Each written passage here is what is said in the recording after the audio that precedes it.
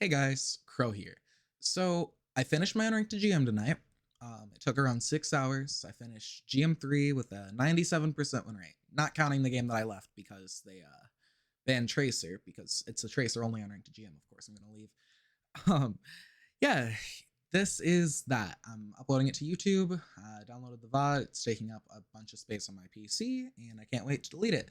So the only reason I'm making this intro is the fact that I was having very bad mic quality issues throughout the entire stream. I'm still having them now. I just got a new mic, and I haven't gone through all the settings yet to make the noise it produces palatable. So, if you can stand the horrible audio quality, these are some pretty good games, and you could learn a lot from watching them. So, thanks for watching, and enjoy the games, you guys.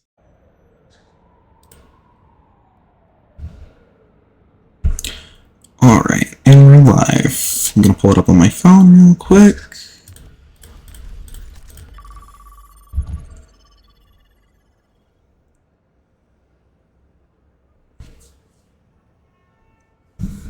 Still showing up as drunk for watch.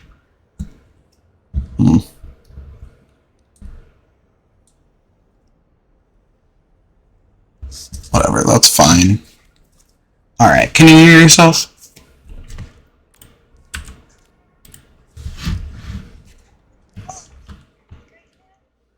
Damn it.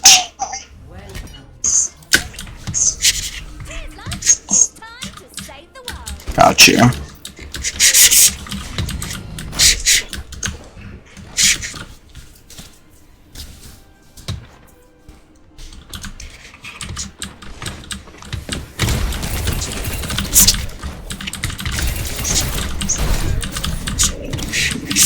Okay, good to know. That means that I probably need to change something.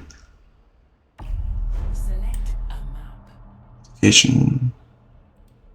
Audio capture. Okay. Maybe it'll work?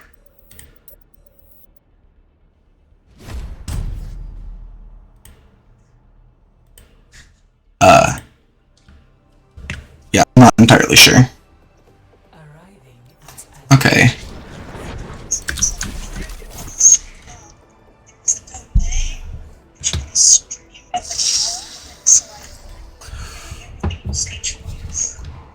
Oh, that's annoying.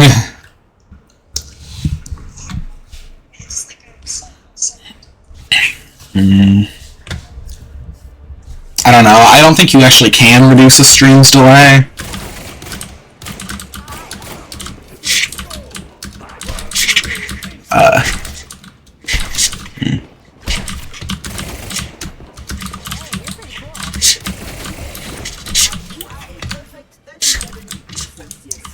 Okay, yeah. Playing against all bots, all stream names.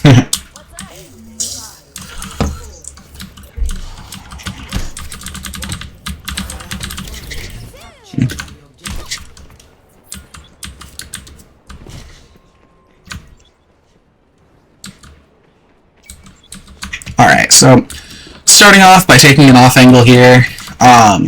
When the team pushes through, I'm going to collapse on the side of them. I'm staying out of the line of sight backline for right now. Okay, I'm not entirely sure how good these bots are, so... Okay, not good. Got you. Alright, well...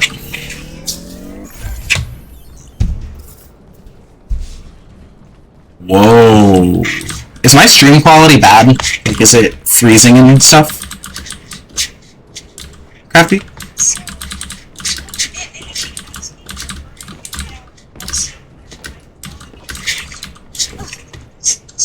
Okay, good to know. I'll go and fix that.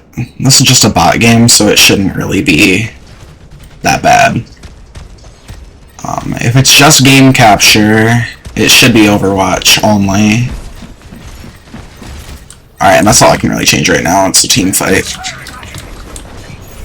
The bots just win the team fight. Bro. Christ.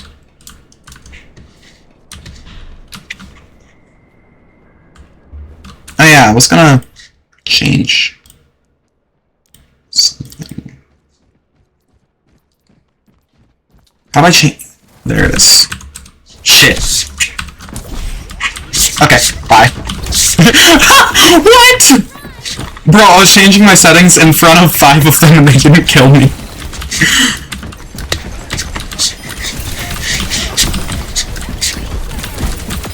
Okay, Alua was right. I could have done this yesterday. This is stupid. Alright, is it still buffering and everything?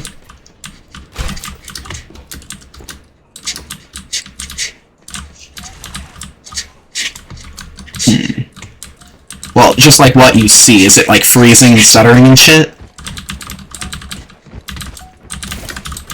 Okay, good. That was what I was trying to fix. The delay, I don't think I can actually do anything about, so I haven't tried.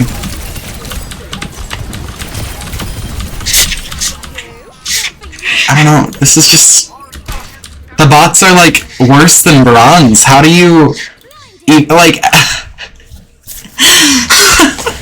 Hopefully this isn't all of the placement games, because this would be incredibly boring if it was. I can't even be educational here, because all of the bots walk in straight lines and ignore me. It's literally just, I see the bot, I shoot the bot is dead. Like...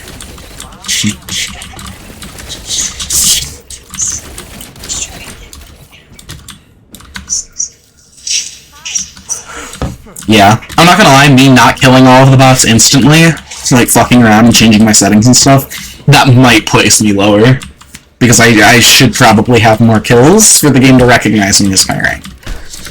Means that this is gonna take longer. But, it's whatever.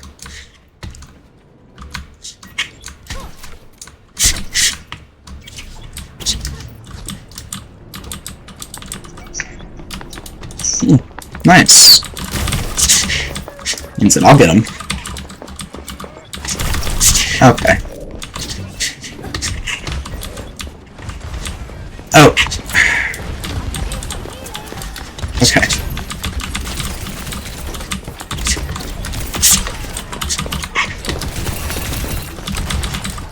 What?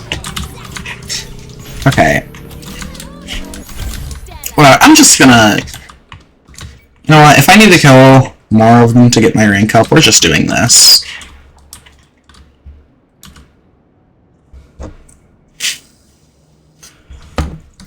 Wait, is this our spawn? Yes, this is our spawn. I'm retarded.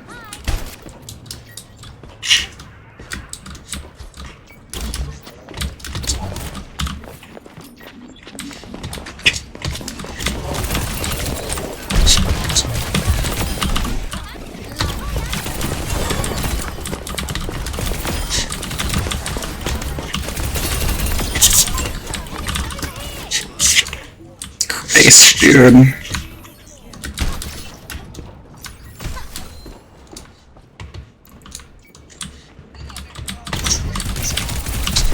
Thank you.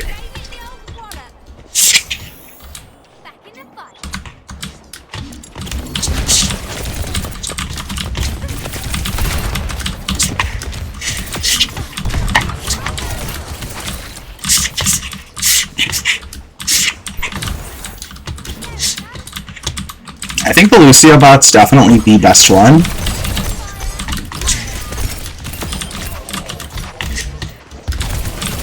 But it's still not, like, good.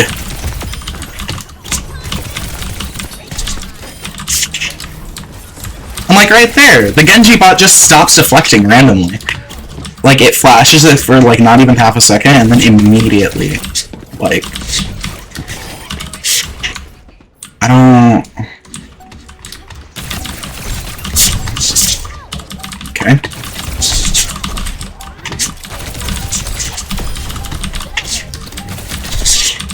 How are you even there? What?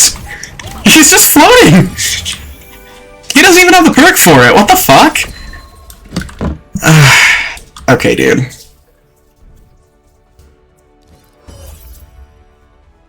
I love how they try to make it look like they're real players. They say GG. Like...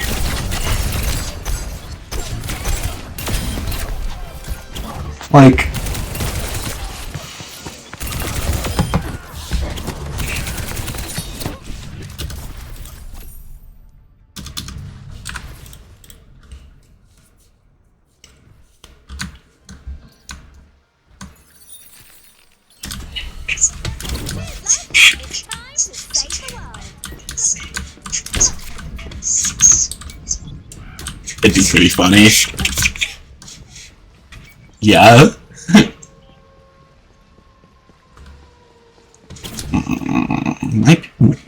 My ping is not stable with this. That's annoying.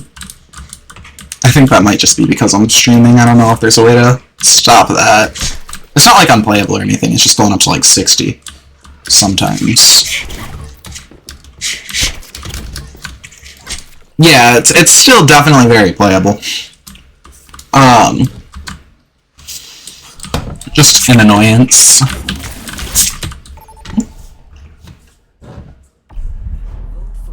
Okay.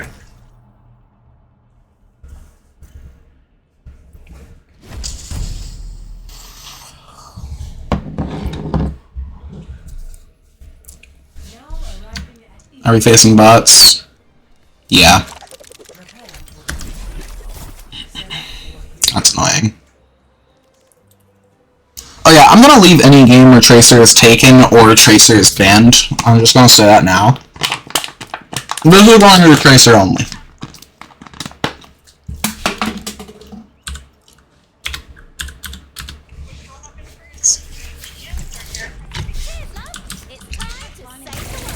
Probably GM.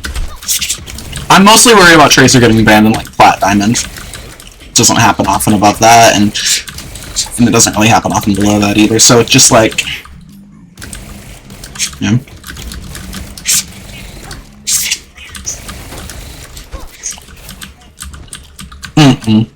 Nope. I always change that first thing.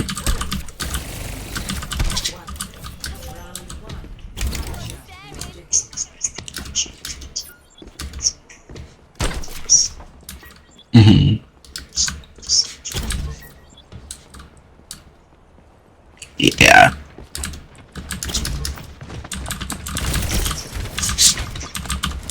Alright.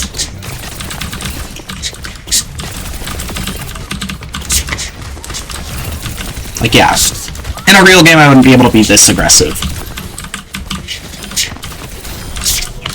Like, this is, dumb. Like, yeah, I took the same off angle, but, like, I wouldn't be able to push it in, like, any ranked game, even in, like, bronze.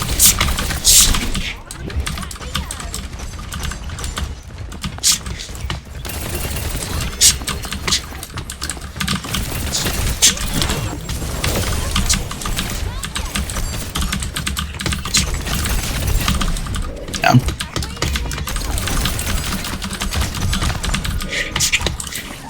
Okay, I actually do need to be careful here.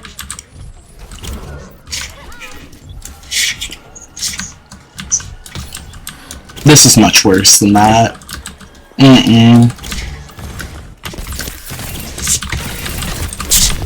This is somehow worse.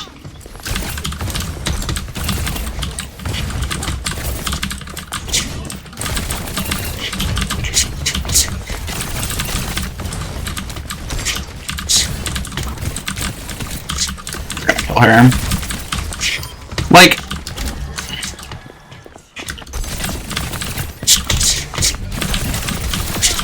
Oh, damn. Trying to figure the bot would keep moving in a straight line.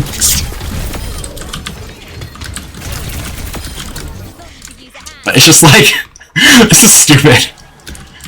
I'm literally turning my brain off and just running at them to win faster.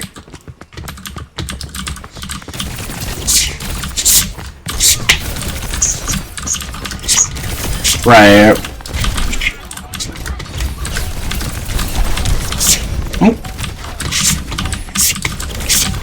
Oh, come on! Come on, how are even bots gonna second hitbox me?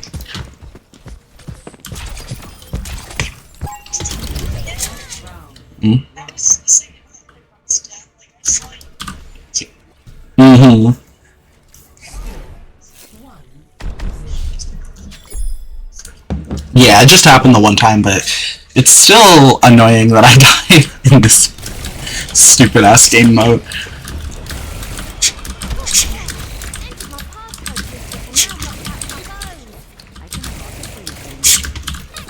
Hopefully it doesn't affect my placements. Yeah, how long is it, bots? Is it like the first 3 games?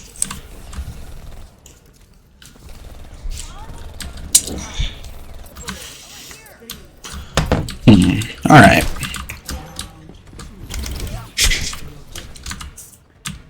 I don't know why the devs are being sneaky about these being bots, I'm not gonna lie. At this point, just put us in the practice range for 20 minutes.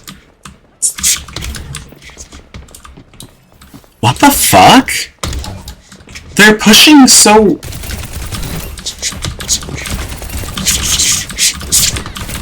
Yeah, no.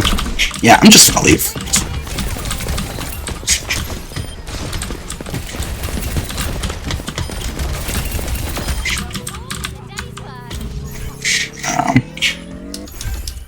Oh yeah, the stream is really delayed. What the fuck?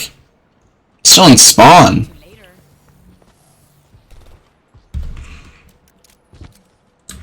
And it's still called Jump for Watch. What the hell?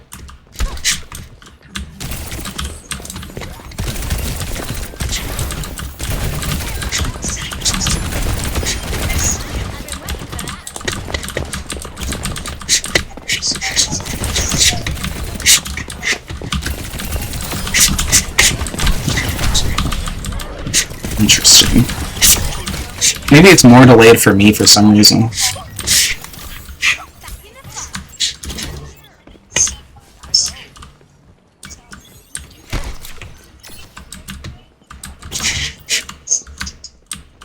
Alright. What percent progress is the point at? 40? Okay, I'm at 49, so it's not that bad anymore. Yeah, I don't mind it now.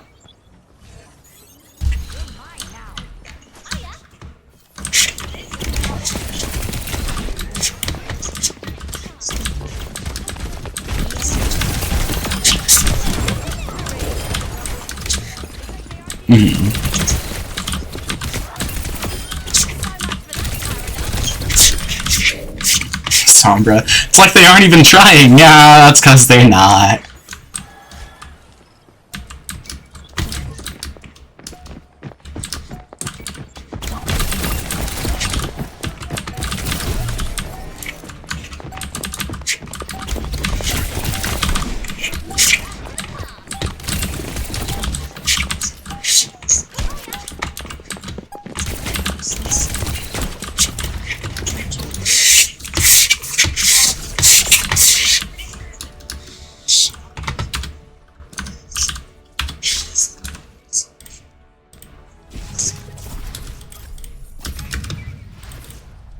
Yeah.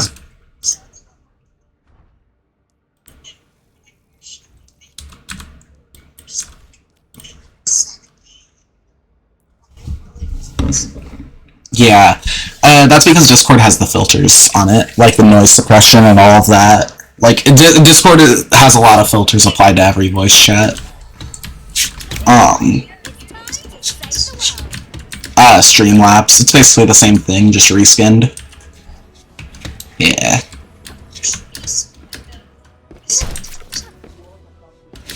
Yeah. There are, but the problem is I haven't tested any of them out, and I don't really want to do that on stream, you know what I mean? Because if something is bad, then it's like, if I'm in a game, I won't be able to fix it. Okay, this guy is just pathetic.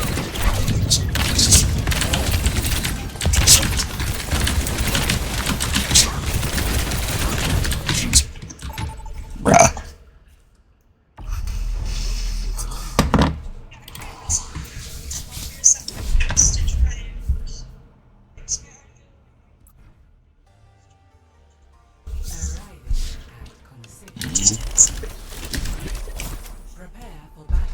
So this is the other real player. That's annoying.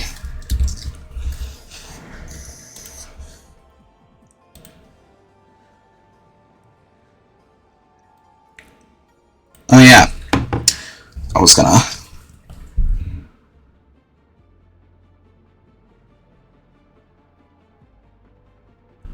Alright, copy the stream link, put it on the forums.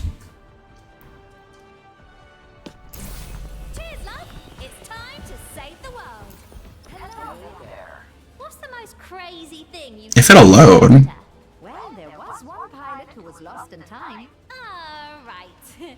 That was an adventure. Sorry about that. Don't be. You were worth it. 5, 4, 3, 2. Shit. Didn't have enough time. Alright.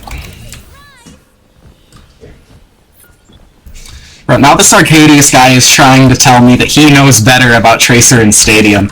He's saying that you should be only building survivability so you have more time to get kills. I'm sorry, but you're retarded. Like...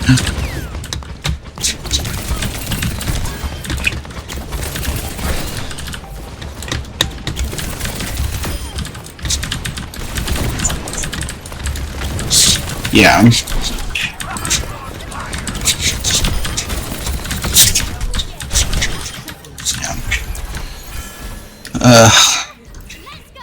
Alright. Into the spawn we go.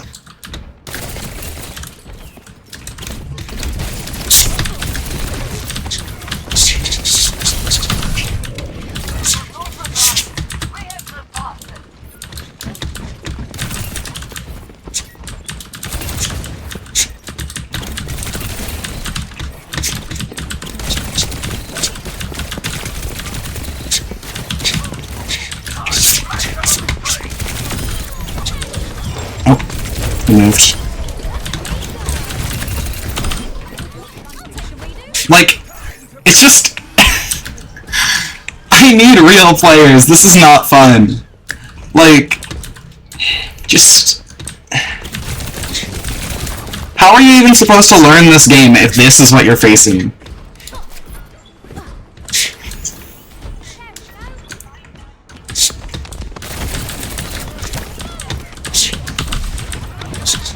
Well, yeah, but even so, it's like, if I was trying to learn this game for the first time, and these were the opponents that I was facing, it would take way longer.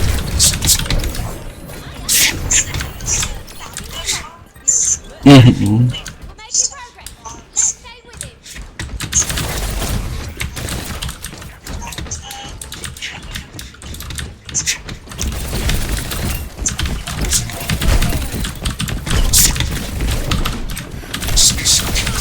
Yeah, the problem is...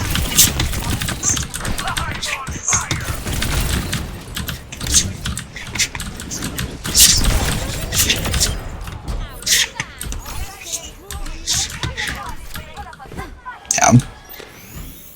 The problem is just, like, playing versus AI, the bots are better. And you can also choose the difficulty, I'm pretty sure. These bots are, like, very new, and they are, like, specifically designed for, like, really the people who have never touched a game before, like any game, and that's just kinda not good. Like, it is okay to let new players get destroyed. It really is. That is kind of how you learn. Like, I'm not saying that they should be, like, completely destroyed, like, unable to get a kill. Putting them versus other new players is just massively preferable to this. Like, this is... not good.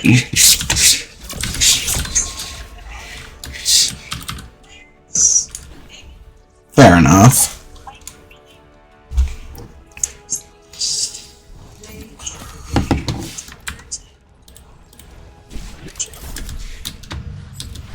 Yeah.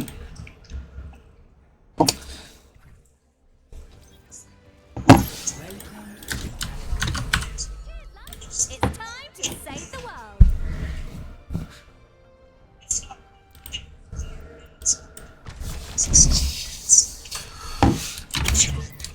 Yeah.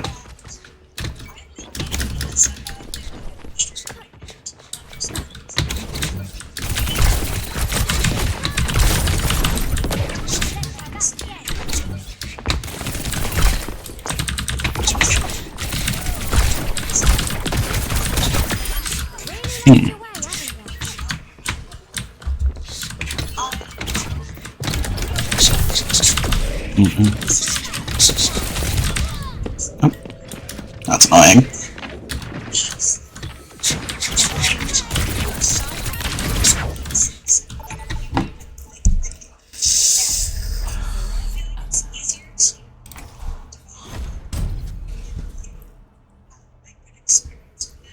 Mm-hmm.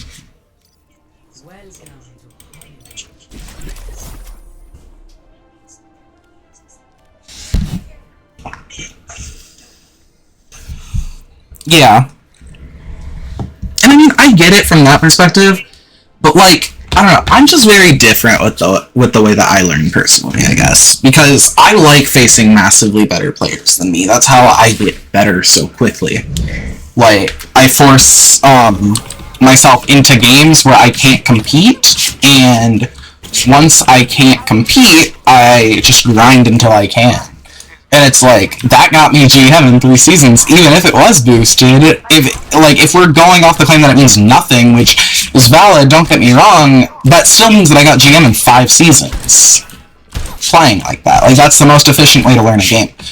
And it's like, I don't mind getting destroyed, I feel like it just shows me, right? There are players that are better than you, this is what you can do to improve. And yeah, like, at the very least, they should be making these bots much better. Like,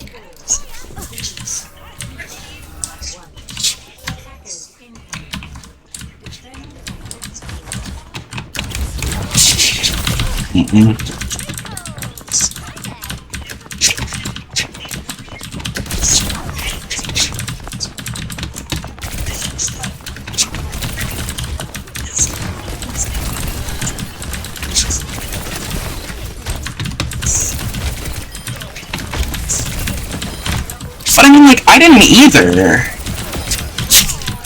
I didn't approach this game from a competitive mindset, just from a learning one. I mean, like, people, like, are constantly bitching about, like, players in their ranks being bad. Yeah, the players in those ranks are bad because no one actually learns how to play the game right at the start, apparently. Like, I think it really matters what kind of, players people are facing when they first start out. Okay, that's annoying. You'll get to see that in a sec.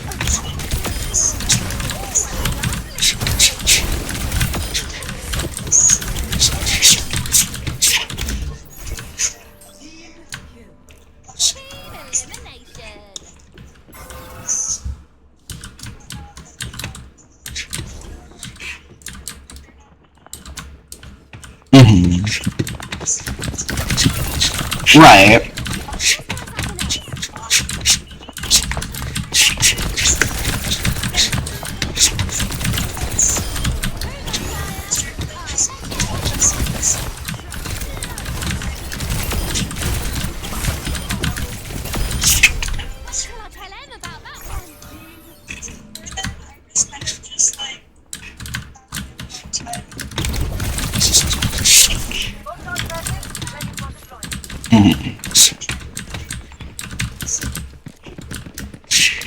Fair enough. Alright, let's see if the Kiriko bot pursues you people. No! No, it won't! That's the problem! That's the fucking problem!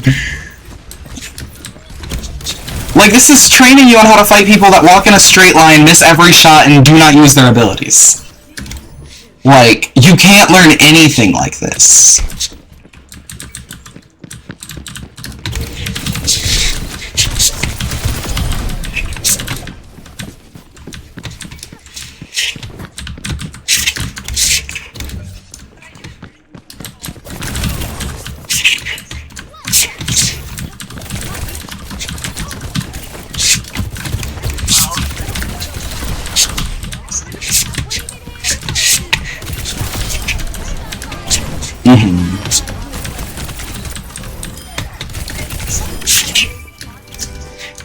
I can reach out to some friends, see if we can get a GM scrum going.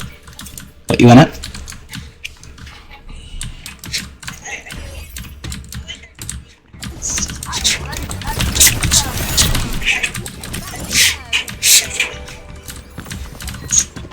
They would, but that is how you learn. I mean... I get it. But it still is a good thing to learn.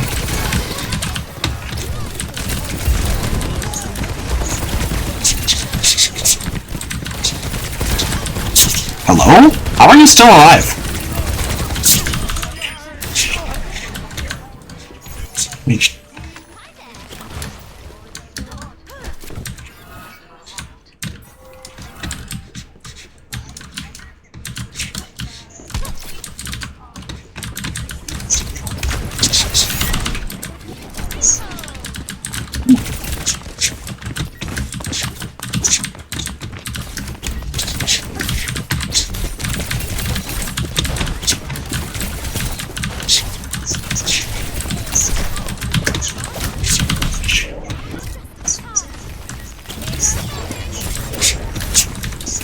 Mm-hmm.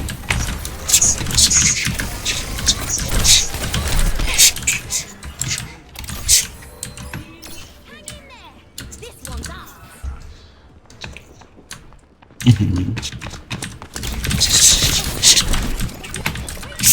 I mean, only way to know is to try.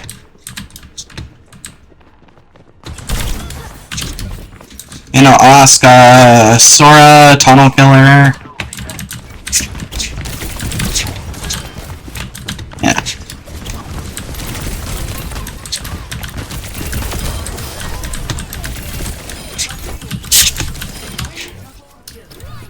Okay.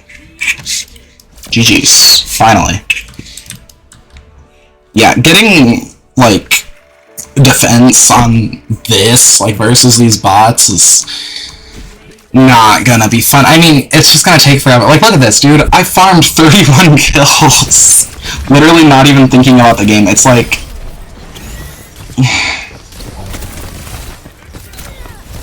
Also, I think that there is some, like, legalized hacking going on with the bots. As in, like, I think that there is some stat manipulation during fights if the game thinks it's, too, player-sided. Because I was shooting at a soldier that was, like, basically standing still for a while, and he just didn't die. Like, I don't know. Maybe I'm just a conspiracy theorist, but I do think that that system is in place. That's the only time I've seen it, though.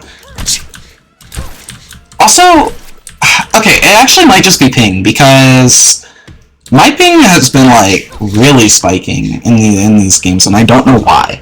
Like, my ping was at, like, 150 for, like, a lot of that game.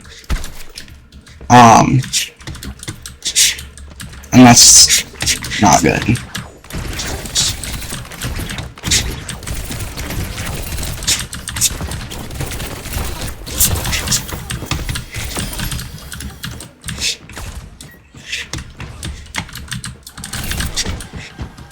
Come up. Shouldn't have came up. Well, I didn't get to kill him, unfortunately.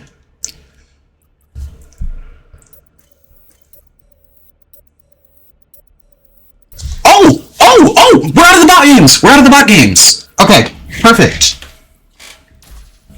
Because before, when I was facing the bots, whenever I would select a map, it would just instantly be that map, because everyone else in the lobby was a bot. This time it actually did the loading, so I don't think we're facing bots anymore. Yeah. Yeah, let's see, these are normal names. Hell yes. Wait, I'm kind of curious what my stats are looking like on Tracer. Eliminations per life, 101! Bro!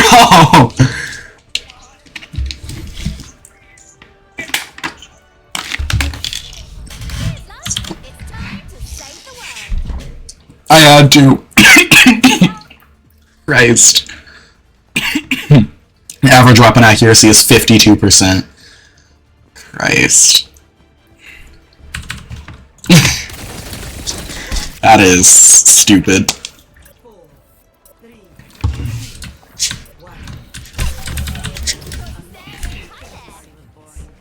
Alright, now I can actually start to narrate my thought process. Alright, so we start out going through here and going through the bottom for a flank. I want to take an off angle. I don't want to be at the same place as my team. So I hear a Hanzo over here somewhere. And right now I'm gonna bodyguard this area from him. I'm not letting him pass.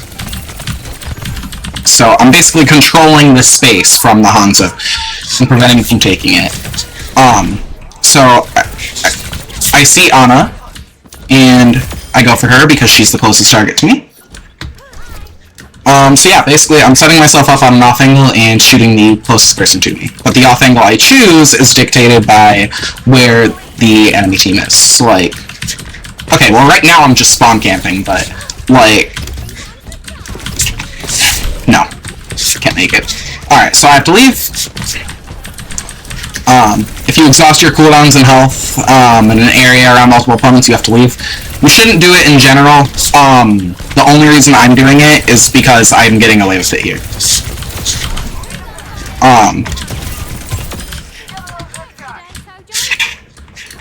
Yeah, so Hanzo is dead.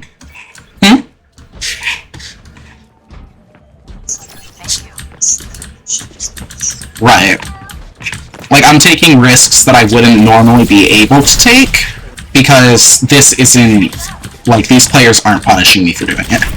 Like that, for instance.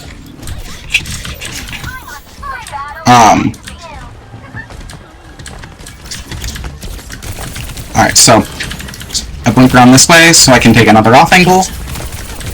I'm gonna go for Kiriko first because she's more dangerous to me, and because Ana isn't healing her directly. If Ana was pocketing the Kiriko, then I actually would have gone for Ana, because Ana's healing per second is higher. Okay.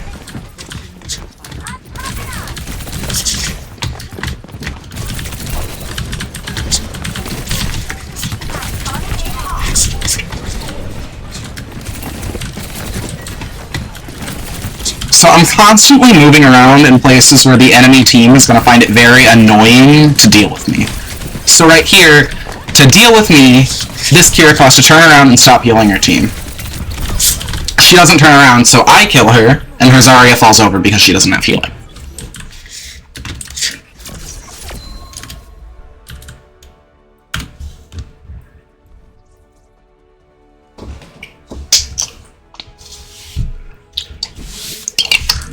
Me. Okay, he's on my team. I don't feel as bad. This is my first time ever on this map.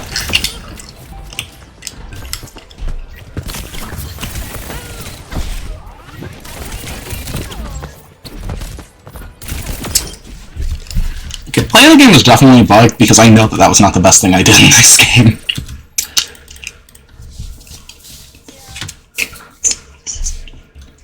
Yeah, but like now especially. This isn't even just something I've been noticing on this account. It's literally every single account. Play of the game is weird. Like, very wonky.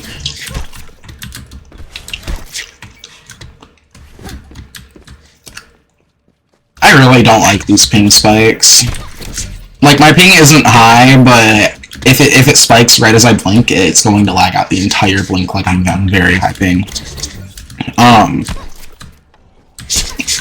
Basically, at some points in this Unranked GM, I might get unlucky and just instantly die. Like, that is actually a possibility. And that's annoying.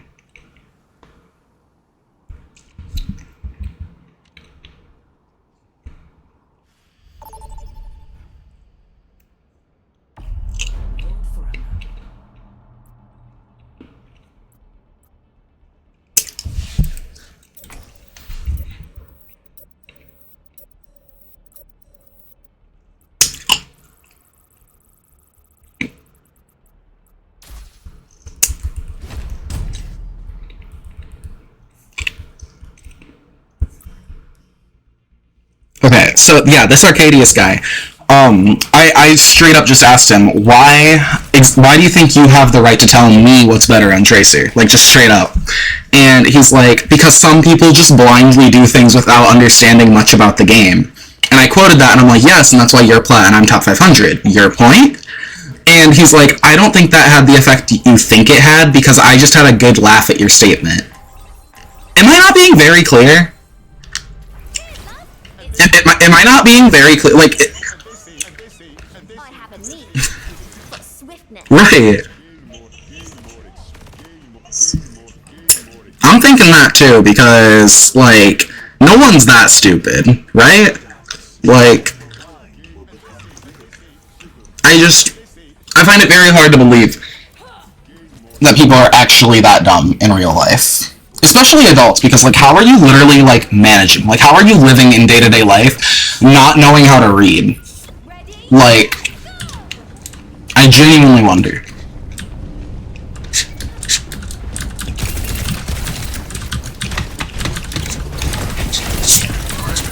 Alright.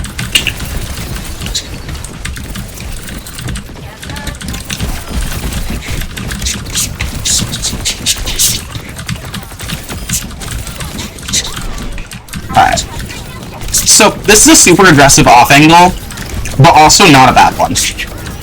So, if you think that you can do this in your rank, you definitely should, just like blinking straight onto it, which, is not a good thing to do normally speaking. Like, if I were to do that in GM, I just would have died, but, part of getting good at this game is also getting good at, lagging. Oh, fuck, I'm lagging a lot.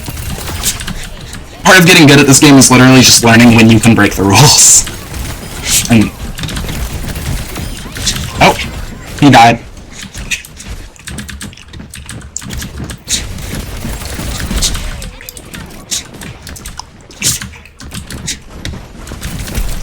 Yeah. Right now, I'm holding this space, right? I don't want them to take this angle on my team. This room is mine. And once they stop pushing it, that's when I'm gonna go in closer and start going more aggressively.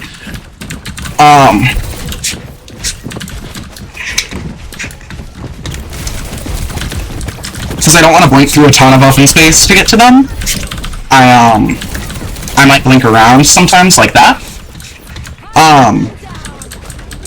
Yeah. Is Moira here?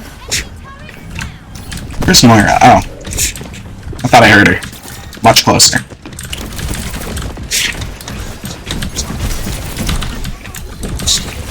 Oh, that's...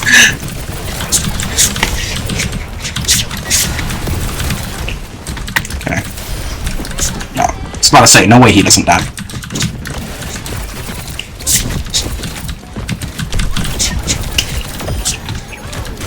Yeah.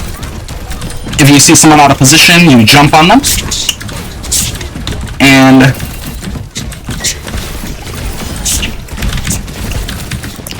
and sometimes you are switching targets pretty rapidly in these fights. So, I stopped focusing on the Torb because the Queen is just a more important target to be shooting. If other people are shooting the Torb, then I'm gonna shoot the Queen. Because while focus fire is good, it means that you can't pressure multiple targets at the same time. You shouldn't always be shooting the same person as your team. Because if no one pressured that Junker Queen, she could kill us while we're killing that Torb. And the same is true for the Torb. If we all focus on Queen and didn't shoot him, then I would have to shoot him so I could get his attention, not let him get a, you know.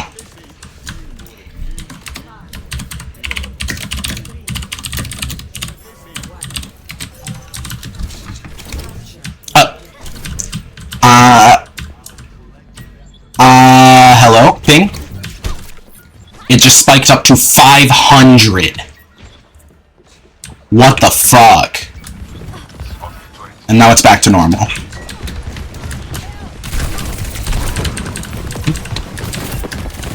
Yeah, I don't know if this is the streaming or if it's just my internet.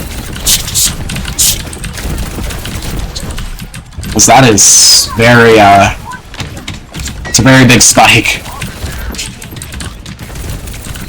Alright, so, right now, I'm not, playing super aggressively. I don't want to go into open space here. Alright. So, yeah. Yeah, can't really avoid that. Yeah. Also, when you get stuck by Junker Queen Knife, don't blink immediately. Wait for her to pull you. Because if you don't, she's gonna pull you back and negate your blink anyways. So, like, when I got stuck there, I waited for her to pull it back before I started to actually, like, run away for real. No. Yeah. I see someone out of position, and in this lobby, out of position is more or less just anywhere near me, but, like, if someone is going ahead of their team, they're isolated, that's, like, prime Tracer target. So, right now I'm going to the backline, because people are more likely to be isolated in the backline. And that's why Tracer goes to backline. Because, in your backline, it's not, like, super likely that you're worried about someone coming in and just killing you. So people are more comfortable stacking there. Okay. Not stacking, I mean, The opposite of stacking. Isolating. You are trying to hammer me.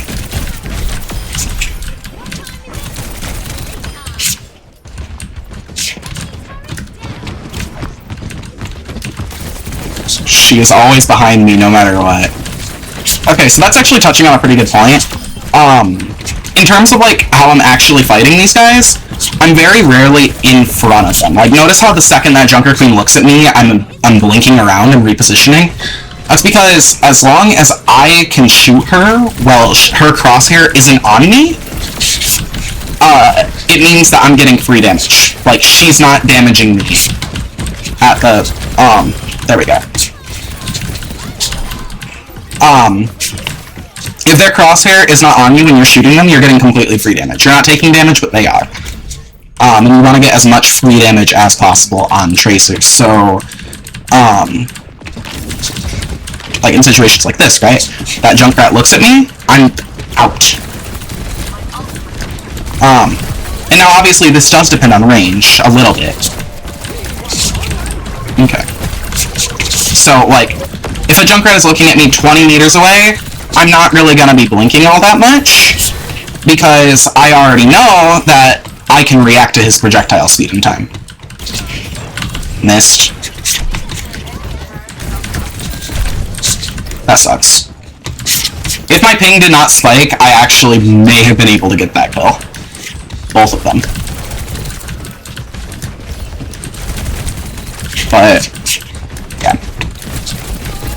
And again, so, it's backline, they're isolating themselves. Junkrat's going to use his tire to try and kill me. He's... oh, didn't get the kill.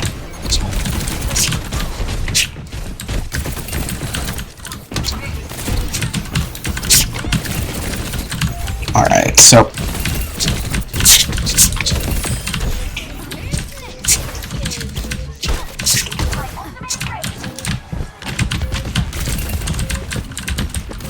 So, my team isn't here yet, so I'm playing very carefully. Once my team gets here, that caution actually disappears, and I'm just going deeper and deeper. As long as I'm safe doing it, I'm comfortable doing it.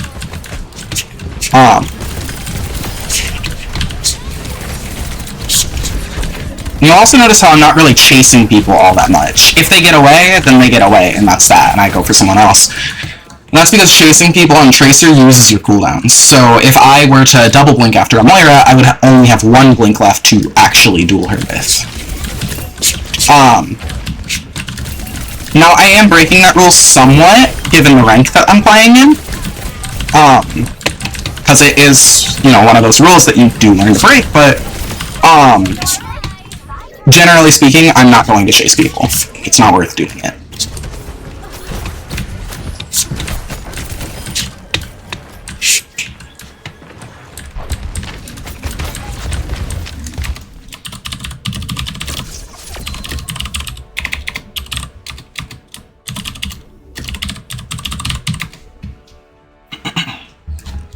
Bro said to get out a quick fly. 36-1.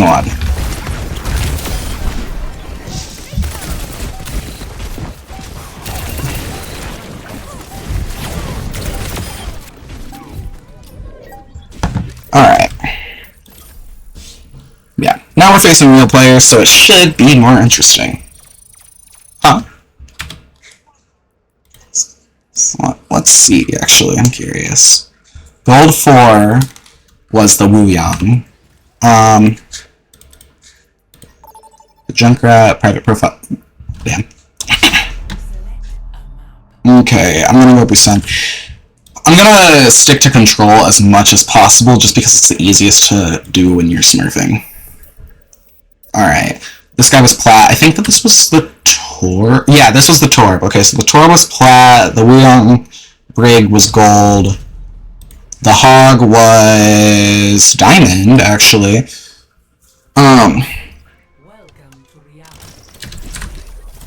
And the Moira is private profile.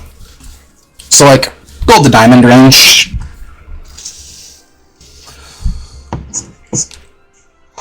Yeah.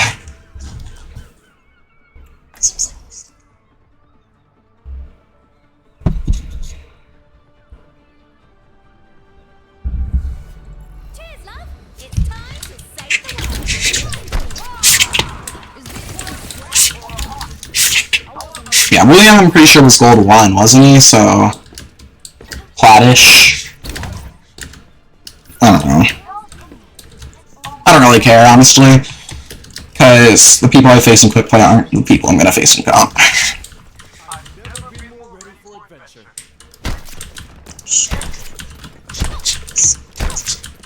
Yeah.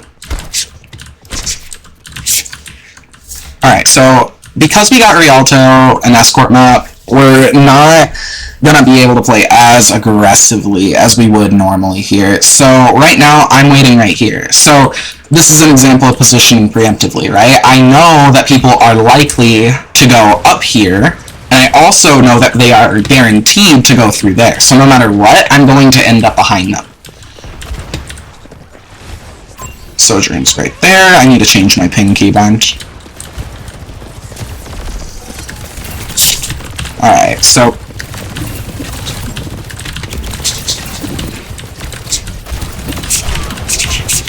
alright. Because I saw that Juno was isolated, I just dove onto her in the backline.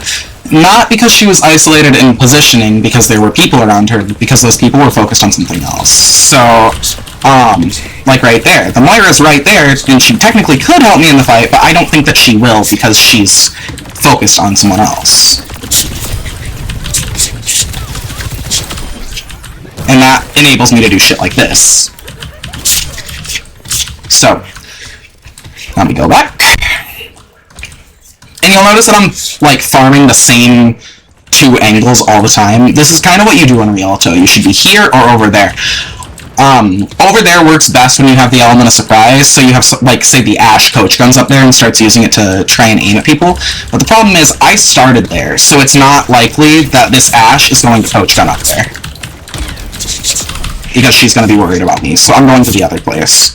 And again, just jumping on anyone isolated,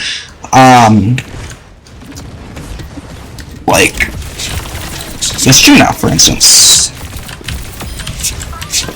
Also notice how when my crosshair goes off of the target, I don't continue to shoot, I stop shooting. That's called trigger discipline, and it's super important for Tracer, because your clip actually isn't that big. You have 40 bullets, but they all fire in a single second, so you want to be hitting as many shots as you can to maximize the damage you're doing with every clip. So you'll notice, like, every single time this Tracer blinks, I stop shooting.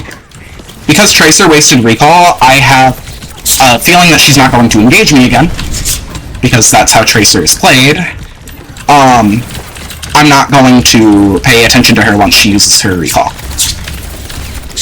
Now, normally speaking, I would wait until Bastion ends turret form to go for him. The reason I'm not here is solely because I'm smurfing. So, I know that I have a pretty high chance of killing that Bastion even if he is in turret form. Whereas if I were to wait, he might get help. Someone might come near and prevent me from taking the duel to begin with. And that's something I want to avoid. So, yeah, we come back out, and once the cart is pushed to this area, this is your only position. You go either here or here. Genji knows I'm here. Yep. And because I know that Genji knows I'm here, I was watching the corner that he disappeared on, because I'm expecting him to come back, which he did. Alright. Now, you'll notice when I'm playing without my recall, I'm playing for cover a lot more. I thought he would move. Yeah, so once my recall was gone, I was still aggressive, but I was careful with it. Because now I don't have my get-out-of-jail-free card. Alright. Now I'm going over here, not because it's the best angle to be taking, but because it's the closest. If I were to go all the way over here, it would take some time. Now that being said, because the fight hasn't started, I can freely rotate.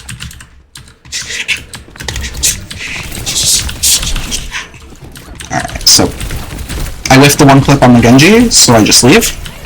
And then I go back to my original position and continue to pressure this.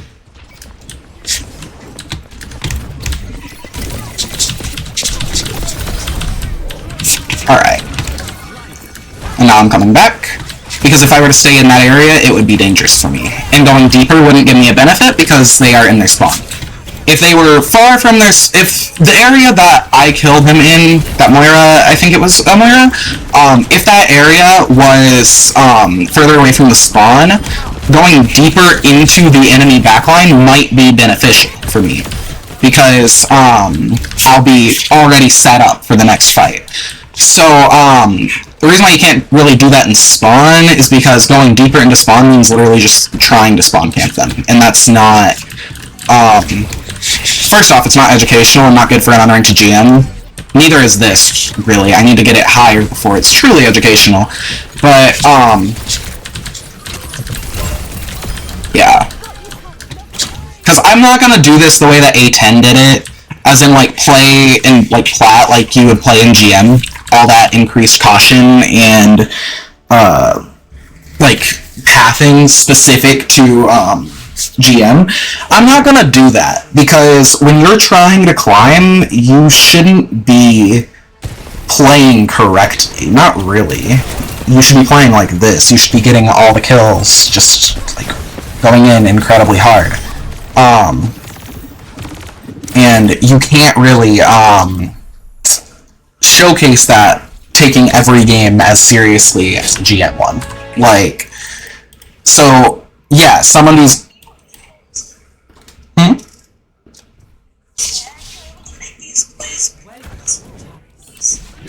Yep.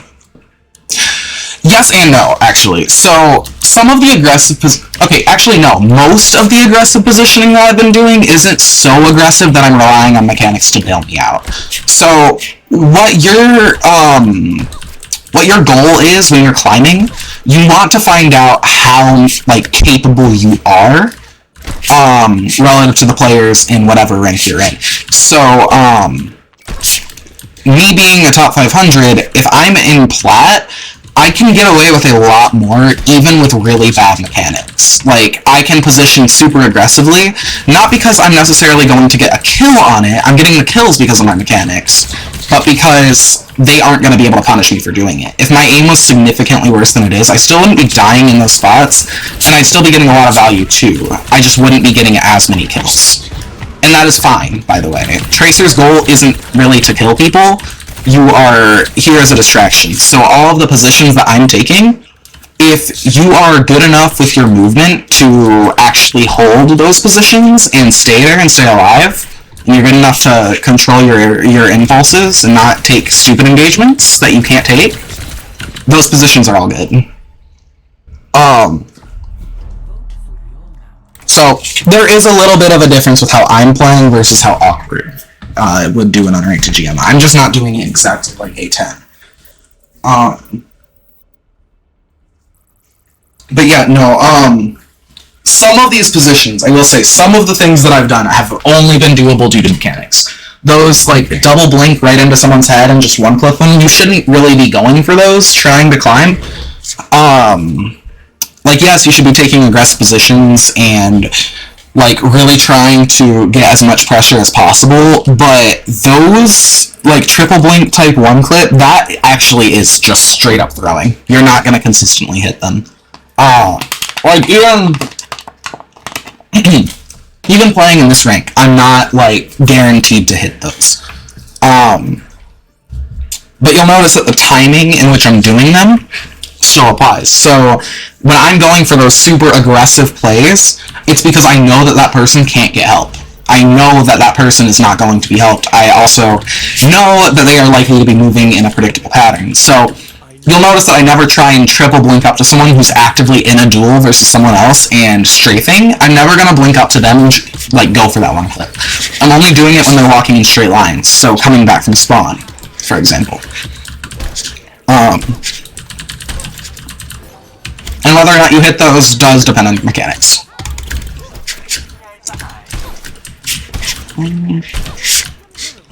Nice, I have good ping.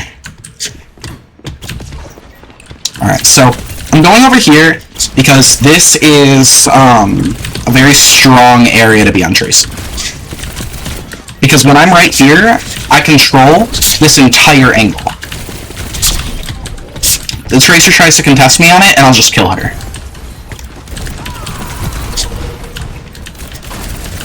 And see, now that this angle is more clear, I can push even further in and get more value.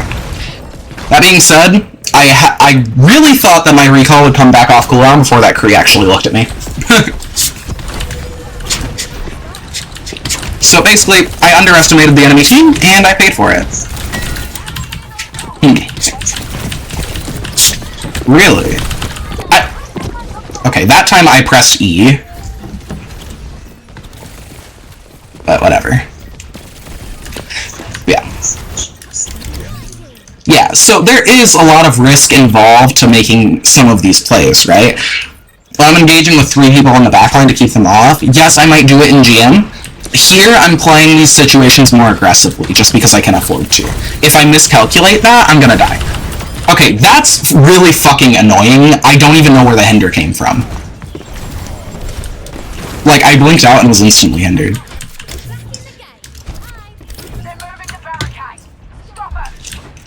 Those situations you can't really do much about. If you get taken by surprise, you just have to be more aware of that person, right? So now I'm really focusing on where Kree is. I know where he is, so I'm not going to take any super risky engagements. Okay. Yeah, so notice how I'm not wrapping around on my team, I'm staying in the backline right now, so, that's because doing this means that I'm already set up for my engagement when I take it. Okay. You're gonna have nade back. I can't do this. And that's also something important, by the way. You need to know what cooldowns your opponents do and don't have in order to actually fight them. If I know that Kree doesn't have nade, I'm perfectly comfortable getting super close to him.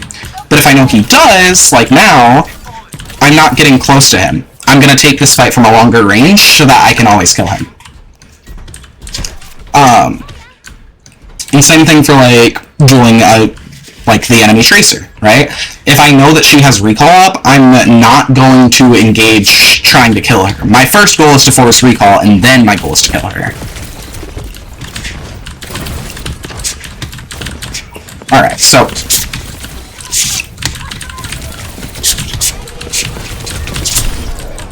Alright. So...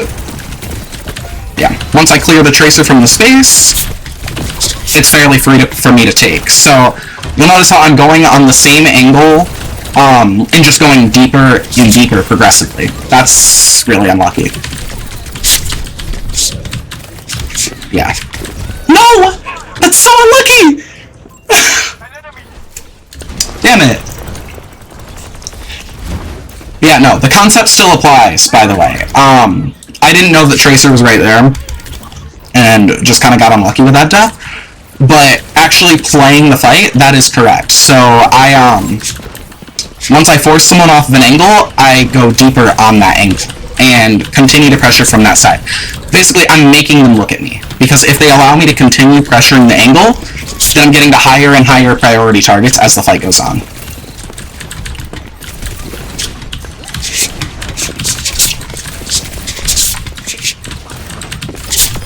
Yeah.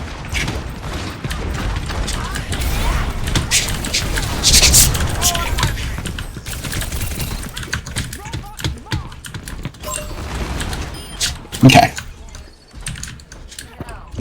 Also, notice how with crosshair placement, I'm looking where I think the person's gonna peek. I'm not, like, if I know that Kree is up there, I'm playing with the assumption that he's gonna jump down. Also, right there, that one clip that I got on that tracer, that wasn't mechanical skill. It just straight up wasn't. I caught someone who was walking in a straight line, and I punished it. Anyone can do that. If you see someone walking in a straight line, you should usually try to one-clip it, if it's a situation like that. Like, where the fight hadn't really started yet, and I still have my recall up. Still have everything I need to get out, right? If someone is walking in a straight line in that type of situation, you should always go for that one clip. Oh wait, I don't have pulse. Oops.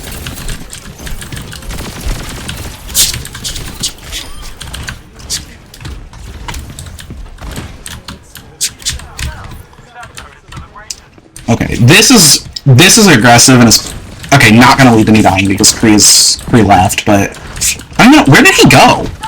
Did he go around? Yes. Okay.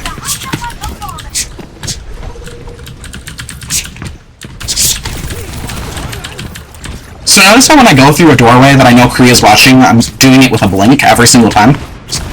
Same for leaving cover. And the reason why... Okay, this guy is just stupid. You can't walk in a straight line around a tracing... You will always die.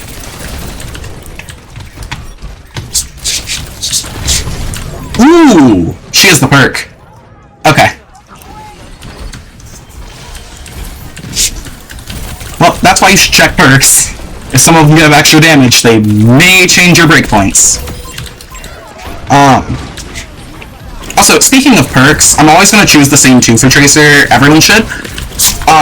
So we have Kinetic Reload versus Blink Packs, right? Blink Packs do increase your uptime marginally, but the problem is, if you blink everywhere, then everyone knows where you are at all times. And that means that you have to wait longer before you engage because people are watching for you more. Whereas Kinetic Reload allows you to win duels more effectively and kill through healing, which is something that Tracer really struggles with. That was stupid and aggressive, and I shouldn't have done it, but it was fun. Hey Envy! Matches are going pretty well. It's just placements for an Unranked GM, so I'm not really trying super hard at the moment. Just kind of narrating my thought process.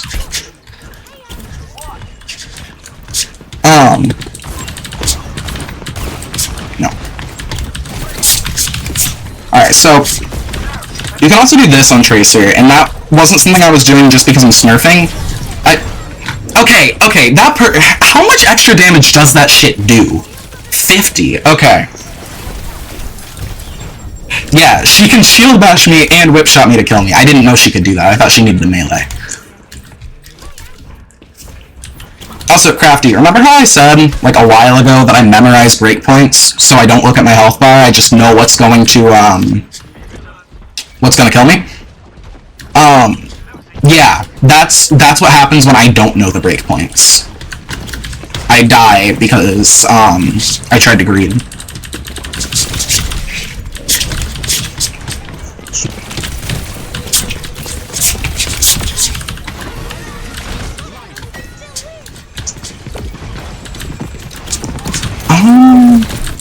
Well, it depends on the engagement. I could theoretically, but I think that it would either be very useless or very hard to make, depending on how well I did it. Just because, your recall breakpoints do depend on the matchup, and they, like, not the matchup as in, like, you versus whatever other hero, but, like, what's actually going on in the fight, right? Like, what's going on? Why are you taking the fight? Why are you doing X thing, right? And it's different every single time. Like, I might recall after one body shot from a Kree, right? But I also might not recall at all fighting him. And the difference between those two scenarios is the fact that in the one where I'm not recalling at all, my goal is to get the kill. It's just to kill him as fast as possible. I can't waste time, I just need him dead. Because he's been rolling my team or something like that. Whereas recalling after one body shot, that would be more of a, I know that this Kree is consistent with his headshots, so once that breakpoint is exposed, I just want to get rid of it instantly. Yeah, it's just very, very conditional, even, like, between heroes. Like, between the same heroes, I mean. In general, you recall later if you're trying to kill fast, you recall earlier if you're trying to play safe and stay alive. So, provided you know when you're trying to play for kills and when you're trying to play for Kester Principle, you should know roughly when to recall.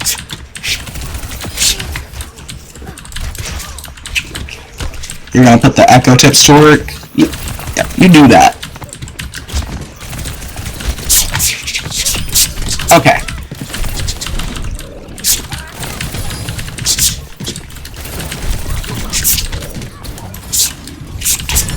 Ooh.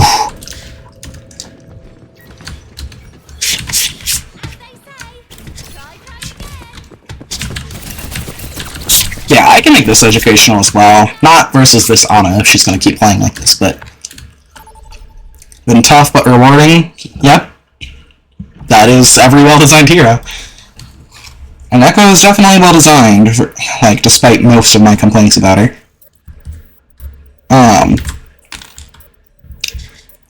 Alright, nice. We're gonna get the spin match. Alright. So, you play New Queen Street a little bit uniquely on Tracer, like, compared to the other maps. New Queen Street is a very vertical map, but it allows Tracer to play vertically too, because you can blink through the, like, train cars. Are my complaints just Echo's perks? No, not really. I think Echo is well designed, but I don't think she's particularly healthy, because her entire gameplay loop is just Junkrat that can fly. And Junkrat isn't a healthy hero either. Just the fact that her entire gameplay loop is more or less poking until you get the chance to jump on someone and one-shot them before they can react, that's not really healthy gameplay. But yes, her perks are definitely my biggest issue with her at the moment, just because her minor is better than almost every major in the game, and her major is just retarded.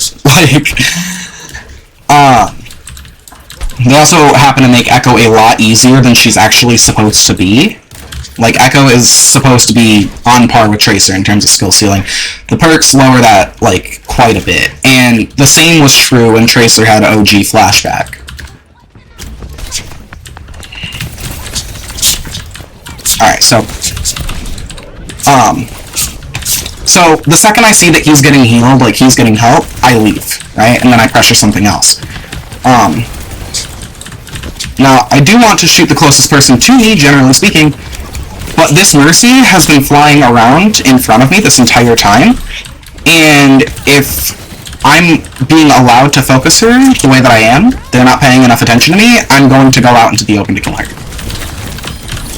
And by playing like this, so I'm using the cart as cover, I'm just bouncing around between them, I won this fight single-handedly by getting a 5k. Like,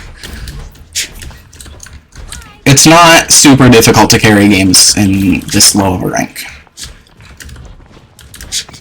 So, Genji's gonna focus me here, that's fine. So if I notice that Genji isn't looking at me directly, I will actually shoot his deflect. And that means that I can catch him when the deflect ends.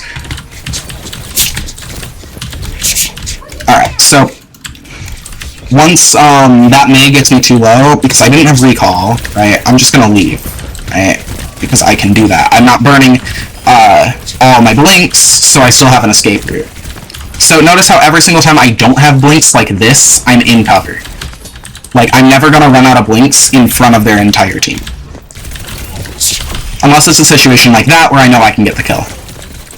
And that is partially up to mechanics, yes, but it's also something that's really important for Tracer. You have to know when your mechanics are good enough to force a kill like that. Because if you miss those opportunities, you're not going to be able to carry games. Like, because those opportunities exist even with bad mechanics. You just have to be able to judge what you can do.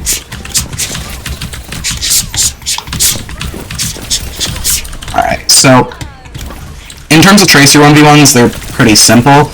You want to use less blinks than the enemy Tracer to get the same result, which means, generally speaking, blinking after she does, reactively. So, blinks throw off your aim, right? But they also throw off the other person's. So, you are using your blinks to effectively negate the free shots that the other Tracer gets on you, and get free shots on her at the same time. Alright, yeah. You'll notice I'm camping the same area. That's because they have to push through the same spot to get to this cart. Right, once the spot moves, I'm gonna go further up. But right now, this is a pretty solid spot to be. Also, notice how close I can be to their team for, like, a decent amount of time just by using the things around me as cover. Like, right now, I'm using this pillar to hide from the Kree over there. I'm always in cover, but that cover doesn't necessarily have to mean a wall or a corner. And I think that a lot of people miss this when people say to play cover, because people don't use their environment as cover often enough. Like, nowhere near.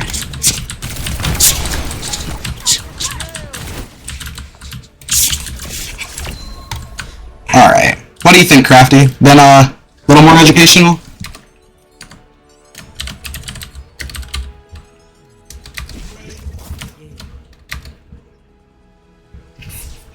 Tracer, you need a life. Too bad to smurf in comp, so has to smurf in quick play. How does one smurf in quick play? Because these guys weren't really all that much worse than the people I normally face in quick play. Like, I don't... People in quick play just suck. There's no... I don't know, man. How many games have I won so far? Yeah. 9. Okay. We're almost halfway done with the placements. With any luck, these placements, like these quick play placements, are gonna throw my comp placements into masters immediately. I don't want to be smurfing in low ranks for a very long time because it's not useful. Because my like reviewing, right, of my own gameplay, if I'm playing in a low rank and I'm still trying to win, because like it would be one thing if I wanted to play exactly like I play in GM and Plat. I could do that. The problem is I would be opening myself up to losing, and that would make the entire thing much slower. So when I'm in low ranks, I mean, the goal is really to try and balance being educational while also having 100% win rate. And it's like, I have to do some mechanical shit to do that. You know what I mean?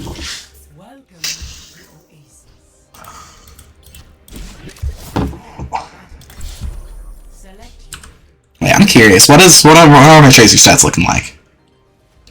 Okay, eliminations per life are now 23.67. The 101 is gone, but yeah. Interesting.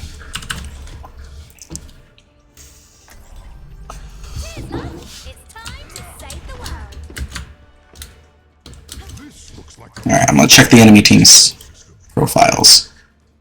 They're all private, besides one. All but one are private. This guy only plays quick play. What's his comp rank? Bronze. Okay.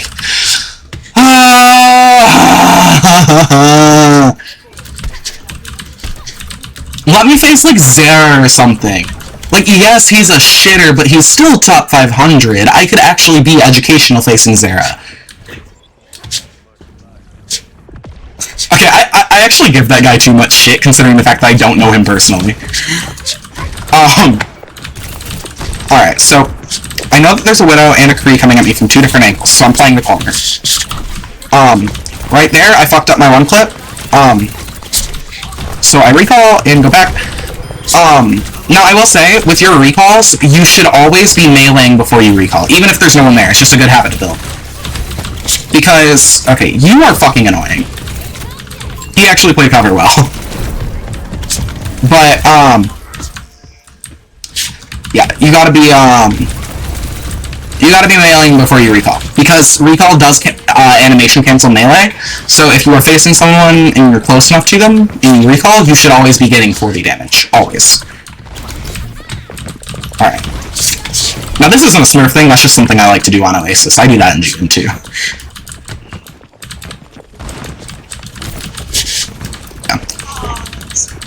It was.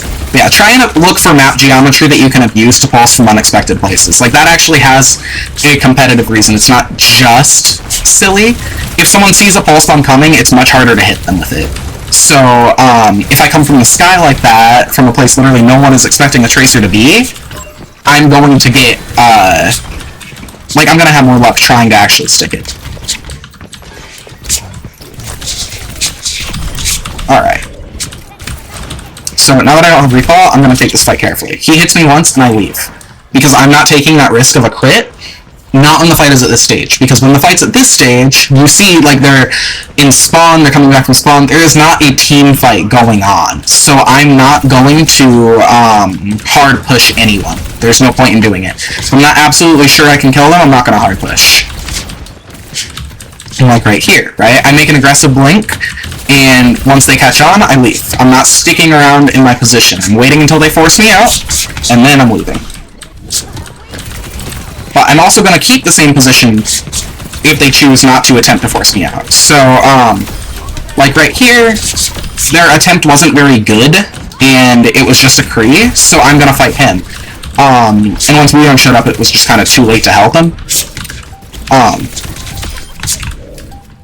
Yeah, so... because I want to stop him from getting the point, I go a little bit more aggressive. But yeah.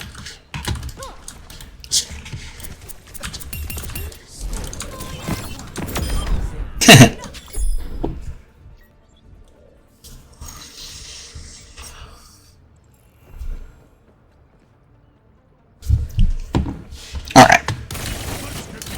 Oasis is my favorite map.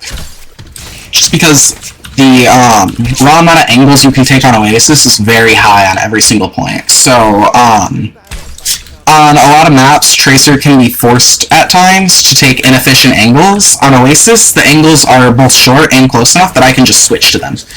So, that's why you're seeing stuff like me playing that one corner to fight both a Widow and a Kree on either side of the wall. You can only really do that type of stuff on Oasis, where every angle is really short, and you can switch between them, like, within one blink. It's just a well-designed map, basically.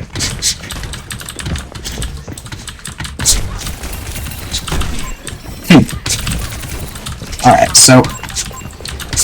because we're already on point, our goal is more or less just to keep them off of it. And I don't know where Widow is, so I'm being careful, but, yeah. So you'll see me fighting outside of this point a lot, doing a lot of the triple blink stuff. That's not necessarily to get kills, it's to force people away from the point, like, forcing them to look at me. Widow's here. Okay. Alright, now that was mechanics. But... in situations like that, it's kind of necessary. I was dead there if I did not do that. That was a good shot from the Widow.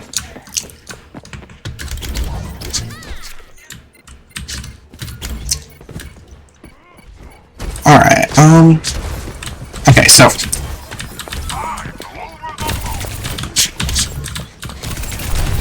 34.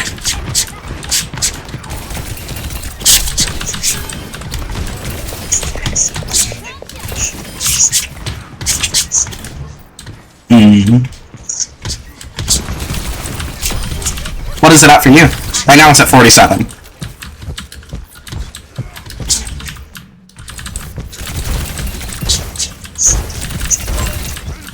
Got you. Okay. So yeah. It's not that big of a delay, it's...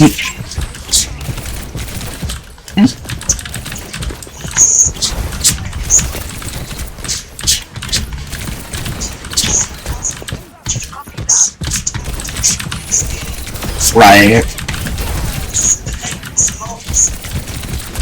Yeah, it's probably only like a 5% delay, something small. It's...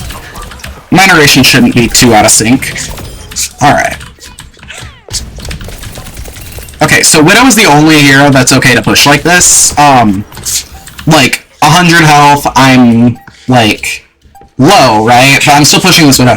Because the thing is, Widow... if Widow kills you, it's generally speaking gonna be a one-shot. Like, she's flicking to your head. And at that point, it doesn't really matter if you are at, like, 100 health or 175. You're gonna die either way. Tracer.exe got launched in administrator mode. I love that. I love that. I'm definitely screenshotting it.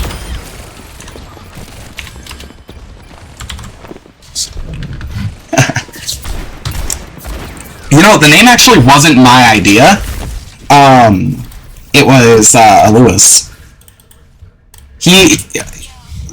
I'm super grateful to him. Yeah. He made this whole account. What am I at? 10? Okay, we're halfway through the placements. Yeah, hopefully. Oh, actually, let's do this. I'll make a new one, because the other one's for Dead by Daylight.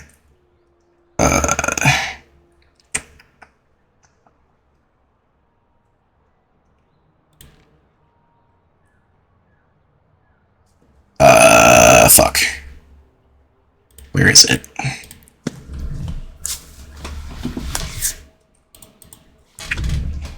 Maybe it's in widgets?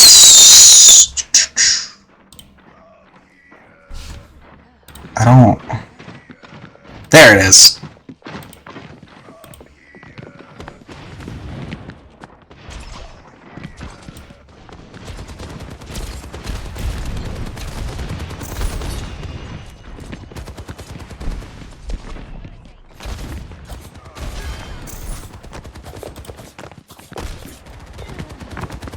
There we go. Vote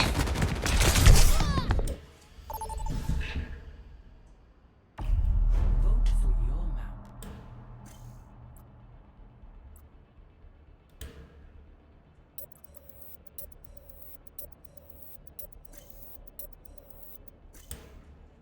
Alright.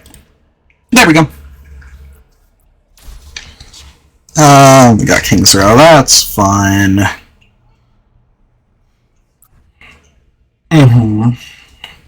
Yeah. Right now the win streak is at 10. But yeah. If I want to win this game...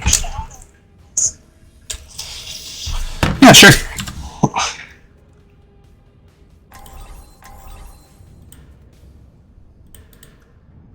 How do I change the text? Fuck. Whoa. Oh, there we go. Quick on our feet. Hard to defeat.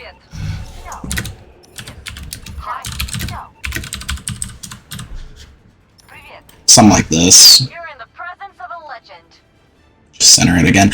Because, I'm not gonna lie, making another text box for the win-loss would be difficult.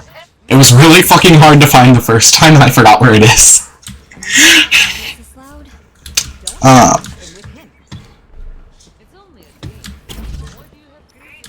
Alright, so with this, I'm starting over here, and I would do this in comp too.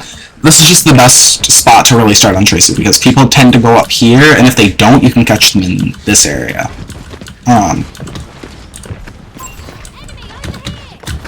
Like, right here. He already places pylon, and I can just immediately break it. So, normally speaking, I wouldn't do that, like, with Mercy in general, but because she was low, I blinked in and finished her off. And, like, same thing here, right?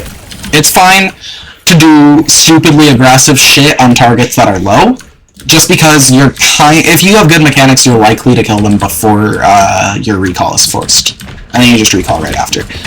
And that applies to any level of mechanics, it doesn't have to be mine. Your own mechanics kind of just determine how low is low, right? Like, how low can someone be for you to be able to hard force that kill? Alright, so... Well.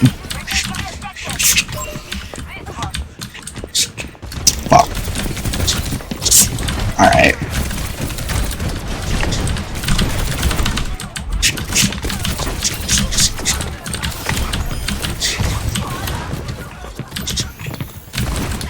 Alright, so...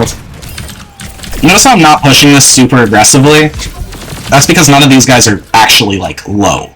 So if I were to just blink into the screen, try and kill him, it would essentially be gambling that he won't kill me before I do it. And, you never want to take gambles if you don't have to, right? Like, that fight was over. So, if I died, it would just be useless. I'd just be staggering myself for the next fight. You should only be taking gambles when you are limited on time. So, if you need to do X thing now and you can't wait for it or put it off, that's the only time you should really be gambling, just in general, not even with Tracer. If a fight isn't super time sensitive, okay. Well, that was a good pulse, but it got susued. Alright, so unless the pylon, I shoot that. As Tracer, you should definitely be focusing deployables when you can, because you're usually in a better position to do it than anyone else. Because most deployables are centered in the backline, and that's generally speaking where you're gonna be.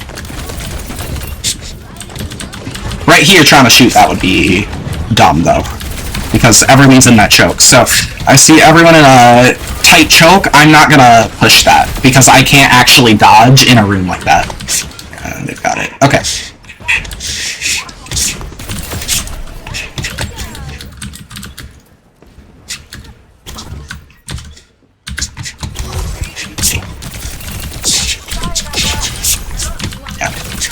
Right here, I want to see if I can... Yeah, I don't have to use my recall. When you're getting kills, you should ideally hold off on recalling for as long as possible. Don't press E on instinct right after you get a kill. A lot of Tracers tend to do that, and if you haven't taken a lot of damage, you really shouldn't be.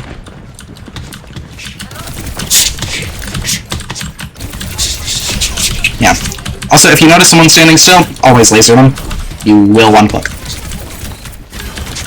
Alright, so...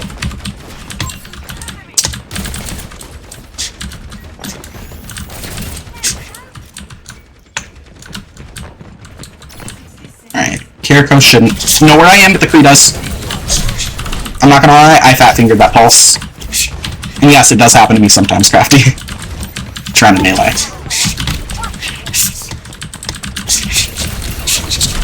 Yeah, I'm dead now. But I also don't mind that death that much. Because looking at the timer, right, I bought like, say 30 seconds of them completely focused on me, giving them time, my team time to push them. They didn't do it, but at the very least I kept them off my team. And if they had pushed, everyone would have died. Just because they were all so focused on me.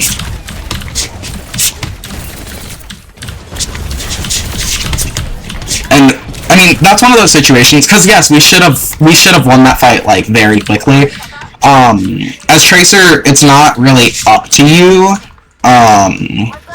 like, if your fight-winning engagements actually win a fight or not. It's just, if your team isn't pushing, then you doing the right thing may not necessarily win you the game, and that's fine. It happens. The important thing is that, especially as you rank up more, people are going to capitalize on the stuff you do sometimes, right? And as you get higher, it's going to happen more and more, and then doing the right thing is going to net you more wins than doing the wrong thing, where you want to be doing the wrong thing, generally speaking, up to, like, plat-ish, provided you have good mechanics. You want to be doing the wrong thing up to, like, plat, just because people in those ranks aren't really guaranteed to actually coordinate with you at all. You can be doing game-winning shit and, like, not getting any value out of it.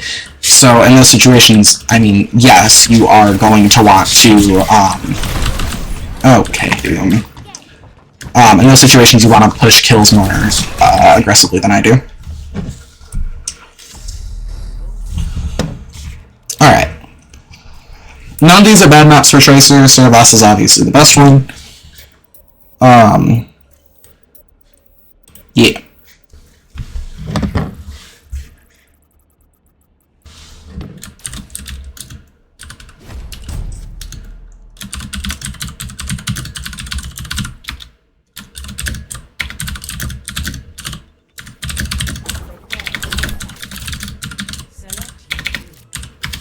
I just told Lyle you should watch my Unranked GM. Alright, let's update that win counter.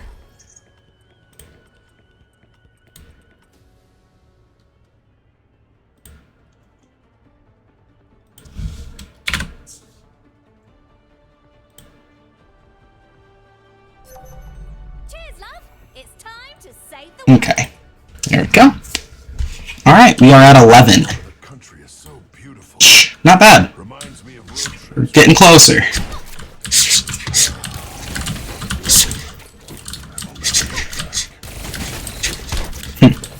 Yeah, I empathize with that voice line quite a bit. I miss being a kid. It really is the free trial to life. You said that one time. I have quoted you so many fucking times. Like, because it really is accurate. It's like, yeah. And I always quote you on it because it really is true. Okay.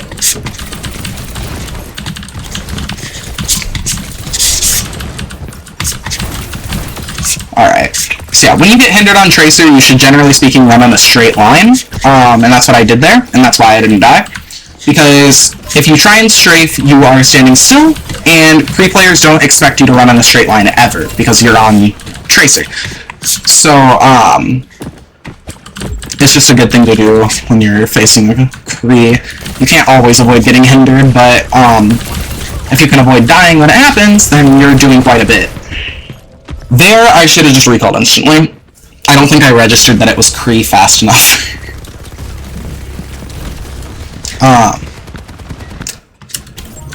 But again, though, that death isn't something that I mind super much, just because of the fact that we actually did get a lot of card progress while I was distracting them.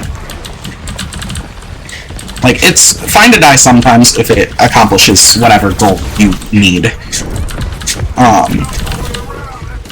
Because we do have to triple cap with it being quick play to win this, so it's gonna make it a bit difficult to do if I okay. I'm not gonna lie, that was just stupid of an engagement.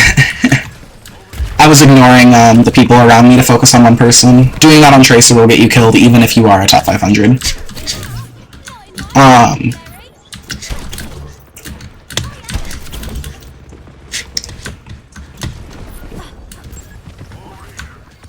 Only Naga wins Naga. Okay, hello? Shadow? Alright. Alright, now... Okay. I'm not gonna say I messed up there, because I didn't know he was there, and had no realistic way of knowing he was there. But it is annoying. But, what I was going to say was that Pulse went to the Life Weaver.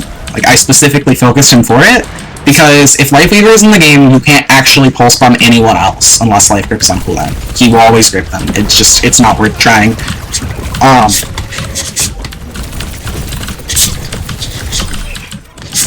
And right there, that is why Kinetic Reload is the better perk. It let me get that kill when I would have otherwise had to leave. Alright, here, I'm not gonna care about Hinder. If a Kree is low enough, you shouldn't really be playing around Hinder that much. Just because even if they do hinder you, you're kind of likely to kill them before they are actually able to capitalize on it.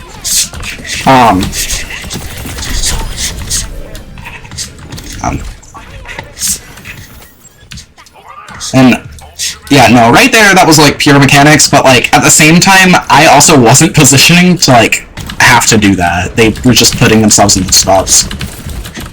I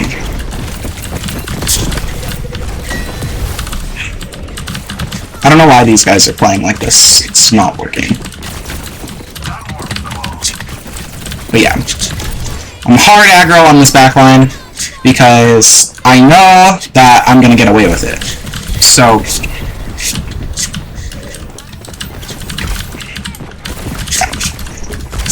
notice how right here, they can't really see me, like they're struggling to like get me in their fucking crosshairs, and I'm still taking this much attention, like without really being in any danger.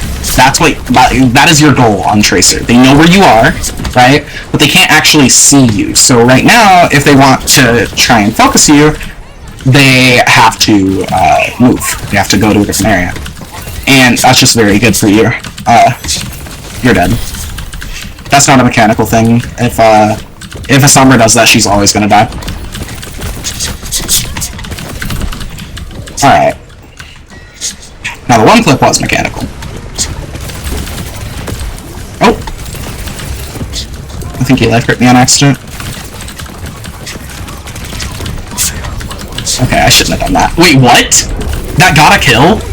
I pulsed into their spawn! Okay, speaking of pulse, by the way, you should be using it, generally speaking, as soon as you get it. Like, the reason why I'm throwing my pulse bombs so carelessly is because if you are shooting more pulse bombs, right, if you're throwing more pulse bombs, you're going to hit more pulse bombs. It charges very quickly. So it's like, pulse being such an inconsistent ult as it is, you shouldn't really be trying to hit every single individual stick. If you throw, like, a lot of them, the sheer number will mean, like, law of averages, you're going to hit some of them. Alright. Now we're at 12. We're getting up there. The people I'm facing are getting better, so that's actually good. That means that I'm probably going to be placed a little bit higher. Probably not GM, but I also haven't done this in a while. Like, leveling up an account, so it might. I don't know. I actually don't want to place, like, in GM already, but, like, it's a possibility, and I wouldn't necessarily be averse to it, because I don't want to do, like, super low rank smurfing for very long. It's not educational, it's just kind of stomping. Like, I can narrate my thought process and give, like, a reasonable explanation of what I'm actually doing and why it's working.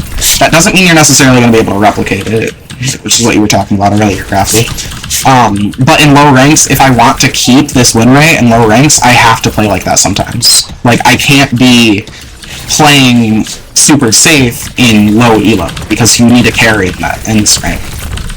Like, you can't really expect to climb out of plat playing as safely as a plat would have to, you know what I mean?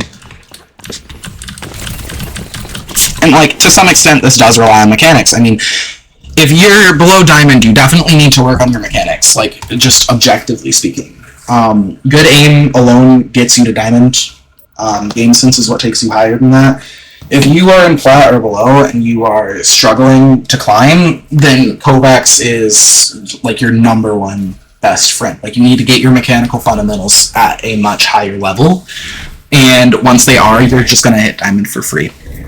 Then you can focus on actual game sense, which is what actually gets you to higher ranks.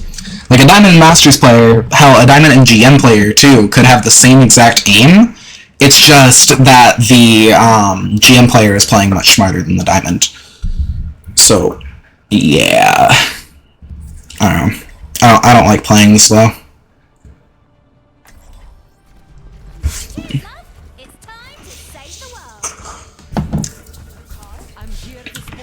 But I am happy with how well this aim training has been holding up, man. I'm getting some good results. My aim is much smoother than it was when it was, like... Remember the 2 days when my aim kinda looked like an aimbot? Like, I was just perfectly micro-adjusting onto motherfuckers?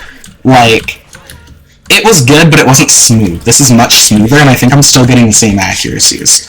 We'll only know once I'll start facing players that are, like, better, but, like, I think that what I've been doing in Kovacs has been working out pretty well. Nope.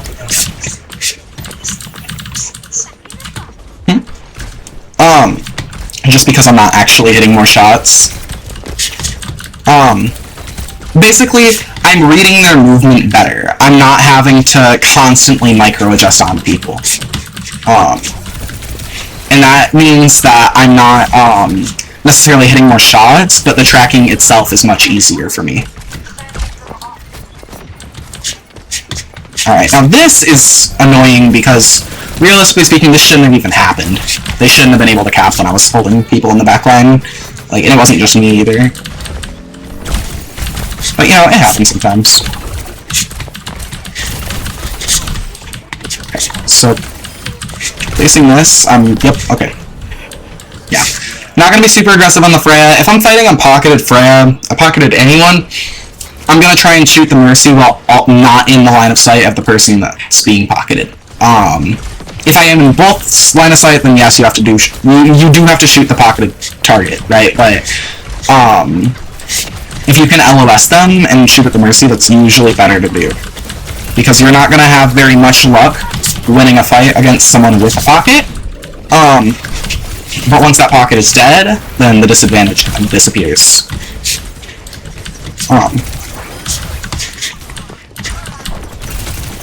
And you should be taking fights when you're at a disadvantage.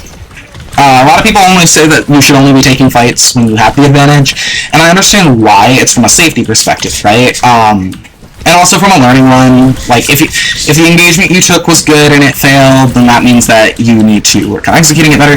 The problem is, unfair engagements where you are at a disadvantage also help you. Like, they are very useful for climbing. And, if you want to climb fast, you're going to want to look for those fights where it's like, yeah, you're at a disadvantage, but you can still win. So like this, for instance. Alright, so not this anymore because the May left, but I mean, I still kind of did win. I guess I forced her away out of the fight, but alright, May, kindly fuck off. I can get up here too. No. Alright. Alright. I might die here.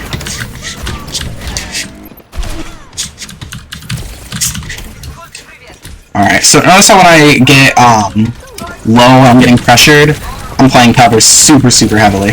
Like, I'm always blinking into a room, I'm jumping to keep them from lining up a headshot, because if they're gonna hit a headshot, they're gonna hit a body shot. It's like, if I'm in a situation like that, yes, I'm 100% jumping. Because that avoids the headshots. And you're dead. Alright, I shouldn't have done that, to be completely honest. I may get value out of it. Okay, I do get value out of it. I'll take that. I'll take that. That's actually good. They should be down when this fight starts. I don't think my team was fast enough pushing it. Yeah, they weren't. There's... Ooh. Not good. Oh, that's unlucky. Shit.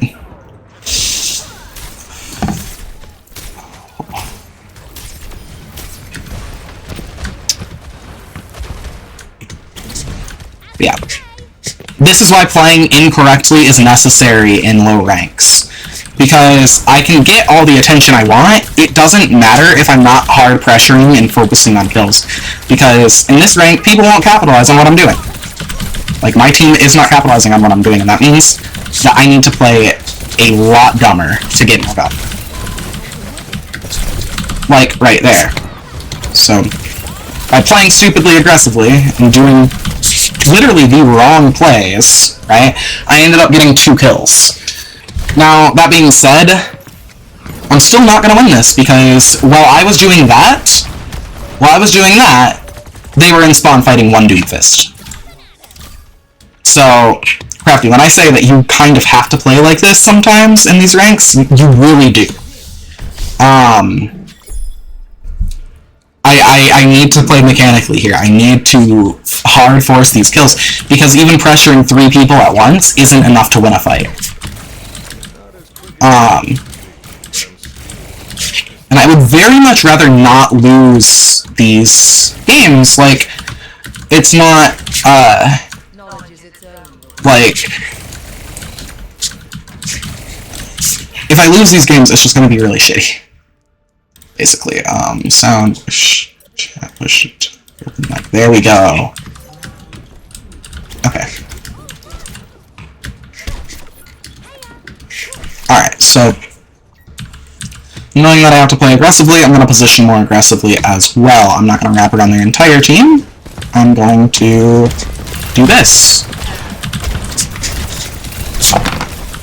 And this is how I'm going to force attention.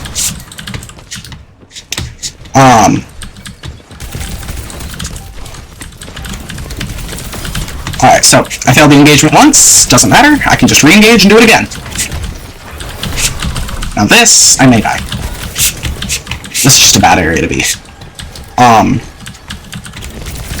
But yeah, so notice how when I start playing like a Smurf, we start winning? It's because I'm forcefully drawing much more attention. Even if I'm not getting kills. Like, in low ranks, I'd argue that Kevster Principle is much more aggressive. Because what I'm doing is technically Kepster Principle, but this is much more aggressive than what it, like, normally looks like. I also think that low-rank Kepster Principle is, a little bit different in terms of, like, what you're actually trying to do. Because normal Kepster Principle does include playing your life. I'm not playing my life. Like, right here, it'd be very easy for them to kill me.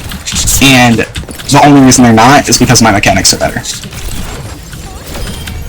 But if I'm wanting to win this fight, I need to get as much pressure as I can, and that means doing this shit.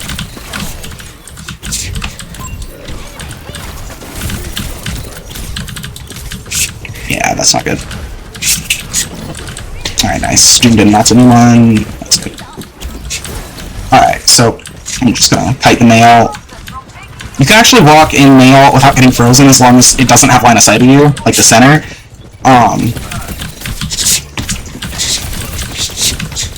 Alright, so if I had known she was gonna bubble me, I would have stayed on for longer. That sucks. Yeah. You see an opportunity to go for a pulse like that, you should, generally speaking, do it. Now, the reason why I'm going for Mei here and not Sojourn is just because Mei is a higher HP target and is naturally going to live longer if I focus the Sojourn. Ah, fuck! That's not good.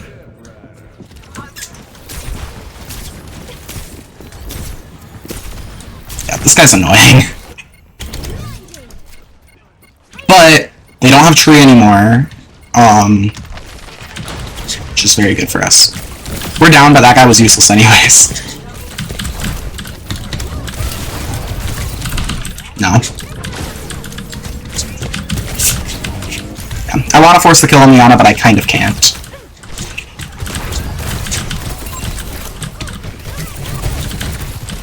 Yeah.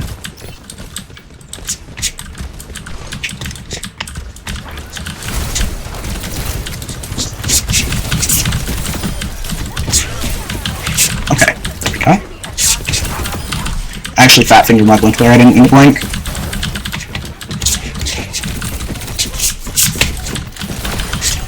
Did it again. Christ.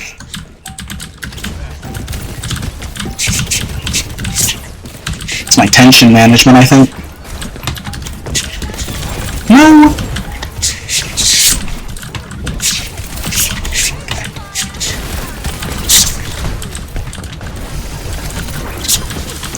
Here we go.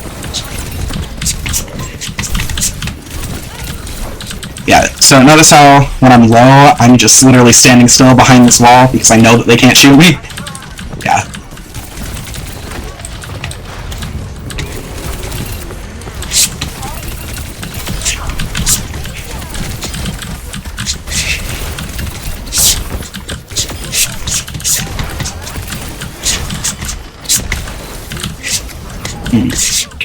There we go.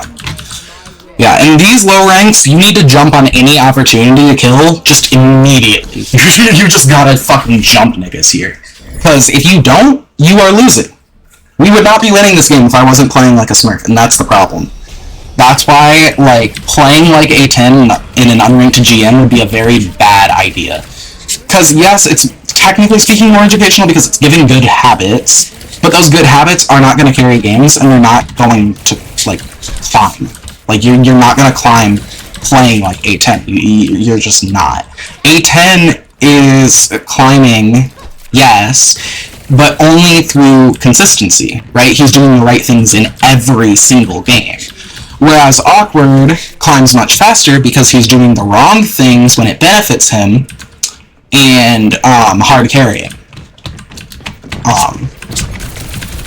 And it's really important to at least understand that that is necessary for... Oh, I'm dead. That's just very unfortunate.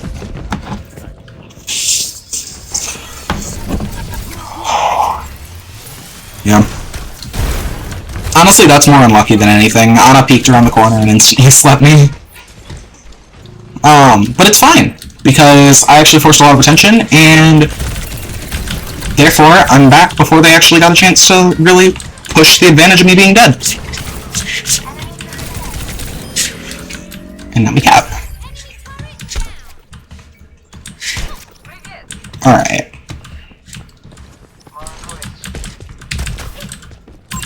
I really need to change my ping button. Jesus fucking Christ.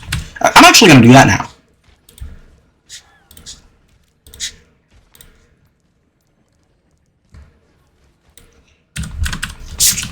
Yeah, I ping on F. It's just so much easier to press.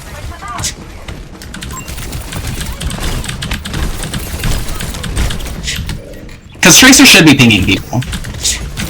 I'm not gonna lie, that fight loss was my fault. If I had been there, we probably would have won, because my team was playing 4v5. Okay, that's unfortunate.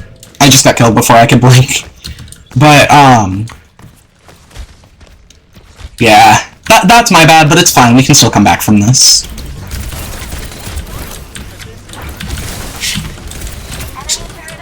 As long as we win the one fight we need to win, I'm confident we can actually keep this point. There we go. And yeah, so right there, that's not a mechanics thing. That is just something everyone should be doing. I saw that the brig was low, so I triple blinked in, killed her, and recalled. And like, that wasn't mechanics at all, because she was literally hard 1 HP. All that mattered was my ability to actually adjust to her and shoot her once with like 2 bullets before recalling, which isn't that mechanical.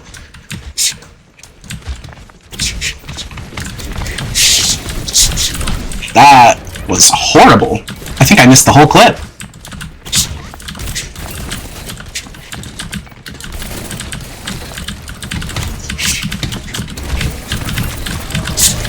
Fuck.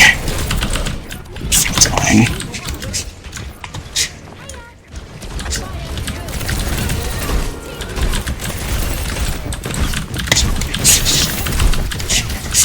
Fuck. Yeah. I wanted to push it to get value out of her grav, but it was not happening. Honestly, I just shouldn't have engaged there. It was a bad grav with, everyone being full HP, someone, like, getting mana. Not very good. So me engaging there was just bad. That's what got me killed.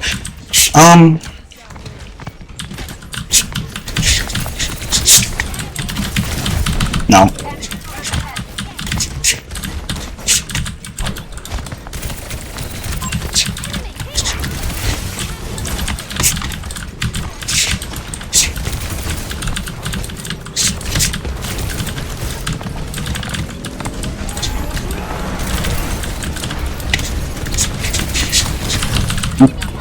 Goodbye. Yeah. So right now, just holding the point, I'm using this as cover, and once someone steps past this boundary, then it's on, then I'm fighting them. And the reason why I'm doing it like this is because if they have to round the corner, they don't know exactly where I am. There is no potential for their crosshair to be locked directly on my head.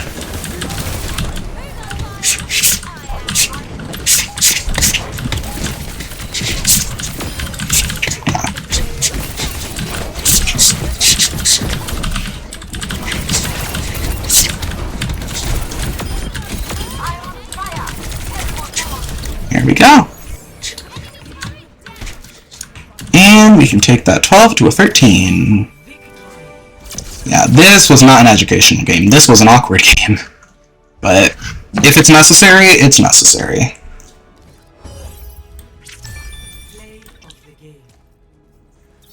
Not this bitch.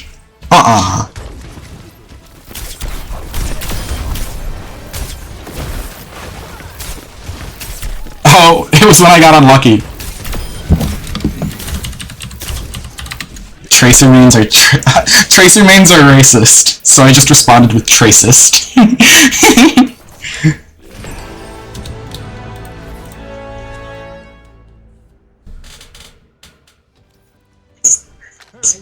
Yes. Seriously. Yeah, I don't like having to play like that, dude. It's so stressful. Like, straight up, I was the win condition for that game. If I fucked up more than I did, we would have just straight up lost. And that's not a comforting feeling. But, I mean, that kind of is climbing. It's like, you do have to carry games to climb. Like, that's why climbing on Mercy is so incredibly slow, because you don't really, like, do much on Mercy. Like, yeah, you're choosing who you're picking and damage boosting, but, like, you can't really, on Mercy, you just don't have that kill potential. Like, you can't kill the entire enemy team or take a lot of attention and carry the game that way. So you are solely trying to carry by choosing plat players to carry you, and that's not, like, it's just not productive.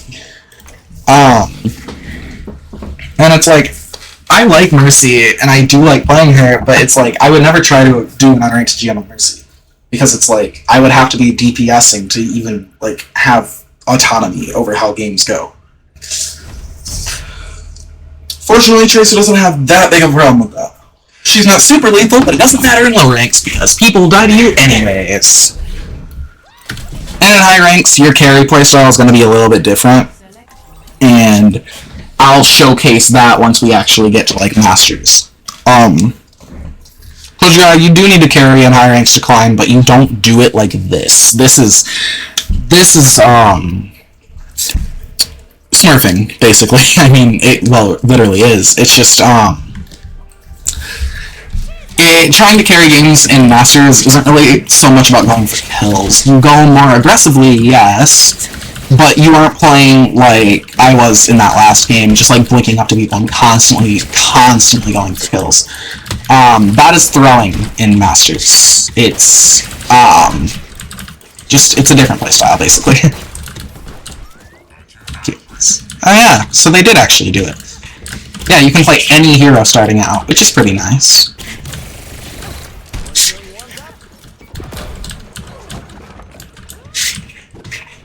You know, I kind of find it funny that they had all these heroes locked for, like, so long, and, like, based on wins, because they're supposedly more difficult, and new players wouldn't, like them. But, like, Tracer's available from the start. Alright, so this is actually what I would do in high ranks, by the way. So, notice I'm crouching behind the car. I'm using this as cover, because I don't want to get shot while I'm pushing cart. On Escort, on Tracer, your job is mainly to make sure that the cart gets pushed.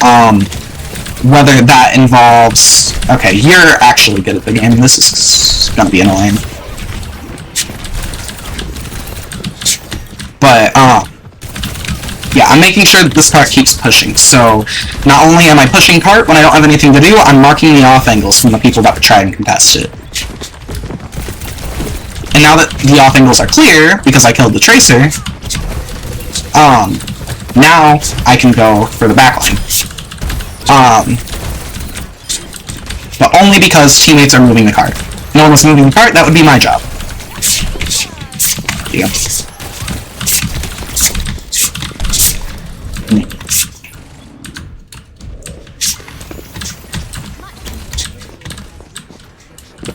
We're gonna blink out.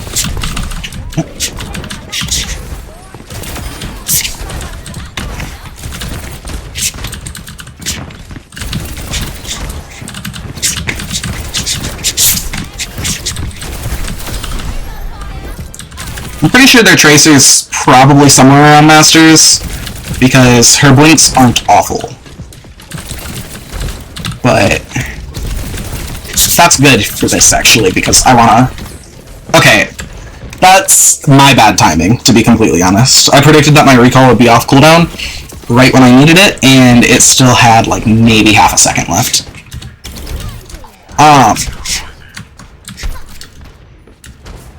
And speaking of, doing that is not inherently bad on Tracer, like pushing without your recall.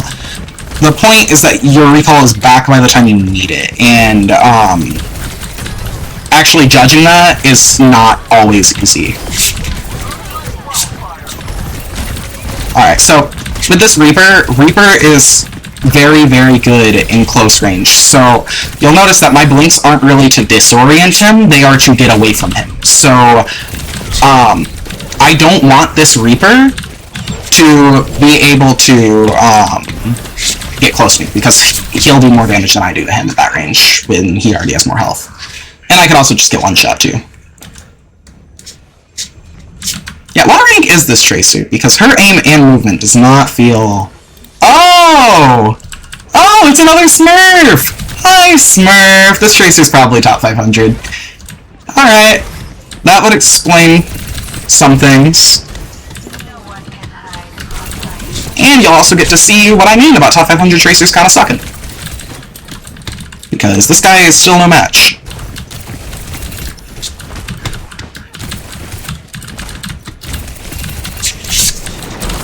Oh! Okay. Alright, now I'm playing the fight the same exact way. I'm only blinking in when I'm killing him with a melee. Or just meleeing in general. Why are we not pushing?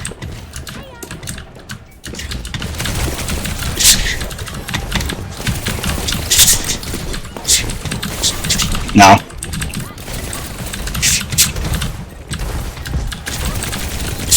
No.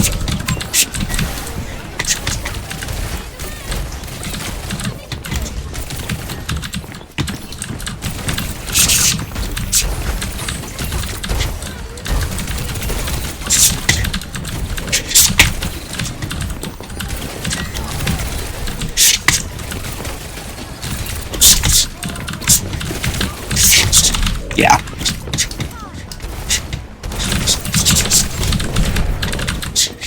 My mechanics are worse than these guys, but the thing is, I'm taking fights much smarter than he is, so I'm still winning them. And this is what I mean when I say that Tracer isn't an aim hero, because that guy's aim is significantly better than mine, and that's why these fights have been so close. But I'm winning all of them, because the aim, like the raw aim, doesn't matter. Right there wasn't even raw aim. I died because the Tracer came out of spawn while I was fighting Diana. But, yeah, no. Raw mechanics aren't really the end-all be-all in Tracer.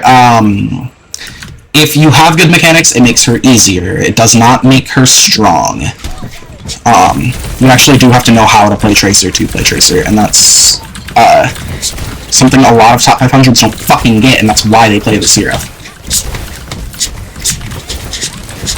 Aww! He booped her out of the way! That would've hit!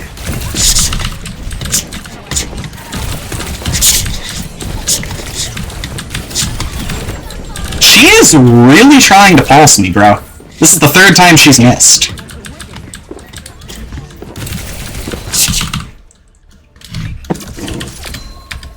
I'm actually gonna say it.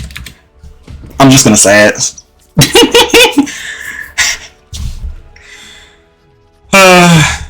Normally I wouldn't, but this guy was like, he seemed to have an issue with me existing.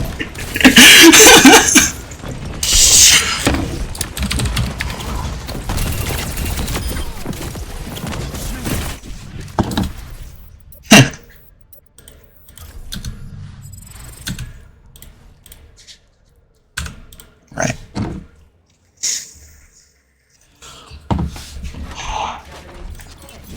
Yeah, that guy was likely high top 500. I'm just willing to bet off of his aim and just mechanics in general. The thing is, though, that guy didn't understand Tracer the way I do. His movement isn't fluid, it's not as unpredictable. Moreover, he's not timing his blinks or shots correctly, so I'm still gonna win the duel versus him. If he blinks into my face and starts lasering me, yes, it could get closer, but he's not gonna overcome that experience gap just with mechanics, and that's why Tracer is not a mechanical hero. And like, that's a really important thing to stress, because a lot of people think that all Tracer is just getting the mechanics to kill someone before they can kill you. Problem is, when people actually know how to play the game, that doesn't work, and that's why people like that tend to swap off Tracer a lot. So, yeah, you see people in top 500 playing Tracer a lot, but what people don't take into account is the fact that people swap off Tracer much more than they actually pick her. Because playing Tracer for raw mechanics is a very good way to lose once you're in high ranks. And it just doesn't work for them, but they don't realize that that's the issue. Oh, come on! How did that melee not hit? Now I'm upset!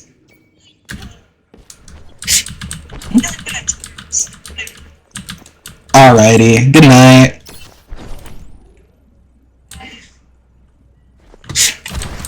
I will will try.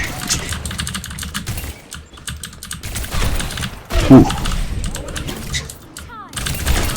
In a real game, you'd obviously never take a duel like this. I'm just doing it for ego.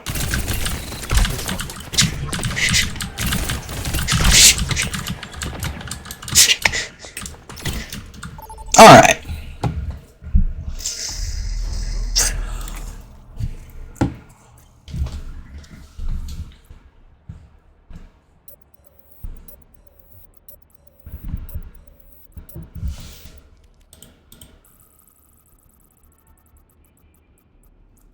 No!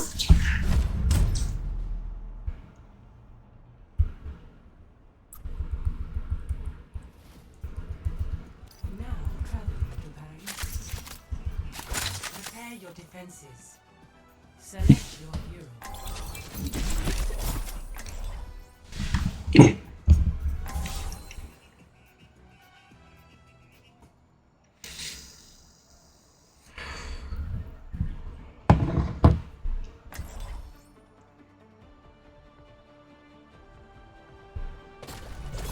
It's time to save the world. My per character playtime percentage? Ooh. Okay, so here's the thing. I actually do off-roll quite a bit because I tend to play with friends, like, all the time. So that means that I'm not a real Tracer one trick in terms of, like, only playing Tracer, right? But my most played hero is obviously Tracer on my main account, with around 1,200 hours, something like that. And my next highest is Ana with like 200 hours maybe. I'll be able to check. I'll actually check after this game because I can go on to the leaderboards and just like look. Actually, wait, is top 500 out yet? I might not be on the leaderboards. Thinking about it now. I can always go to the old ones though, so I can still check. No, I think leaderboards come out this Tuesday. This is dumb. So, normally speaking, I wouldn't take an engagement like that, not because it wasn't, like, good to pressure the Kiriko, but because there was a Widow watching the sightline the entire time. And, like, knowing that, I shouldn't be actively pushing. The only reason I am is because I'm gambling on her missing. Which, even in high ranks, it's fine to do that. You just have to tailor your expectations a bit, right? So, I probably wouldn't have jumped down on that Kiriko in GM. Like, just because I would have expected the Widow to hit at least one shot, and that's all she really needs. But here, everyone's skill is still kind of undetermined, so I'm gonna take risks until it's demonstrated to me that I can't, and that's very good for climbing.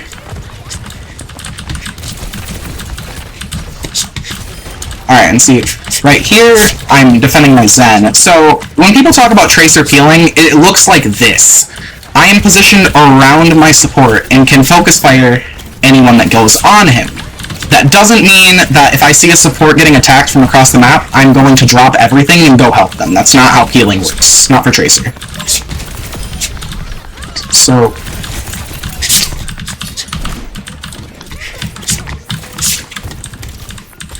your most played is Tracer with 60, but your second's Ana with like 30. Fair. I mean, I do like that distribution, shit! Like, I mean, Ana and Tracer are both very fun heroes, so... definitely a good second main to have. Okay,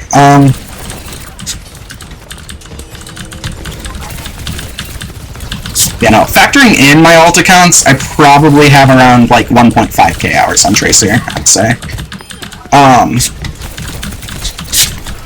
Because my alt accounts tend to be Tracer only. Yeah, so notice how I'm not actually diving in, like, super aggressively all the time, but I'm still getting kills. I'm shooting from safe positions like this, because my fall-off is 11 meters. I mean, I can play around that. And I'm talking fall off as in the distance at which I stop doing as much damage, not the distance that my actual weapon fall off is at, which I'm pretty sure is at like 15. Provided they're close enough, you can do the same amount of damage to them, and it's also easier to aim when they're further away, so I'm gonna take positions like this, where I'm doing the same amount of damage in an easier and safer way. Alright, now here, this is raw mechanics and I'm very likely going to die. Okay, never mind. I got Zen ulted.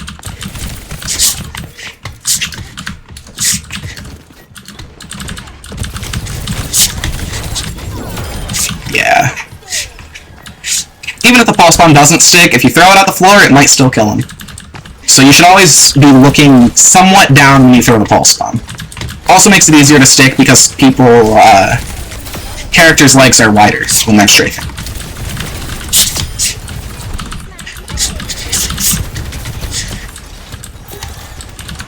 Alright. Yeah, so notice how I'm not really peeking people if they're too far away for me to actually kill them. You always want to be doing that. I'm playing my range very carefully here, because if I shoot from too far away, I'm not going to do anything. If I get close when I don't have to, I'm putting myself in danger. And if I shoot when they are really far away, then they're just harming me for free because I'm doing more damage.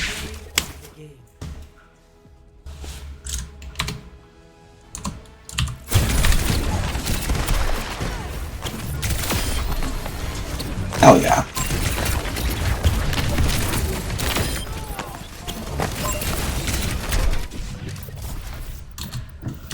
Alright, now we're at how many wins? Here, let me check the actual distribution real quick. Okay, we're at 15 wins, so update this. It's exciting. I'm gonna get to play comp soon. Alright. So leaderboards. This season, yeah, they're empty. Season 18, I can check. I ended around, like, what, 300 something, maybe?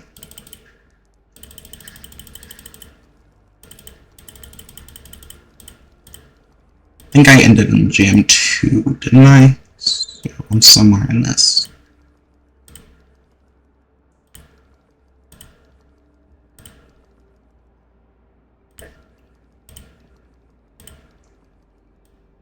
There's Tunnel Killer. There I am. 338. Okay. So this is my main account. Okay, so this is what the distribution looks like. So 1,103 hours on Tracer, then the next most is Ana with 160, then 107, and everyone else is under 70 hours. Yeah. Because of course I would play Tracer the most. Who else is this fun? Alright, oh wow, it's already 11:15. How long have I been streaming? 2 hours? Not awful. I'm not entirely sure if I'm going to do this Unranked to GMO in one go or not. It honestly just depends where I place. If I place somewhere in Masters, then yeah, I'm probably going to. If I place, like, below that, it might take a little bit too long. I'll be up all night. But in that case, I can always continue it tomorrow.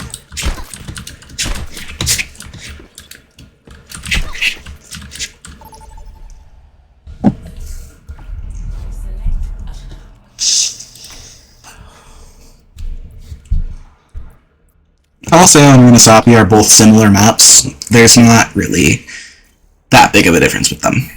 Okay. Why are we going circuit? Why is that happening? Why am I getting that unlucky? If I had someone named Tracer.exe on my team, I probably would not be putting them on circuit, but, you know, whatever. It's not like I can't play it smurfing, it's just like, if these guys are good, this is going to be a loss. We'll see. We will see.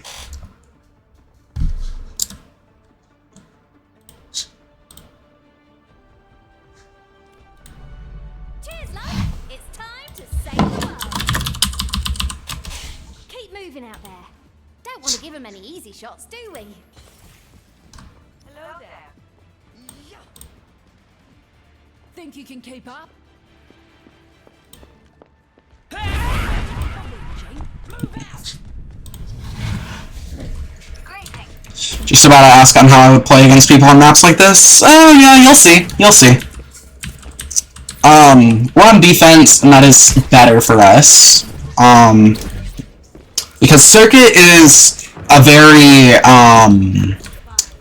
unfair map for Tracer. See this sightline? It's very long, right? Long-ass sightlines, and you can't really cross them without blinks unless you want to die. So, really, what you need to do is find a way to get as close as possible. Here, that's this room. And then you go for kills like that. So, the thing is, you kind of have to play like a Smurf on this map, always. Like, if you aren't, you just aren't doing anything. Because you can't play Capture Principle here. You can't play your life and just try and draw attention because the sightlines are too long. If you're close enough for people to pay attention to, then you're already in, like, a bad position, and you should just be trying to kill them anyways.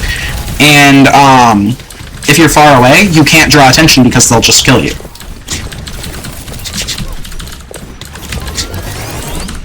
So, right here, I'm really just playing very, like, safe aggressive. Okay, I'm hugging cover, because cover's the only thing that's going to keep me alive here, but I'm also really heavily going for kills.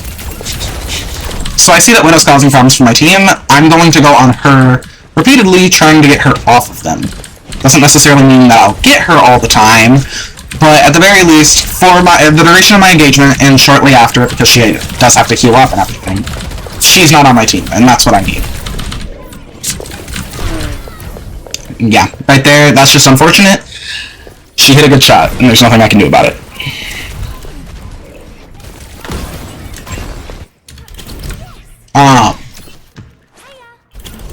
Yeah.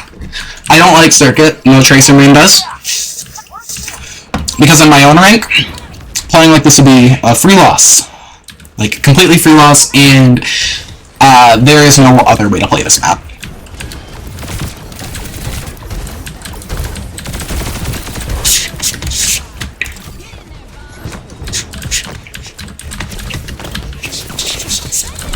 Oh, I thought she would move. Okay, it's fine. We're gonna pretend it's stuck because it still killed me. Yeah, so like, not good.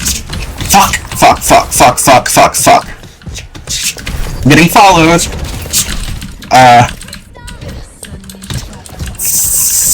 Fuck, I'm so dead. They all know where I am.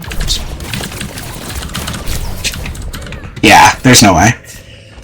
If Widow had not ulted, then it may have been doable, but once Widow ulted, nah, it was over. Because the primary reason you're able to get kills on this map is specifically when people don't know where you are. And if Widow ult is active, everyone knows where I am, and they can chase me. And on Circuit, if you get chased, you are kind of just dead, unless they're doing it at the wrong times. When I don't have teammates to help me out, me getting chased is just in a death sentence, because where I have to run, I kind of have to run in open space to move around, just because of how open this map is. I would like to be healed.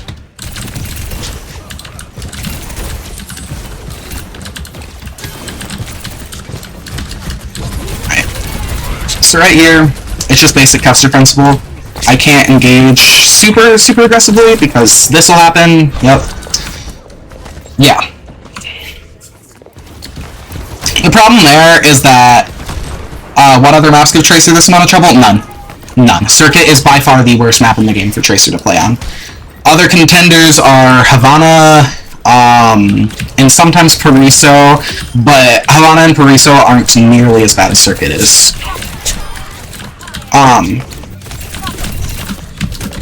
Because, yeah, like, if I had recalled there, it wouldn't have allowed me to get the kill at all, because she's too far away, and it's a long-ass sightline.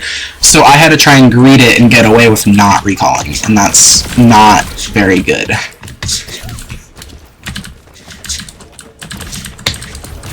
It's just a lot of forcing kills on this map, but you don't have the space needed to force the kills.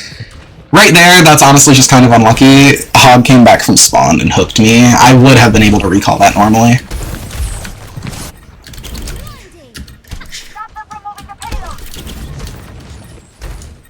Alright, I'm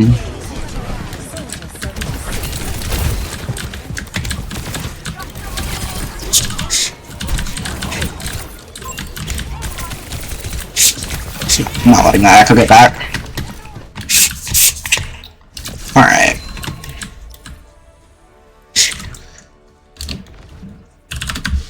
But yeah, no, the only reason I was able to win this game is because everyone on the enemy team was significantly worse than me. And that is not a, not a good map for me, obviously. Just a situation that I want to avoid. And Circuit is the only map where that is actually the case. Like, you will win on Havana on Tracer if you are, like, good, right? You will not win on Circuit unless you're smurfing. Like, there is a very big difference between the worst map for Tracer being Circuit and the next worst being Havana. Like, it's very different. So it's just like, Circuit specifically, if you have it, unless you have a dedicated Widow main on your team, you should never even be choosing Circuit, because Tracer isn't the only hero like that on Circuit. It's most heroes. Circuit is horrible for most heroes. And I don't understand why people pick it, now that we can pick what maps we're actually playing on. It just doesn't make sense to me.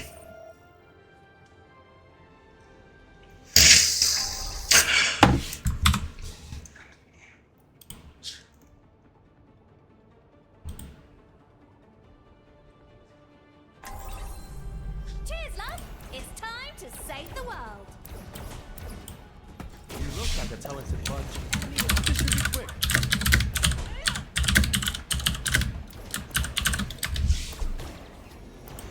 Maybe one day we go on vacation in Hawaii.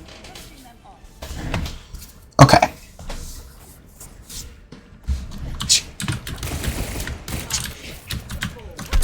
Alright, and now we're back on a good map. Tracer in general prefers Control and like Flashpoint over maps like Escort. Also Push. Push is very good for Tracer. Escort and Hybrid tend to be pretty bad for Tracer. Yeah, alright, so I got Helix, so I'm just gonna recall, I'm not gonna take the chance. And now I'm going to a different position.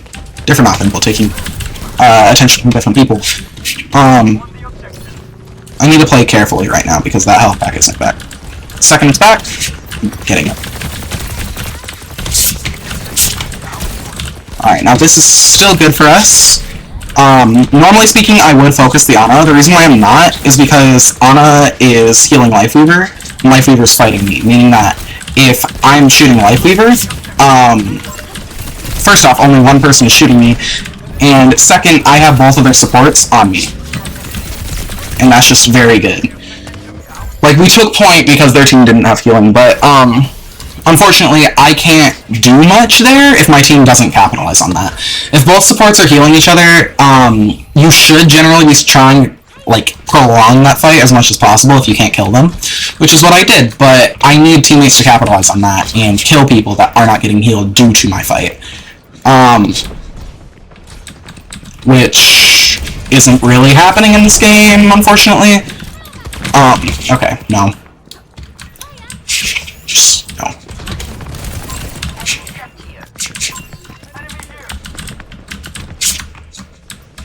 I'm going to spawn camp this Lifeweaver. Because I don't want him coming back to the fight and getting healed up by Ana. Because if this Lifeweaver is allowed to do that again, and I have to keep taking engagements where no one's going to die, I'm going to lose this game because my teammates aren't capitalizing. Like, it'd be one thing if they are, but if they're not, I'm 100% going to spawn camp. Because right now, my ability to get kills is directly tied to my ability to carry this game. And that won't work if I'm allowing my targets to get healed.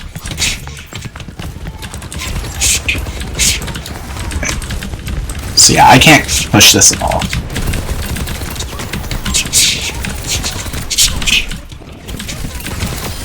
Yeah.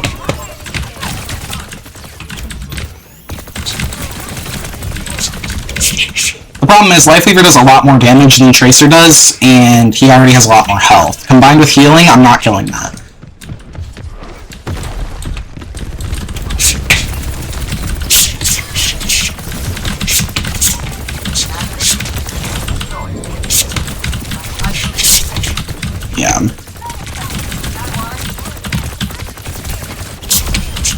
You are way too aggressive.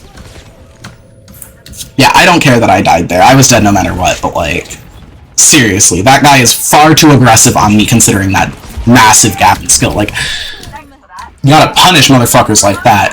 Not even for like, oh yeah, this is good gameplay. No, for my fucking ego, because this guy thinks that he can push me on Life Weaver and win.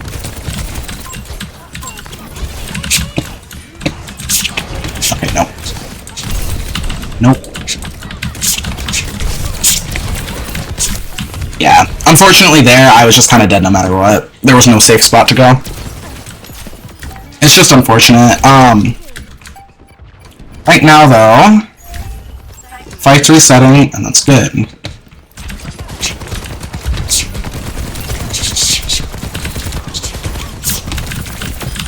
Yeah, see right there, I'm not going to recall because I know that I can just blink to the health pack and get all my health back anyways. I'm conserving my recall when I know I can, basically. And that's really important because your recall uptime does directly affect how your how much you're able to fight. Like your recall uptime is more or less your uptime. Unfortunately, right there, I can't do much. I don't know, we keep running into the same problem, because the thing is, I'm going to have a very tough time, killing people with how their supports are paying attention to me. I'm also going to have a tough time killing people because I'm getting focused by multiple people every time. I can't, realistically speaking, I cannot, get kills here. Not really. Like, I'm getting kills from superior mechanics, and that's it. And right now, I can't even touch point because Soldier's holding it.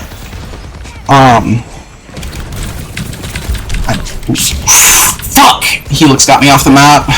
That's not good. Okay. Yeah. It's all up to Junker Queen now. Oh, she's gonna lose this fight. Fuck! Alright, well, let's just hope the next round goes better.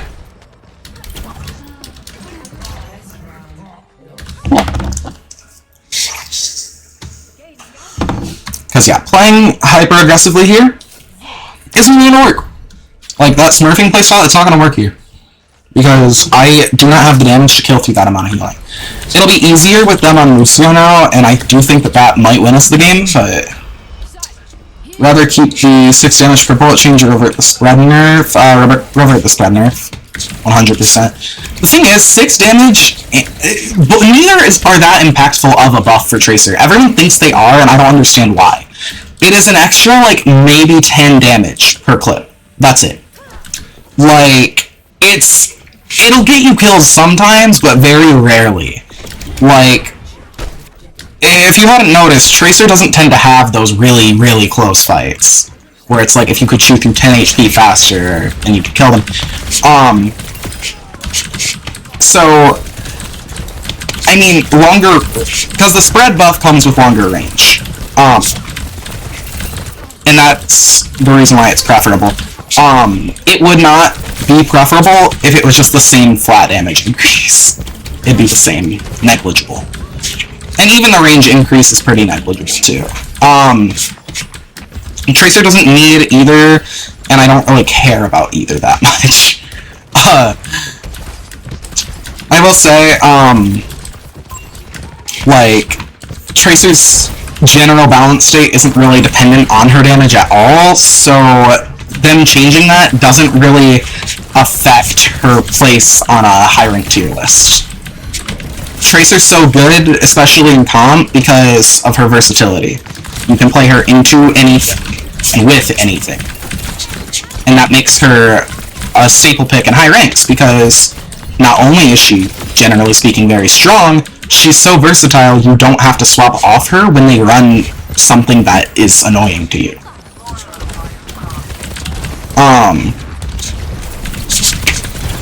Like, her raw damage doesn't really have anything to do with why people pick Tracer, because Tracer isn't an assassin. Though, I will say, nerfing Tracer spread would make, or not, specifically spread, but like, nerfing her damage would make less people play her, but that's only because they aren't playing her correctly.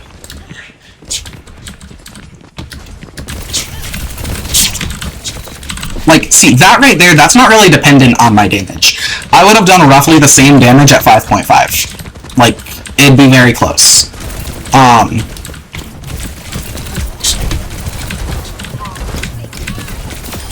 Like, the situations in which 6 damage has actually gotten me kills are, like, very low. 6 damage is primarily, good for Tracer because it means that she's better at pressuring tanks who she isn't missing any shots on. Because with 50% accuracy, 6 damage is quite literally just 10 extra damage per clip. And that's at 50%, which is very high. On a tank, you do get the full 20, but, it's still only 20 damage on a tank, so it's still not, like, crazy. So yeah, that's my thoughts on it. And I'm very happy that they swapped off the Life Weaver. Them being on Life Weaver, genuinely speaking, won them the first round, just because I couldn't kill through that healing. It's just, very tilting to face a Life Weaver. You can't really fight him, he just out-sustains you. If you try and 1v1 a Life Weaver, it will generally just end in him pedal platforming up, and then you just have to leave, because if you wait for the pedal platform, or God forbid try and shoot it down, well, now you are wasting all of your cooldowns and ammo to not even shoot the Life Weaver, and his damage is still better than yours.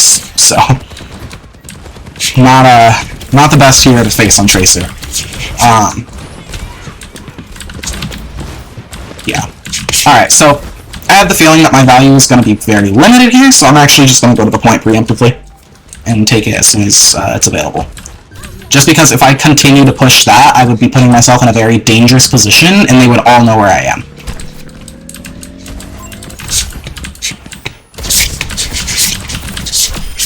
I don't know why you thought you could fight me.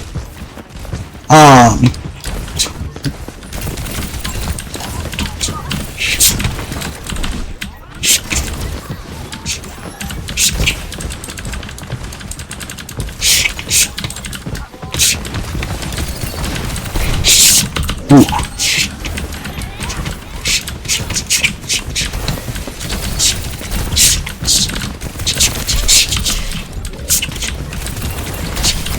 Yeah, right there I really wanted that on a dead, so I did a hard push that was quite frankly stupid, but I would have still done that in high ranks.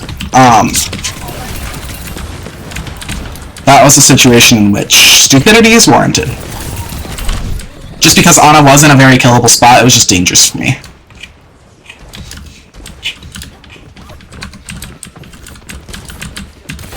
Okay, on Spitfire.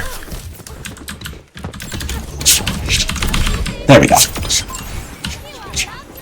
Yeah, you only really see me peeking people from long range like that if I'm trying to lock down their position. I'm so dead. That's annoying. Does Hog at least die? Maybe? Okay, yeah, we should keep this point. The blink management, though. I mean, blink management is a Tracer basic. Most people should be able to do this, but, like, people do stupid shit with blinks. Like, right here, my blinks were all, like, every single blink had a purpose. Nope. And, like, see, right there, I recalled instead of blinked, because blinking would still keep me vulnerable to him. Alright, there we go. GG's.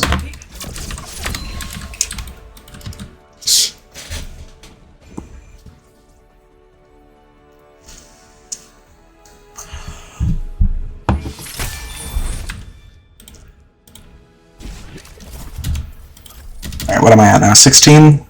17.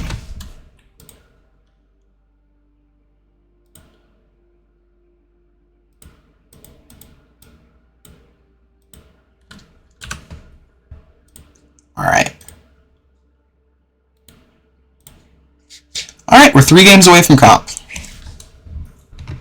So far, 100% win rate. Christ, dude, I do like looking at these stats. They're pretty fucking funny. I'm actually gonna... Oh post a couple of these screenshots that I've taken because they are really fucking funny.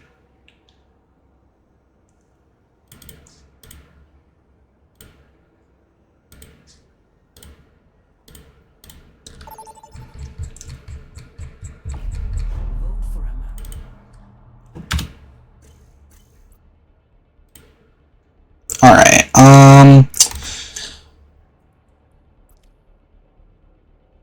I kind of do want to go Atlas. I will say, Dorado is a good tracer map, but only in high ranks. Alright, Junkertown, whatever, it's the worst option, but it's not, like, awful. Junkertown is not a good tracer map, okay? I will say that. Junkertown is not a very good tracer map because of the same reason as Circuit, it's just a little less. It's long sightlines, but it's also easy enough to play around that in a way that you can't on Circuit, just because there are also a lot of rooms.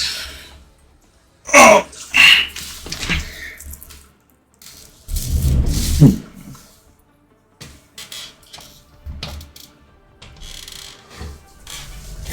I don't know where it is.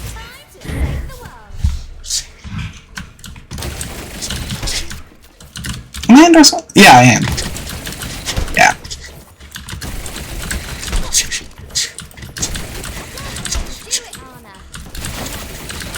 What endorsement level is this account? 2. Okay. I'll take it.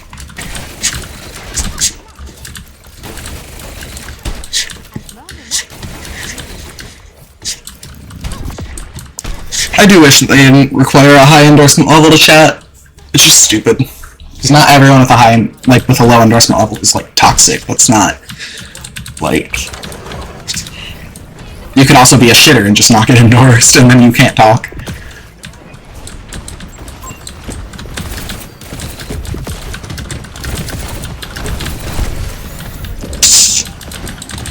Yeah, so, again, here I'm pushing cart. Alright, so...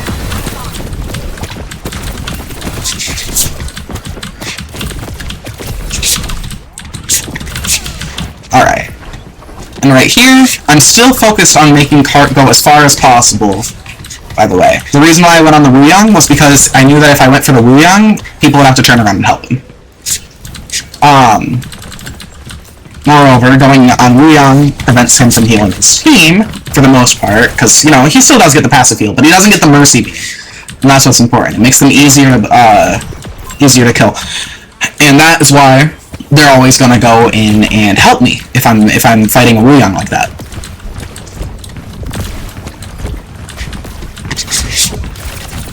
Alright, so because I can't get to anyone else, I'm gonna focus this Zarya. Because I see that she's not dying, now I'm gonna play a bit more aggressively and go in on the Ashe. And see, me doing that actually got that Zarya much lower. Because, in the time that they were peeling for the Ashe, everyone was still damaging Zarya.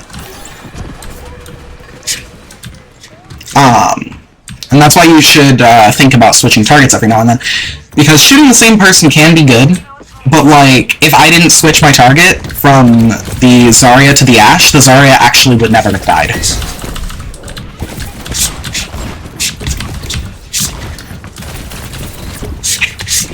And, like, right here, I'm not playing super aggressive, because I don't have to. They're all the way over there, and I just get to push cart for free. So as the cart gets closer to the corner and the team fight gets closer, I'm going to blink over here, go into this room, and now I'm in a much better position to go and do this. Because we're doing the same exact thing here, right? We know that Zarya won't die if she's getting all the healing. So we're diverting some of that healing.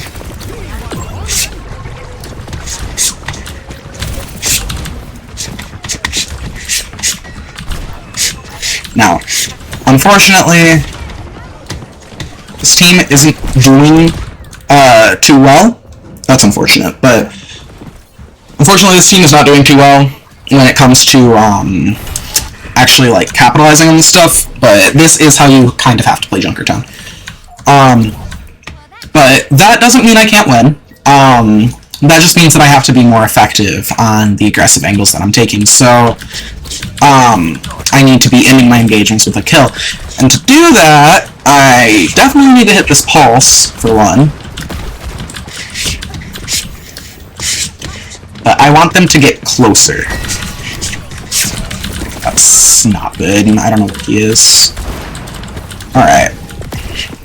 I probably didn't have to recall that. I just didn't know where he was and didn't want to die to it. Alright. So yeah. The Zarya doesn't get healed, she falls right over. But that time it wasn't me putting her in that position, it was just her playing in a very stupid spot. But still something you should capitalize on. Oh, that's unfortunate. Nope, and you're dead. Alright.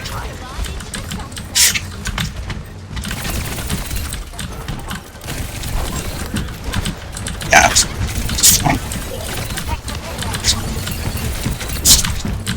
Alright, so... Yep, we still focus the Zarya, because even though the Zarya is being healed, she's already low health. And I'm staying back here, playing behind 6 shield, well, at least when it was up, so I can stay in an aggressive position without being in danger.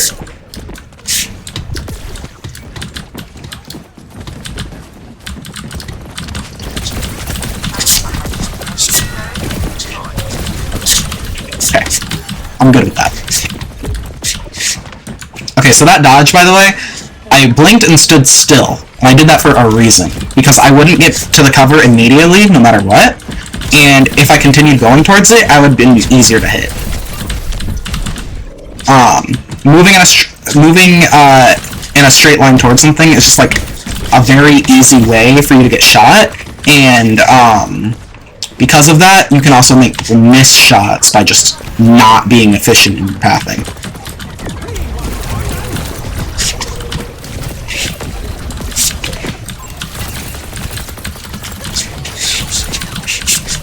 Alright. So, see here, I'm getting this Life Weaver on me for as long as possible, and that gets us a lot of pressure. It forced the Zarya... Actually, no, she died. She died because I did that. Just drawing constant attention, constant resources is how you want to be playing Tracer. So, like right here, I'm drawing the Torb's attention. And I got out Suzu doing it. And my team got the turret because he wasn't able to hammer it, which he was doing before.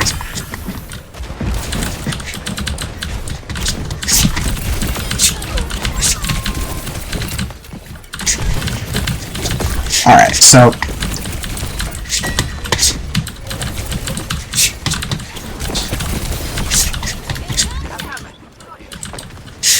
Alright, there we go. GG's.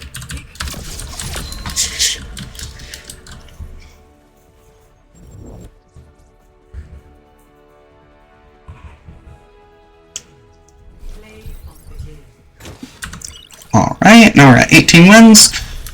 2 games. 2 games from placements. We're getting up there. And yeah, I'm not able to play as aggressively as I was before, and that's a good thing. That means I'm facing better players, and I'm likely to place higher.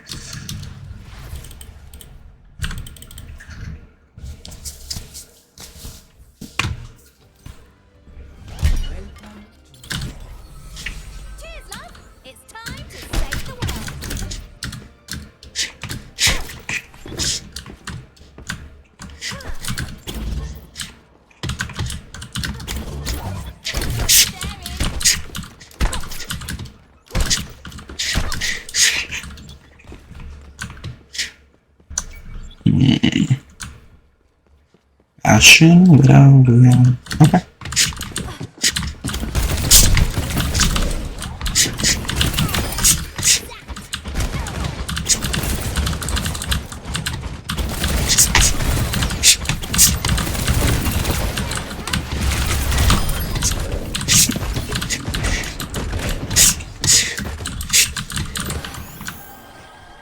Yowie freak?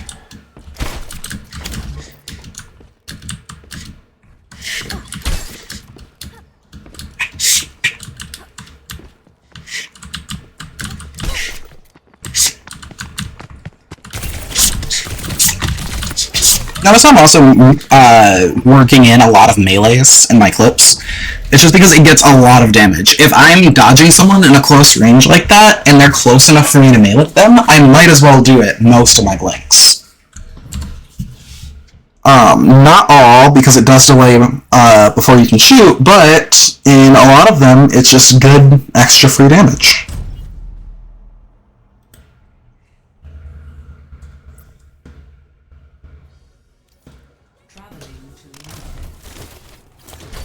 Okay. Numbani isn't the best map we could have gotten, but it's not terrible.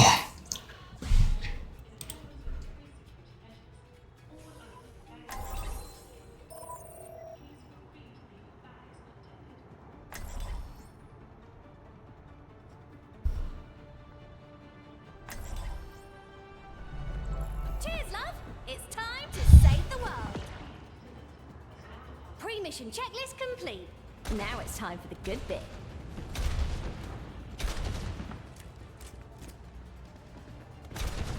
Hey, Winston. Want to hear a secret joke about peanut butter? I sure do. Sorry, can't tell you. You might spread it. Oh my god. Wait, I get it.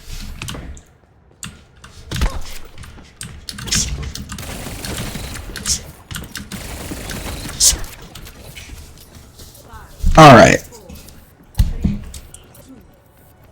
So approaching the attack on Numbani is a little bit unique because there is one position that is very good to force, and that's down here. So right now, I want to be focusing this area, and the reason why is because this is like the intersection on this map where everyone goes. So by going there, I'm guaranteeing that I'm going to have a target to shoot. Now, unfortunately, I can't fight both a Hanzo and a Kiriko. Once I got into that position, I was kind of stuck there, and that's unlucky. But me forcing that position got 2 people off of my team for that entire fight, and ended in the Kiriko dying, because she died right after she TP'd away. So in terms of actual value achieved, I actually got a decent bit. I want to see if I can get a free kill. Maybe. Rook is gone. Okay, no.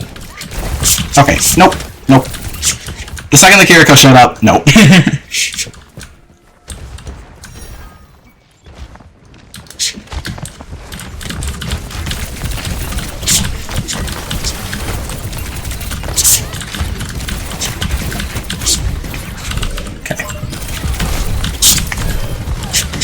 Okay. So, notice how when I'm wrapping around, I'm using it to take a new position, right? I had to run from the Roadhog, so I ran to the stairs, where I could then shoot down at them again.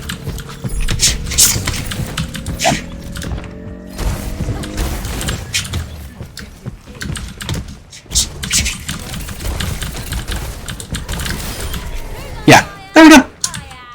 Fuck yeah. Alright, now I have Pulse, and I'm probably gonna go for a triple blink. Double works too.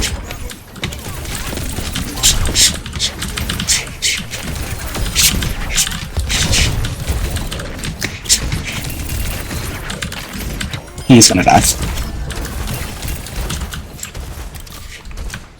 Yeah, I'm being very careful here. I'm not being super, like, safe, but I'm being super careful, right? Because right now I want to be forcing kills. Well, right now, I mean, I'm forcing part because that's also important, but, like, in general, right? I want to be forcing kills, but I don't want to be dying while doing it. And on this map, that means taking very, unique approaches. So I might go on top of this. I might just straight up blink into their backline like this. It all depends on how high they are in terms of HP and what help they're gonna get. Like right there, that was not a bad engage on that Lucio.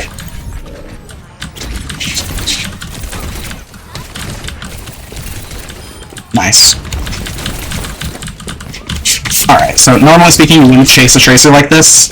I'm doing it because I have the distinct feeling, yeah, she's not good, so it's...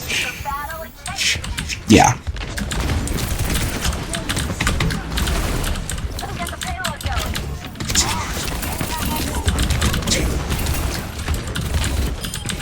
Go. Oh, you are not damaged at all. Fuck.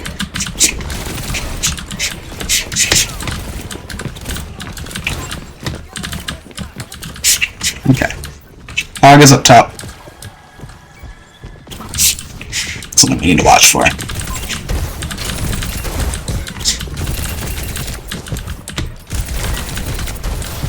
Yeah.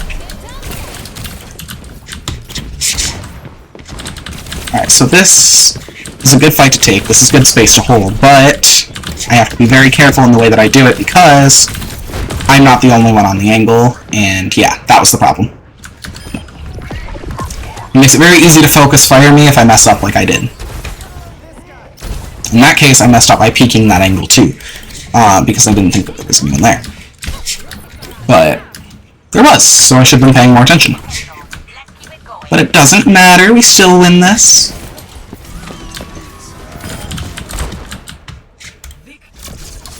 Nice.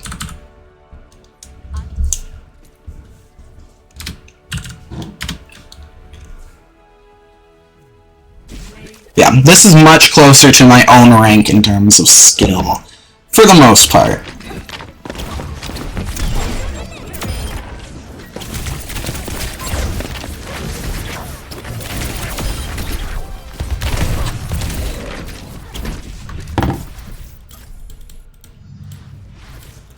Alright, we're at 19. Last quick play game before comp. Gotta really make it count.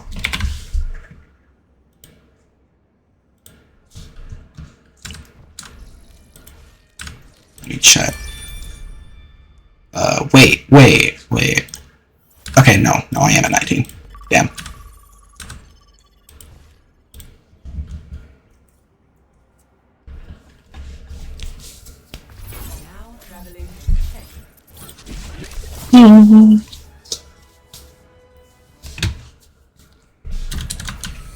Cheers, love. It's time to save the world.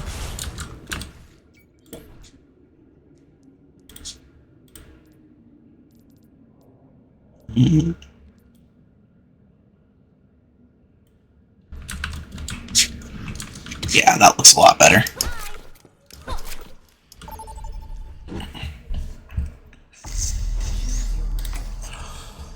Ilios. They're all control maps. The thing is, Nepal has spots that are bad for Tracer, and so does Busan. Ilios is mostly on bid.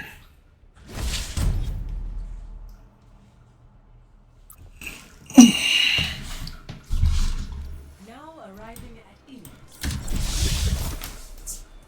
Prepare for battle. Select your hero.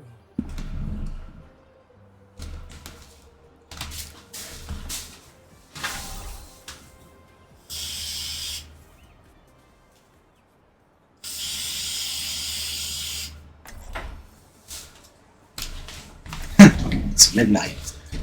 Fuck, dude. The stream's been going for 3 hours! Insane. Do it, Anna. Stay still for hours. Wait for the perfect shot.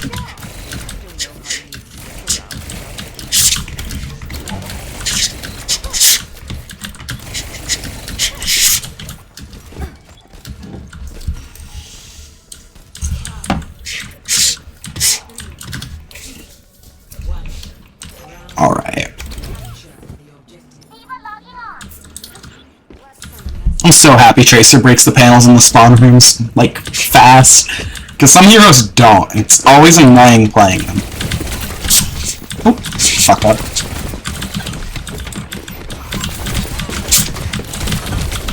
Yeah, that's unfortunate.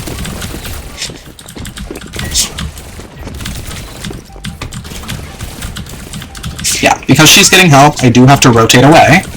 But it's not necessarily a bad thing, right? Because now I'm on the Mercy, now I'm on the Wuyang and the Hog. I can run away from someone and still be in the fight. And you should be trying to do this in every fight. You have to run away from. You should die. Yeah. So, like, Tracer getting that Mercy Pocket really fucked them over there, because Tracer getting the Mercy Pocket means that instead of distracting one person, I'm distracting two. And the second I have to leave, I can just instantly be on someone else because it's Ilios. Alright. You are... Alright. Yeah, so I'm gonna play these angles very closely due to them having a hog. I don't want to get hooked right as I pass a corner, so I'm being cautious. Now, that being said, if I'm near my D.Va, I don't care nearly as much, because D.Va versus hog is a pretty clear-cut matchup. They, generally speaking, will DM the hooks, so it's not something that I have to focus as much on. But that doesn't mean that I can't be careful still, because if you aren't careful on Tracer, it can bite you in the ass. Like, right now I'm probably going to die because I'm doing this. Okay, never mind, he left. Okay.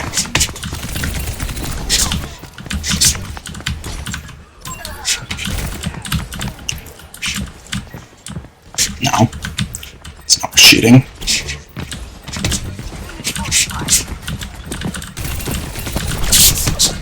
Nope.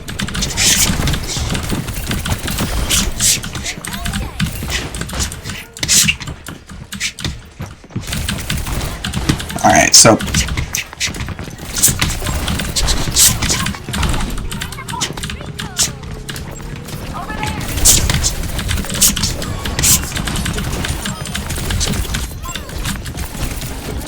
say... Okay.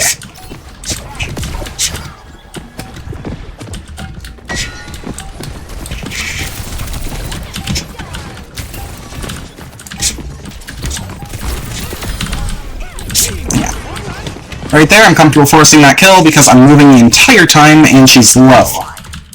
If she was not low, it would have been a different story.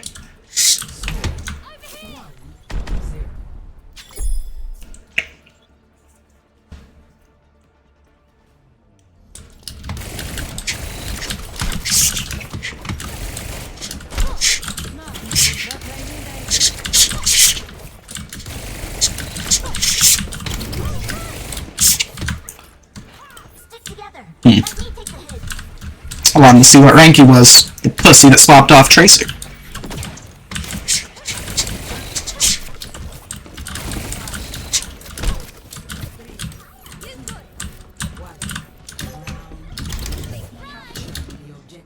Okay.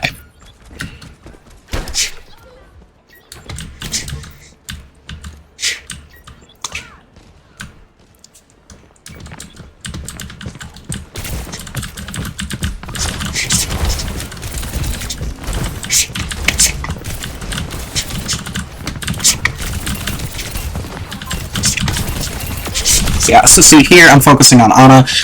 Okay, that's honestly really unfortunate. I reacted late on the recall because I didn't expect him to do that.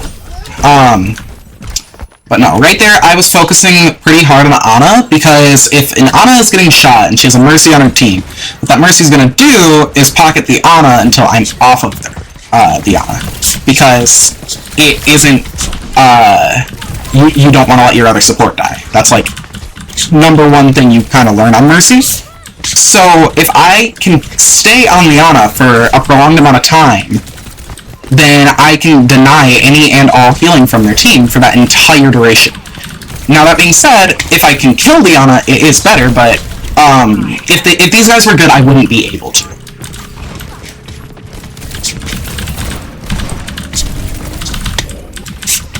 Yeah, so I'm not going to push that because it would be too risky.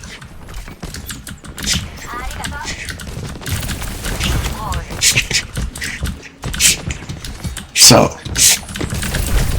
alright, there we go.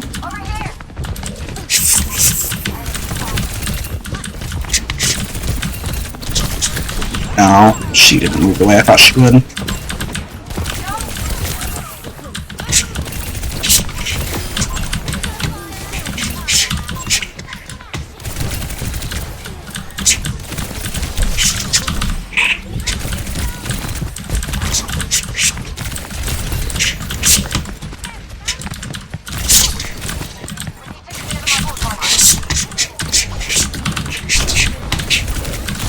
Yeah. Once the Kree showed up, it was kinda... Yeah, couldn't really win that fight anymore.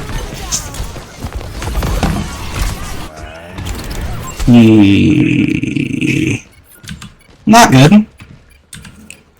But it's fine. This is Tracer's worst point, generally speaking. It's more open than the others. It's not bad for her, though. Which, you know, it's an important distinction to make, because when I say that Tracer struggles in, like, a certain area, most people think that I mean that she's, like, bad or, like, really hard in, that area, which isn't really the case. It's just, less good for you than other sections of the map. Okay. That's unfortunate. I was intending on recalling, but...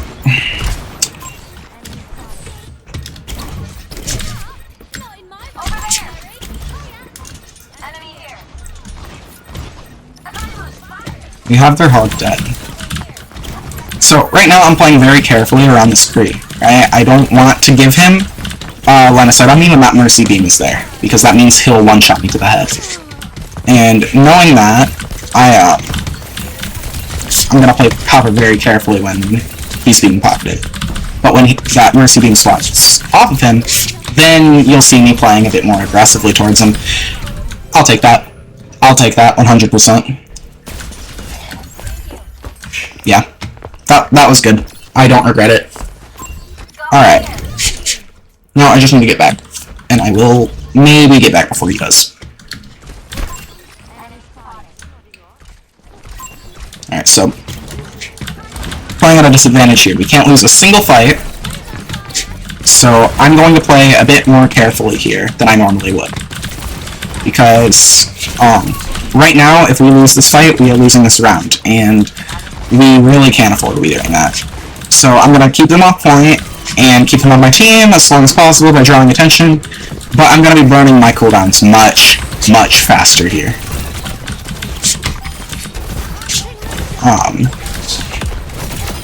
Okay. Well, these guys aren't really forcing me to, but, I would have been using my cooldowns more liberally if I had been pushed. Alright, GG's.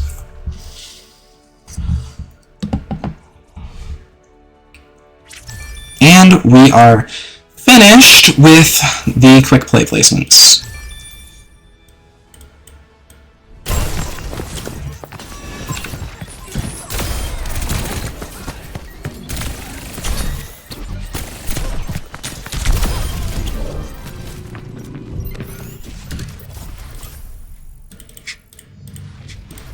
Okay. And now I can play comp. Fuck yes.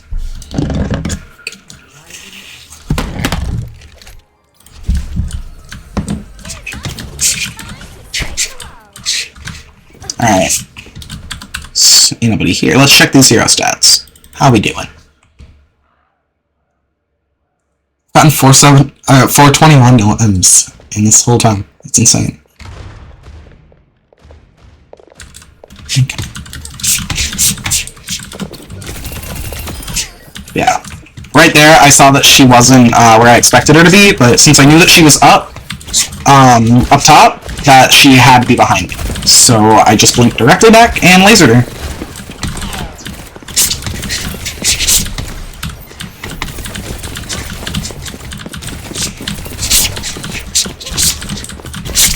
Nope.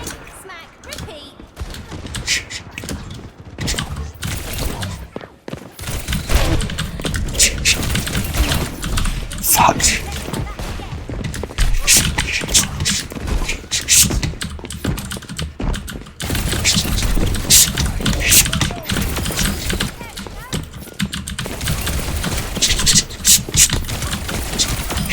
Yeah.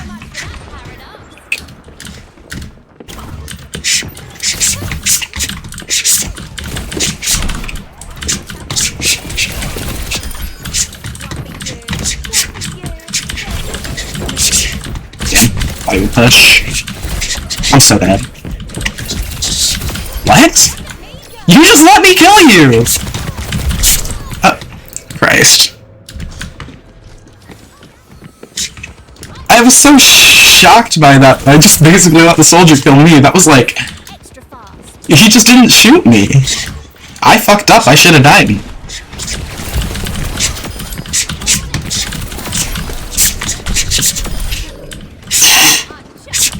Oh my god. Fuck. Oh shit, she didn't kill you. That's my bad. I thought that the Freya killed the other tracers, so I stopped shooting at her.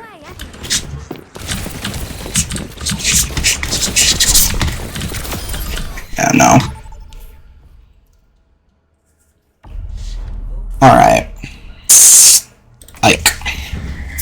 Definitely Ike. Alright. I'm not sure what rank this is, so I'm not entirely sure how aggressively or passively I should be playing. I might die at first. I'm just trying to figure that out, but it'll be fine.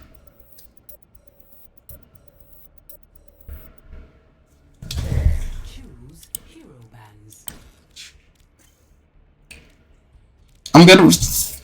Okay, I like the Widow ban, but I'm not banning her because I have a feeling that we're not in a high enough rank for Widow to be all that, you know. My thoughts on how to play Icon in Blizzard World? I'll go over them in the game because Blizzard World and Ike play very differently. Not really maps we can classify together because okay, so we're on defense, yeah. So Icon Wall defense on Tracer is... Oh, nice! Okay, good. Because of the change thing, I can actually see what rank I'm in. So this is like high diamond to low masters, so alright. So yeah, no, defense on Icon Wall is a lot more aggressive than defense on Blizzard World. You're going to be playing like in a very risky position. Thing is, though, people don't expect you to take that position, even in top 500. So it usually will net you some value, and I'm going to that position right now. So, with Tracer on Ike, right, you know that everyone has to go through this area to get to the point. So, you can play back here. And the reason why this works is because you are invisible to any angle that isn't, like, this. They can't see you from above unless they actually, like, actively stare down at you, which no one is doing. So, this is where I like to start on Eichenwald, and as they push further, I'm going to play around it. So, you'll see that in action soon enough. Yeah, so right now, staying in this position. Okay, so I know that soldier's over there, and there's a tracer over here, who is very likely to go this way.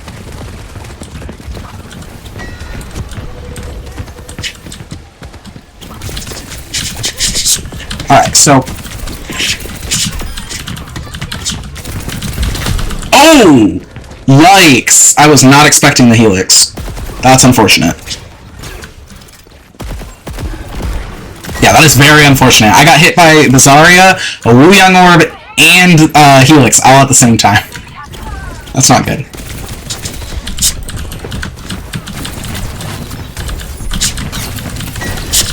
Okay, there we go.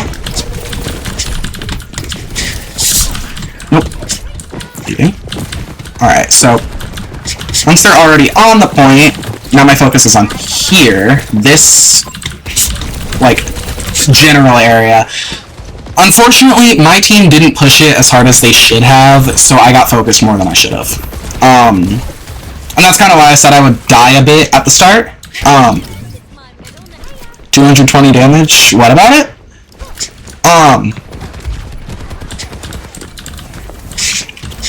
Okay. Yeah. This is so annoying. No. Whew. Oh, Wu Yang and Soldier? Yeah. And then there was the Zarya beam too. It's a lot of damage all at once. And I can't really do much about that, but okay, I need actual teammates here. Like, I'm dying because the engagements I'm taking are too aggressive, like, factoring in that I'm not getting helped.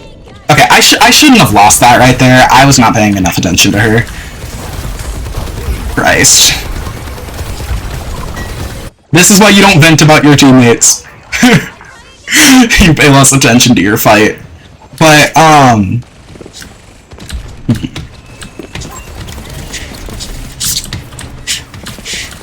are you? Yeah, I can't that easily. Nope, can't. Alright. Cool thing is she can't really push me either, because trying to go up these stairs would be not smart. Yeah, Zarya can push me because she's over there, but... Alright.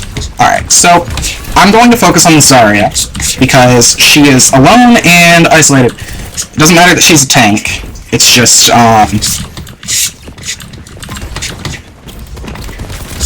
No! My pulse! Come on! That's just so unlucky! Bruh. That's just unlucky, man. I'm doing horribly.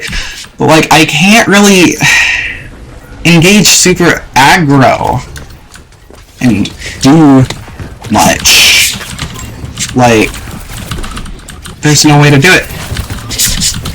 I don't know. Like, I can do that, but...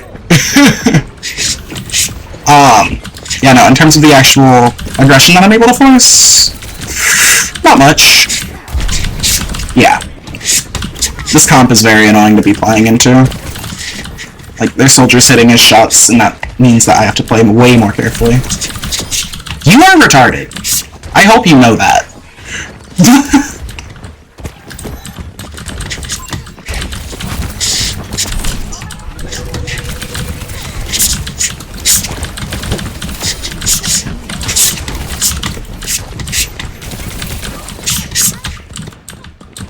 Come on, push it.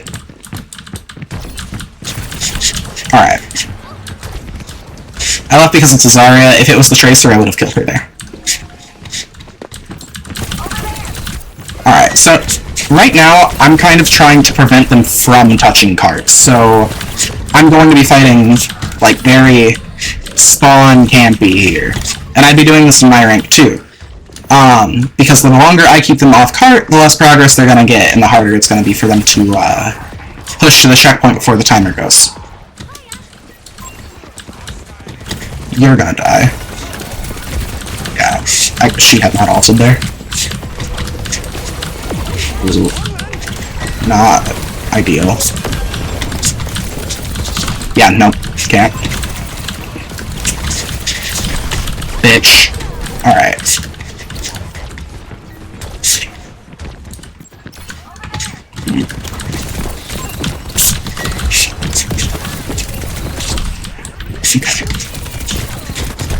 No! The fucking bubble! I'm so upset! Like, I was intentionally suiciding to kill the Mercy, but the bubble came at just the right moment. Alright, okay. This is fine.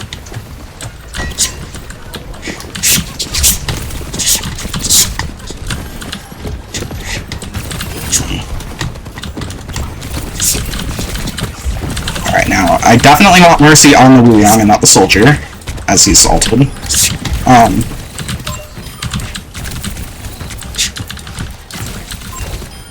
Okay. There we go.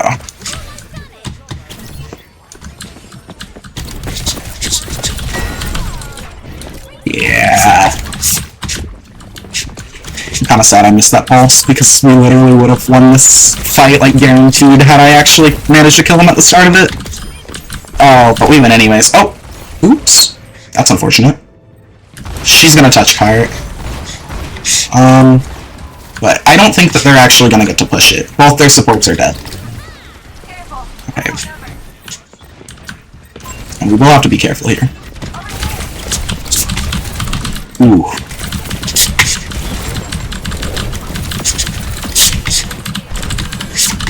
Yeah.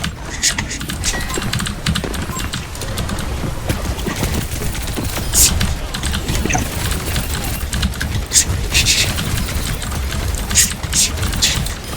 Yeah. Aggression's kinda key there.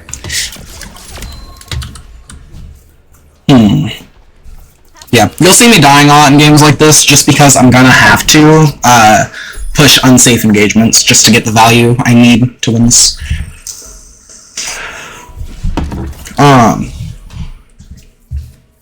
Which is a bit unfortunate, but at the same time, it's like, it's manageable. I'm not dying so much I'm throwing. I'm dying more than I should be, but I'm getting more and more used to playing in my rank.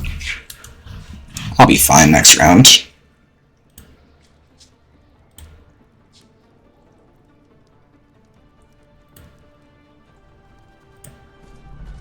Cheers, love.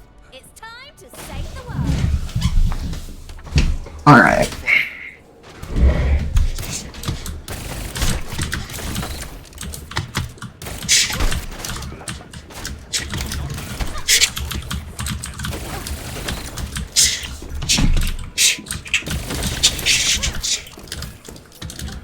Ooh, this place gives me the heebie-jeebies.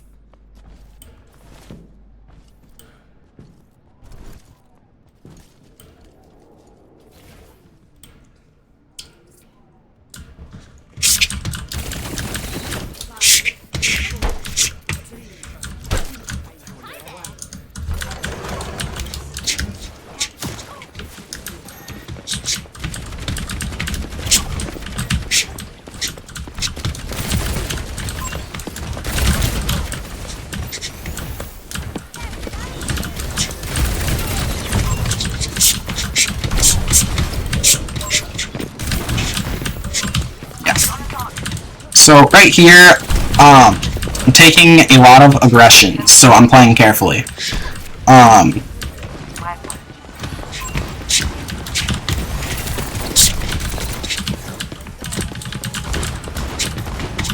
Alright, so I see that this crew got isolated.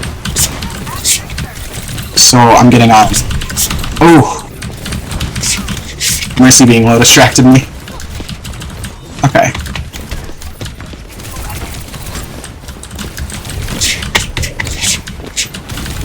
I'm dead.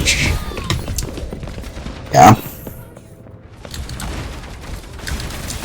I needed this team to push a lot harder than they did when that was happening. Because I did take a lot of attention, it just didn't get capitalized on. Alright.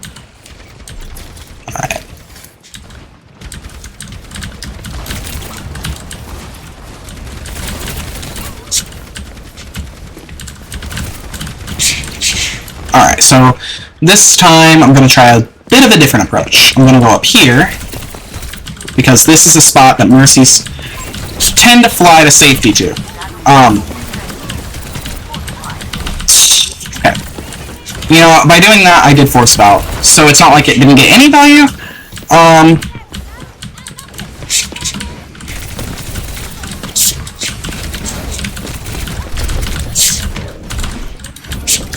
Yeah, no. I'm fine with that. I needed to die anyways, but I was hoping I could take the Moira with me.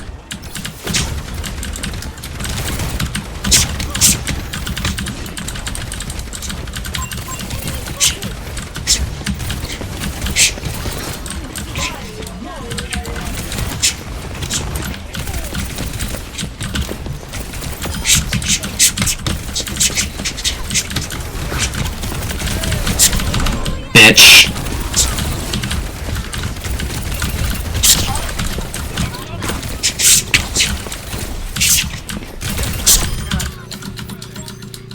Alright.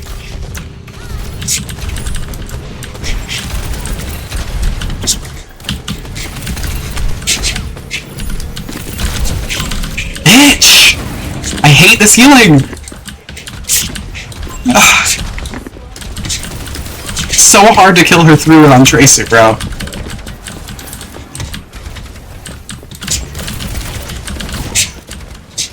That fire was in such a dumb position. She lived for way too long.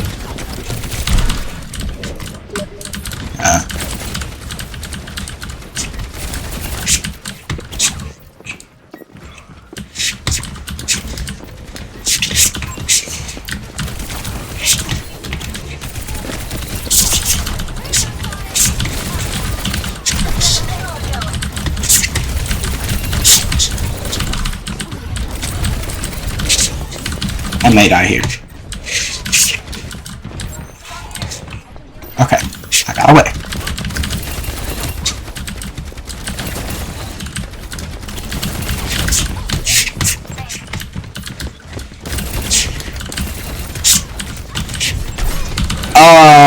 Damn. I didn't think she'd chase me that far because she didn't before.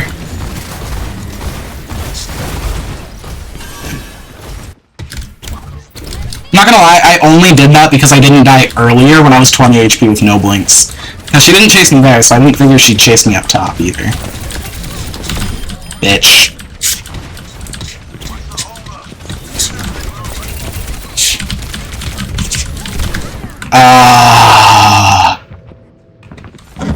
That's so unfortunate. There was literally, like, okay.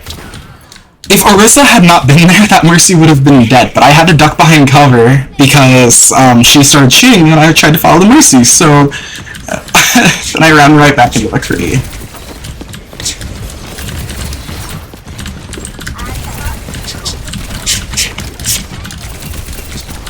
Nope, goodbye. Okay. Fuck! There's no health back there. Brig, please, Brig! Oh my god.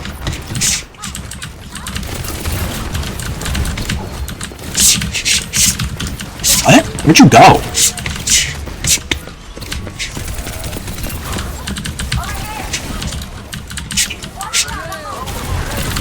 No.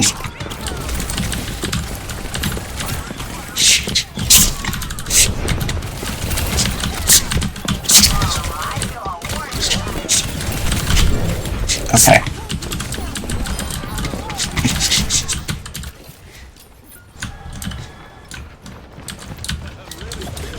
Did I change my mic? I did change my mic. Is it an improvement or worse? And also, hello, Legend.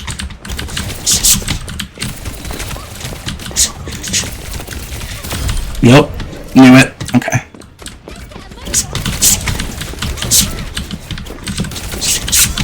Nope.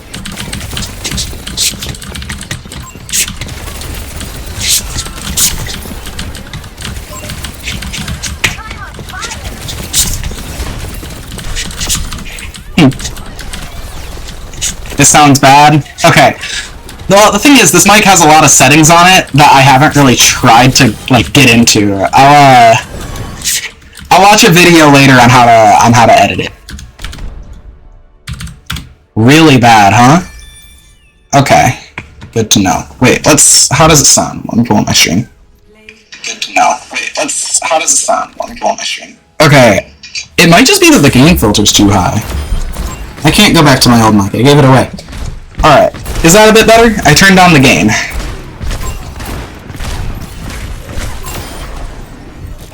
Nice shot. Alright, predicted monsters 4. Yeah. Am I able to hear my stream? I just turned it on. Like, the volume and... I just turned it on. Like, the volume and... Okay. I turned it down a bit more. Okay. I turned it down a bit more. Yeah, it does sound bad. I can't, I'm not entirely sure what I should do about it. G-Hub. Okay, going into G-Hub now. And I can change different things about it. It's a Blue Yeti. Let's see.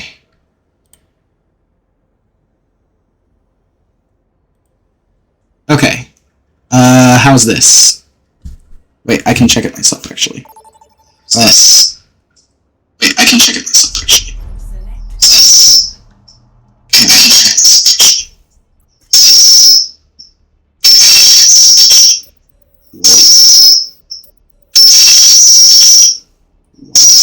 Staticky. Staticky.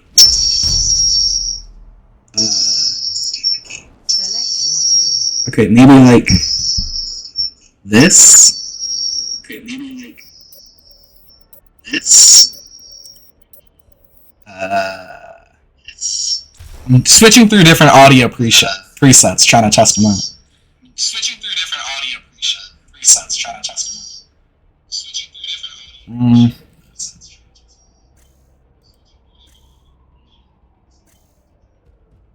Wait, what? There are effects? Wait, Wait, what? Alien. Wait. Let's see. Oh my god.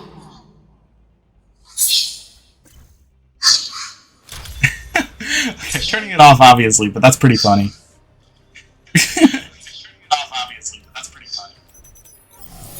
Classic radio, maybe? Classic radio, maybe? Crisp and warm.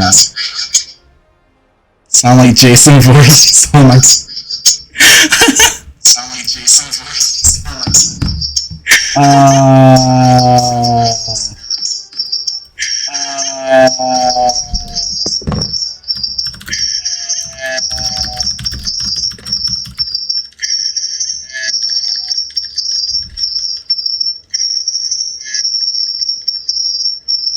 All right, there we go. Cheers, lad.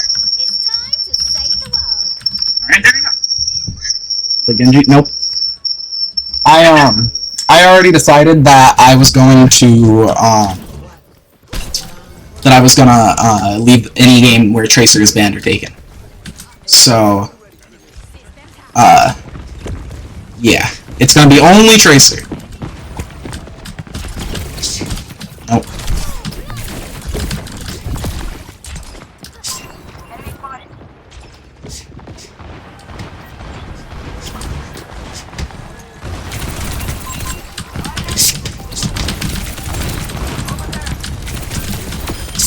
Alright.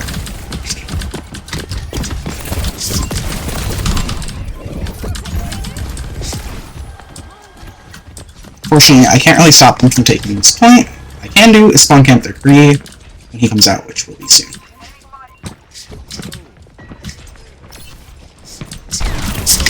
Nope.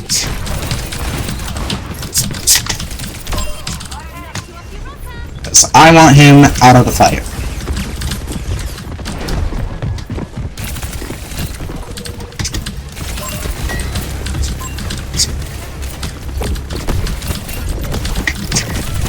Yeah, I don't want to fight that. Now I do. Nope.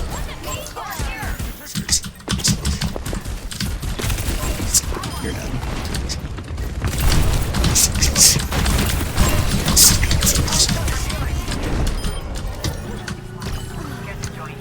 Okay. Alright, so we have point. And now we just gotta keep it. So this is a Masters for at least GM5, I think. So we're already in GM range. It's a little bit lower level than like my normal comp, but like not that much.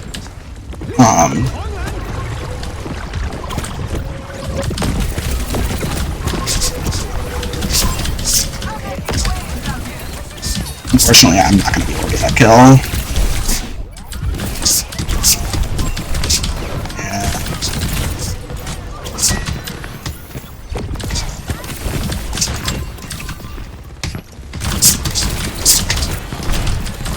Yeah.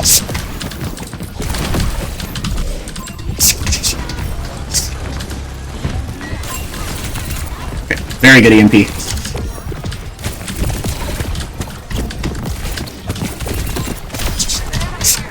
Alright.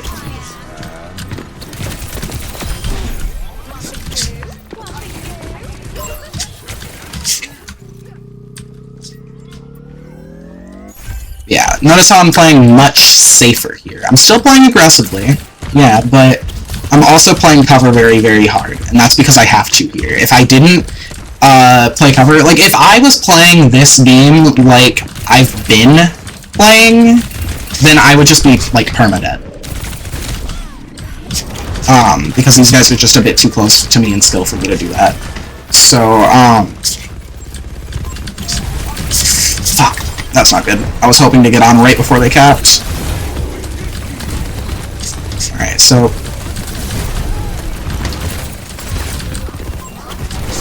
if Maga cages and there's no one near you, I usually shoot the cage itself, just to break it faster. Just because it's so, such a powerful ult. Like, if my Winston gets caught in it, he can't jump out, so... yeah. Unfortunately, I can't really win that.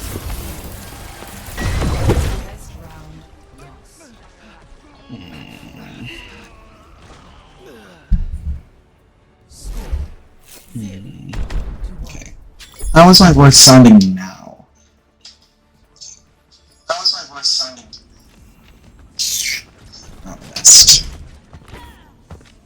I don't know. I don't know how to edit this. Vinyl. Sick. If they want, I could send them some stuff too. Let's say it's what? Torture. I'm sorry, man. I'm sorry. I didn't know it was this bad when I started the stream. Because it's not this bad on Discord. Like, Discord's filters make it sound fine. And I'm pretty sure it's the same for me recording. It's me streaming it for some reason that is really fucking up, and I don't know why. And I'll figure out how to fix it right when the stream ends. And then in the next one, it won't be awful. Alright, so...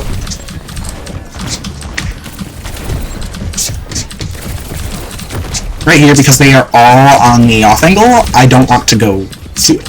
Like, I don't want to play that angle. Alright, now that they've jumped down, the angle is a lot more open for me, so I can play more like this and get a bit more pressure off.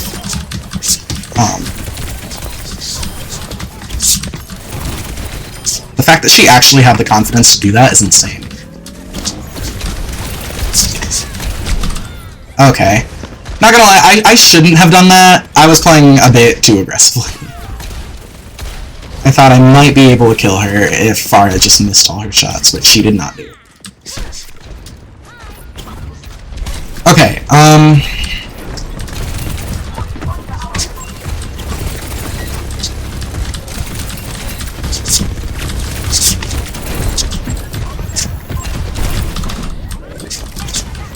yeah, I can't keep touching this point. That's Arissa's job. She needs to do her fucking job. Because, like, I'm not the one responsible for keeping point anymore. That's not my job. Not with them having a comp like this. I can't get onto their point and stay on it safely.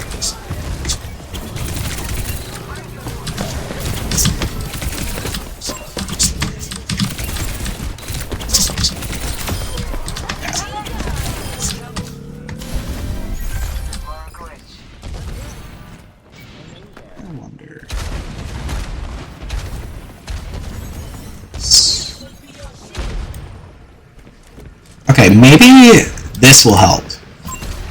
Maybe it was going through a different mic. I just selected the Yeti in audio settings. Is it any better?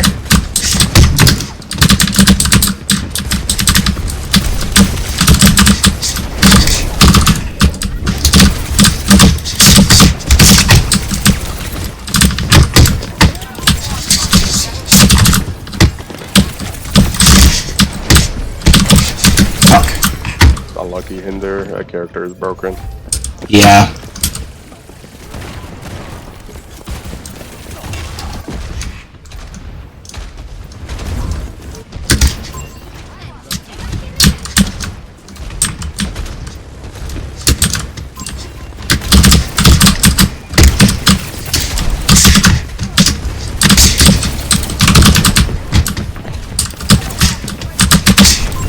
Nope.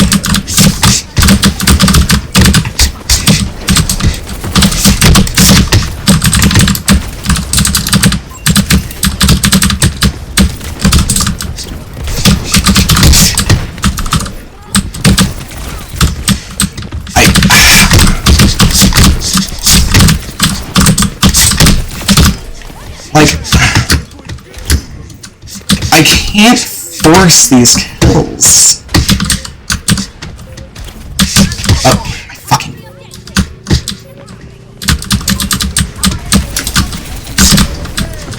should die, right? Yeah, I just got the chance of her ult and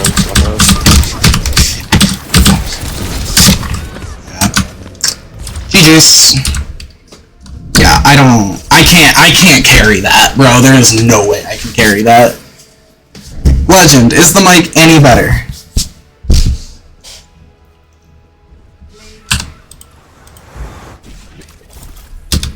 Because I just remembered all of my Streamlabs settings are based on my old mic, so that could be what was throwing it off.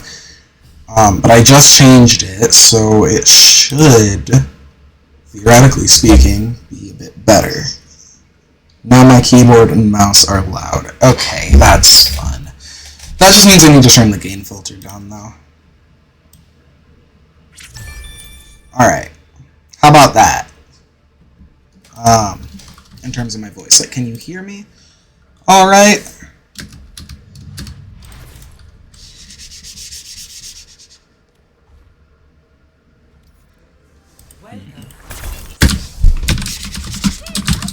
Is the keyboard and mouse still... My voice is a lot clearer. Okay, good. Good. Wait, let's see how it sounds. Let's see how it sounds. This is so... I don't know, this is fucking annoying. I'm gonna have to watch a video on YouTube, like, on how to configure this, because there are a lot of settings for it. Like, I'm 99% sure the mic itself doesn't sound bad, I just have it on bad settings. Really lost your way, haven't you? Ooh. Alright.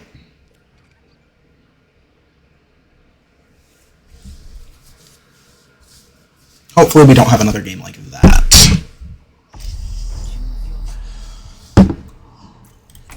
My old mic was not better. I'm willing to bet. Okay, I'm willing to bet that this mic on the correct settings is going to be better than my old mic. And that's why I bought it in the first place. The problem is that I don't know what those settings are, and I haven't configured, like, anything in it. So, it's very... I mean, I know I sounded clear, but I do think that this could just be better. Like, I don't know. Maybe it's just my perfectionist mindset, right? Like, I don't want to, I don't know. I don't want to settle. If there's something better, I want to have it. Now I sound like I'm in a shack of war? Oh my god. Christ. That's annoying. Nope. Nope, nope, nope, nope, nope. Not doing this. Not doing this. That sucks, but... Actually, you know what? No. This gives me a chance. Because I'm not playing a game where I can't play tracers. So, yeah, I wasn't kidding about that.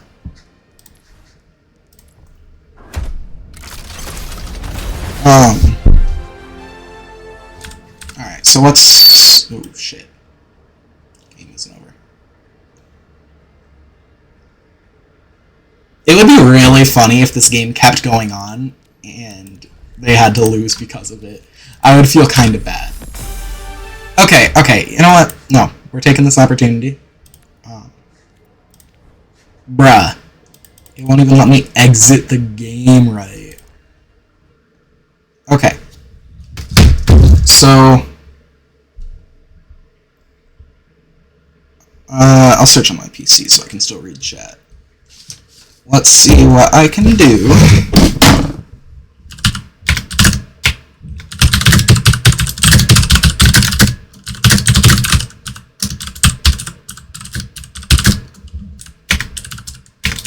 Because seriously, there are a ton of settings. Alright, we are on Cartoid.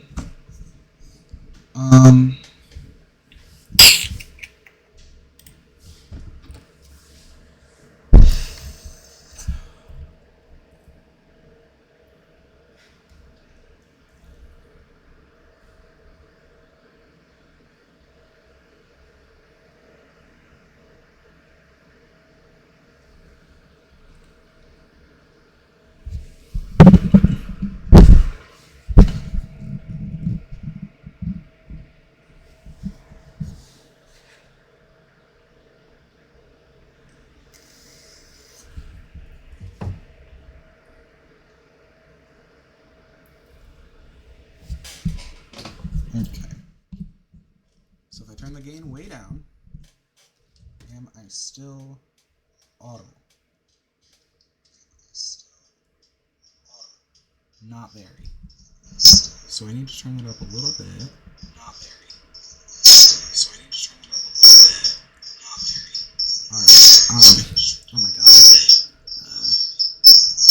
Turn up everything. What are those, like, sharp noises? Christ.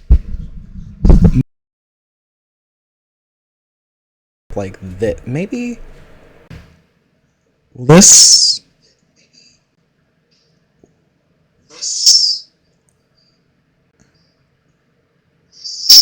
Okay, so how does this sound? Better, clearer. Okay, good.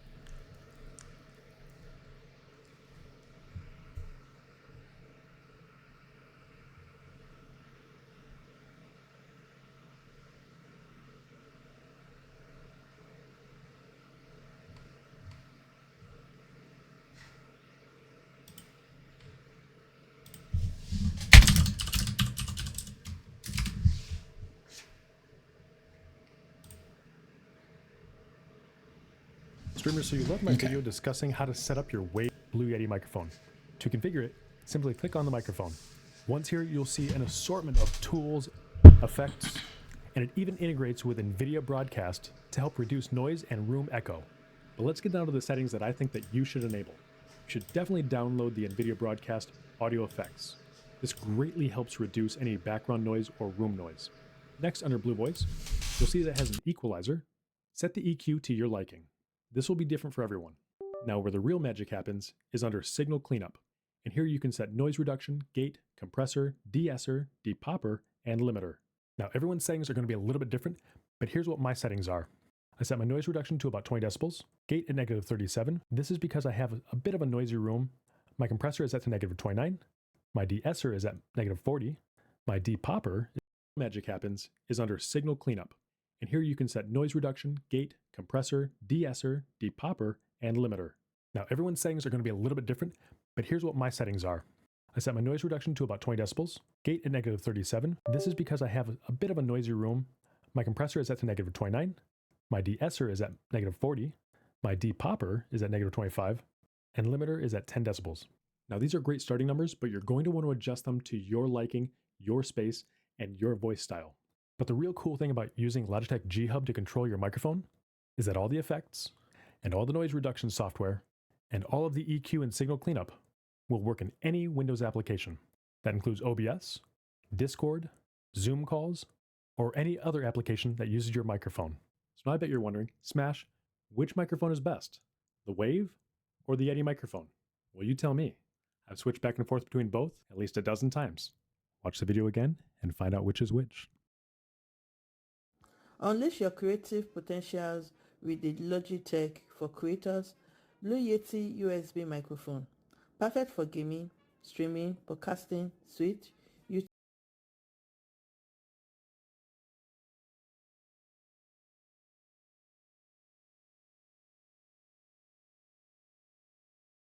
Might have to, because the cord that came with this thing isn't.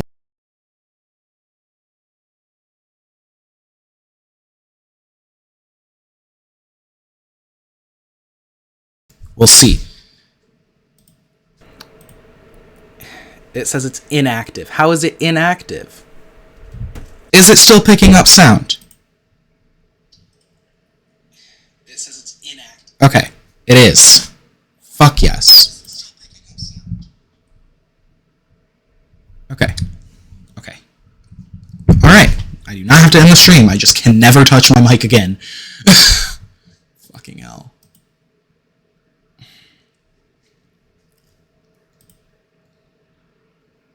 Streamers, so you love G-Hub software will automatically noise reduction, gate, compressor, de-esser, depopper, and limiter. Now, everyone's settings are going to be a little bit different, but here's what my settings are.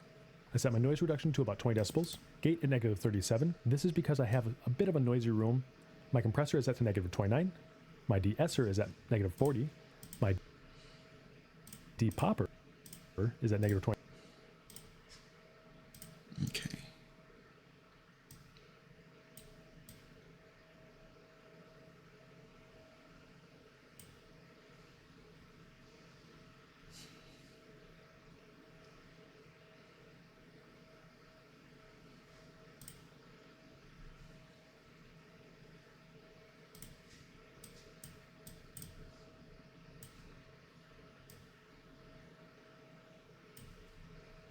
Can hear. Okay, yeah. The mic is on now.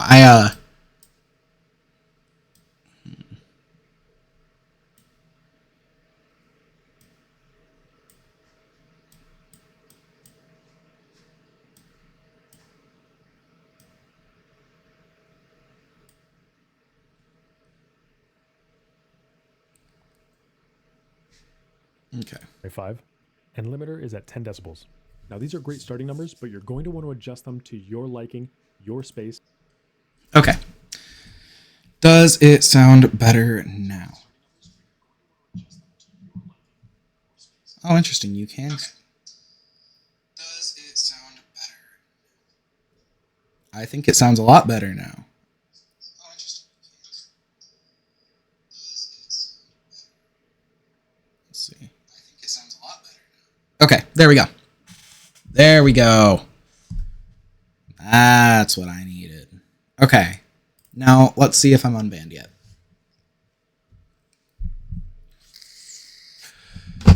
Alright. I'm typing on the keyboard right now, just clicking random buttons. Can you hear it? I do have a loud keyboard, so I think it's kind of likely. Yeah. I mean, I kind of figured it was likely that I would get some keyboard noise from it, just because my keyboard is like very loud in terms of like keyboards, like as far as keyboards go.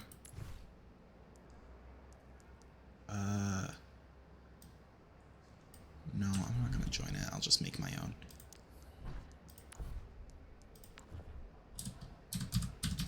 But yeah, I'm just gonna play Vaxter for 5 minutes.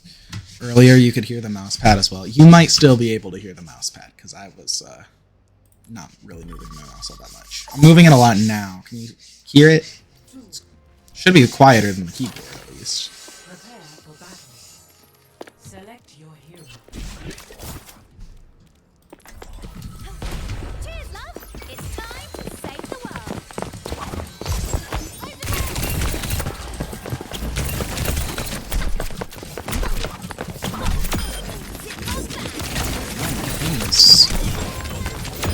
Interesting.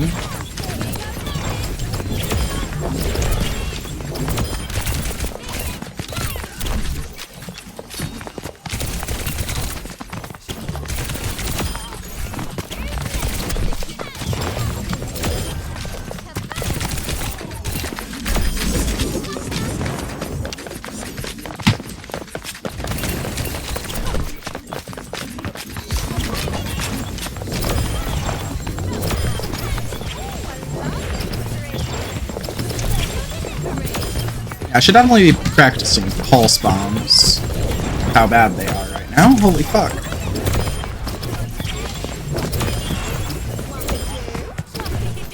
Ah, I think that one actually would have stuck. I just blinked back too quickly.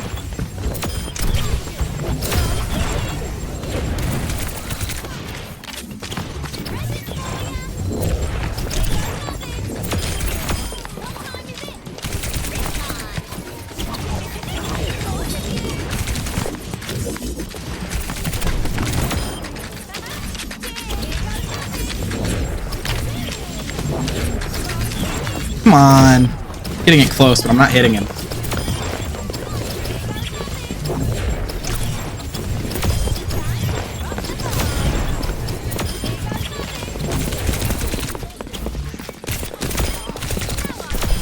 Wait, why am I doing this? Okay, how long is left on this? 2 minutes. Okay. In those, well, 3 minutes more so. We are going on my actual aim trainer.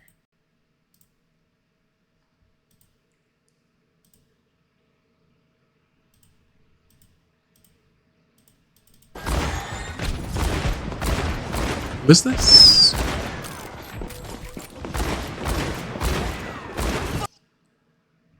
Wait, I'll share my... Okay. Who is... I can't... How can I play it wider? Okay. Here.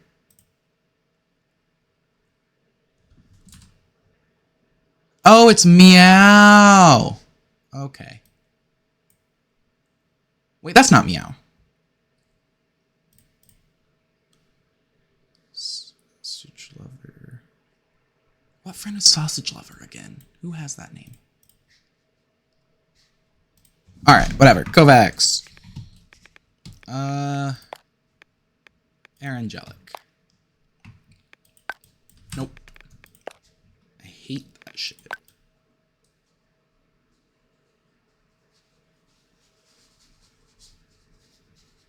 Yeah, no. Most of you guys should know that my aim is not actually that good in terms of raw mechanical skill, which is what I've been really grinding recently. And stuff like Angelic.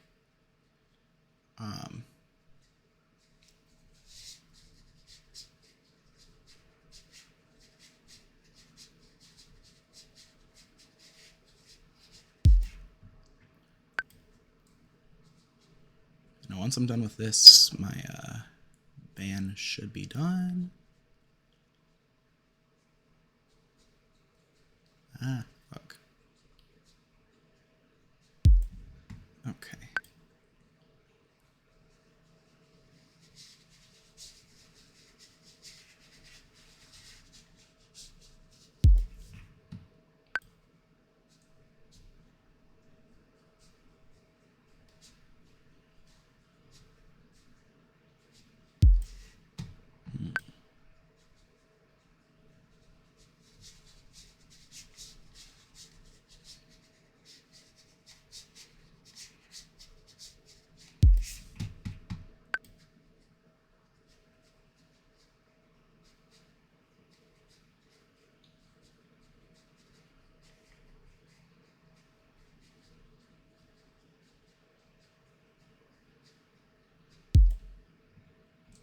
Better. Better than I was doing earlier. But, yeah. No new high scores, but that's okay. Alright, now it should work going back into comp. Because, yeah, I'm not going to play any hero other than Tracer. Is Tracer only 2 GM? Is this stream still called Drunk for Watch? It is. You know, I actually...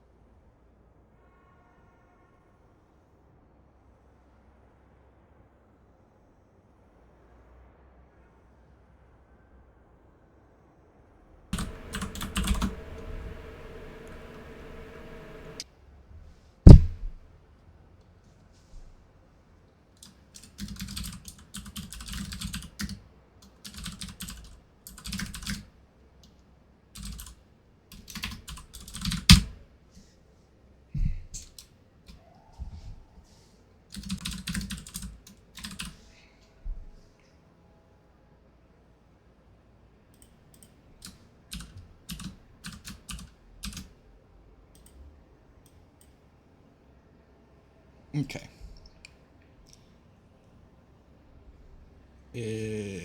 Hopefully it worked.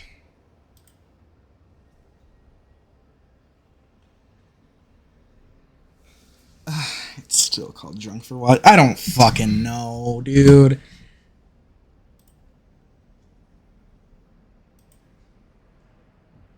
I don't know. Maybe if I close Twitch entirely and then reopen it, it'll change it.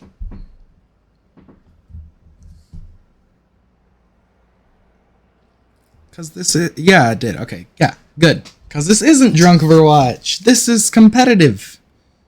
Competitive shit. Alright. Good. Good, good, good.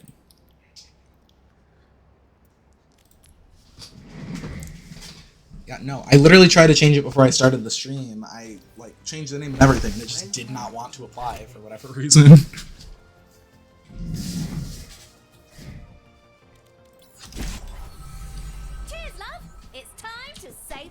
Yeah, being very, very careful not to touch my mic.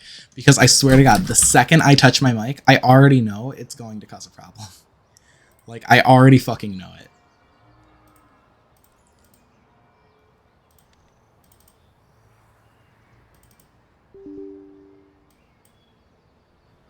Okay, now let's see what this will do.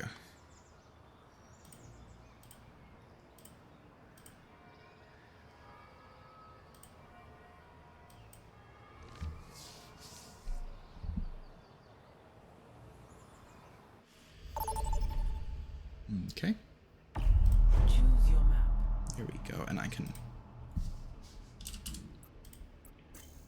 Alright, I'm gonna vote for Esperanza here. Because it's the best tracer map out of all of them. Can I... No, I can't.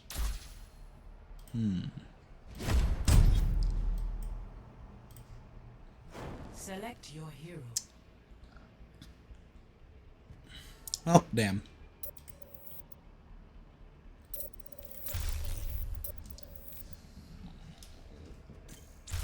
Choose heroes to ban. Alright. Always gonna ban pretty similar heroes. Just the ones that are worst for me. Very nice to see Wuyan getting banned, finally.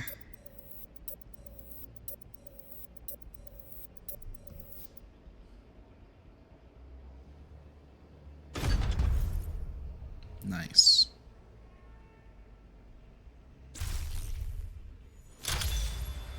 Welcome to Esperanza. Prepare for battle. Voltaic Jade? Okay, then. Is Freya Tracer's worst matchup? No. Freya isn't actually a terrible matchup for Tracer, to be completely honest. The thing is, though, Freya is so incredibly overpowered just on a base level that allowing her into the game directly will make it worse. She's gonna be in this game, and that's gonna fucking suck.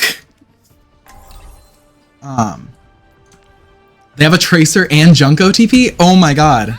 It's time to save the world. Okay, does that mean that one of them is only playing Tracer and Junk, or does that mean that they are gonna be on Tracer and Junkrat respectively? Because I would love to have a mirror matchup, and Junkrat I'm not even gonna have to deal with that much on this map, probably. High rank mirrors are very educational, so that'd be pretty pretty good.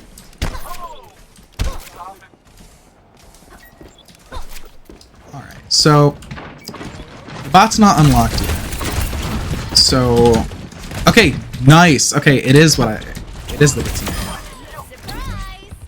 Okay. Feel kind of bad for my soldier. I should have been there earlier. I just didn't know if they had a Tracer or not. I couldn't actually check. Because it doesn't show you who the enemy team is playing right at the start.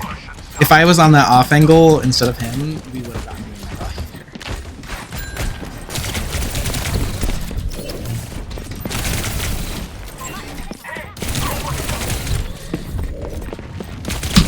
No! I got shot by the Lucio too! Oh, that barely just put me over the edge. I was gonna try and recall that after I did that. But actually, maybe she just did track it and I didn't realize. That's my fault. It was a stupid aggressive engagement. I thought that it would work better.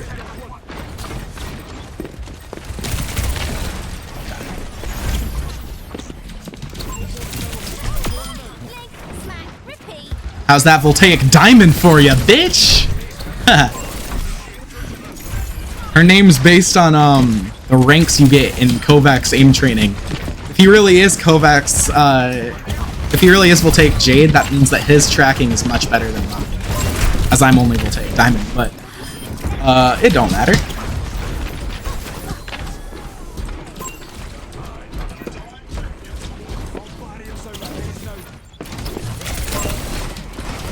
The cool thing about tracer mirrors, when the other tracer has better aim, if your movement is better than the enemy tracers, you're still doing more damage even with worse aim, which is very, very nice.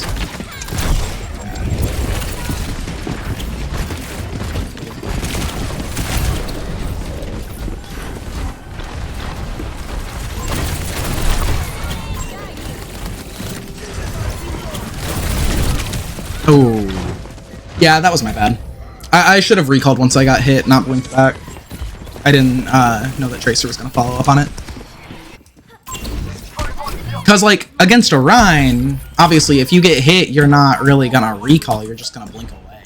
Because he won't be able to damage you past his range.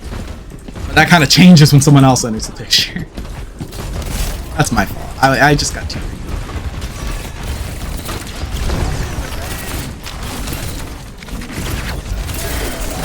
Ooh. No, this is good. This is actually very good. Yeah, we use more alts, but we also are getting out some nice ones.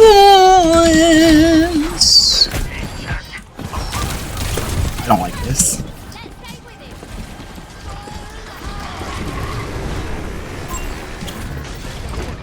Tracer's somewhere down here. Sure. Oh, nice. I don't even need my help. And yes, I was hunting their tracer down. Because honestly, if I'm gonna face a mirror, I'm just gonna try and make sure she's dead. Whoa!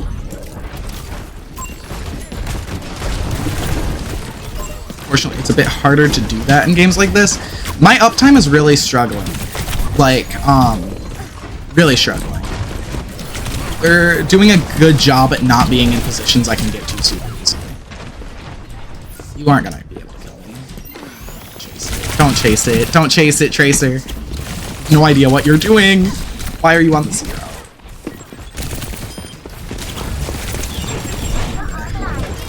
Thing is, I didn't use my recall. That pulse does nothing. I saved 2 blinks to get out of there because I didn't want to blink into the spam.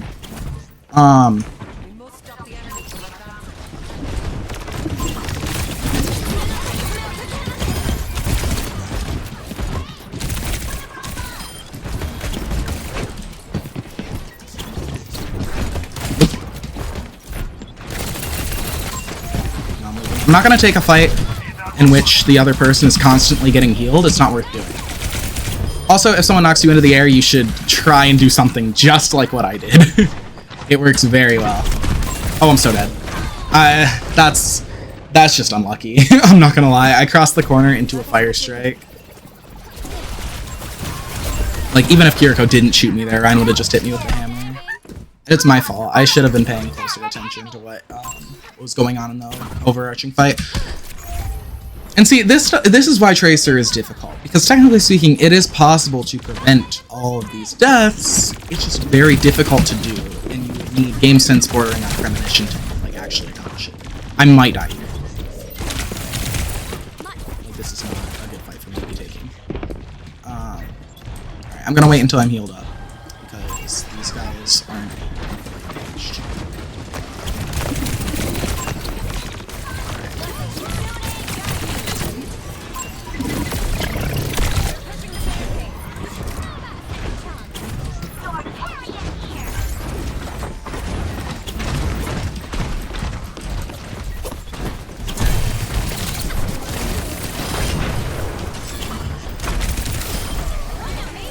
This, by the way, is pretty much the epitome of my Tracer gameplay. I'm very non-mechanical. just always. Like, I'm not taking aim duels with this Tracer because I already know she's gonna win. The only time you'll really see me relying on aim is situations like that against a hero like Juno that is actually at a disadvantage, even if we're hitting the same amount of shots.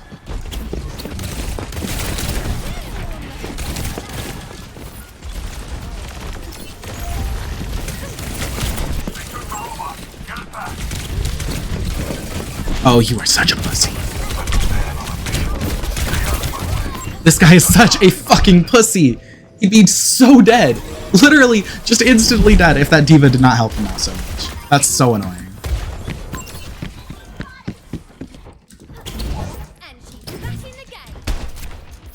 By the way, this is why people don't like facing D.Va in high ranks.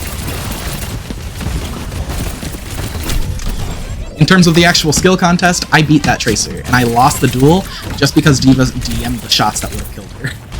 Like, that is very frustrating.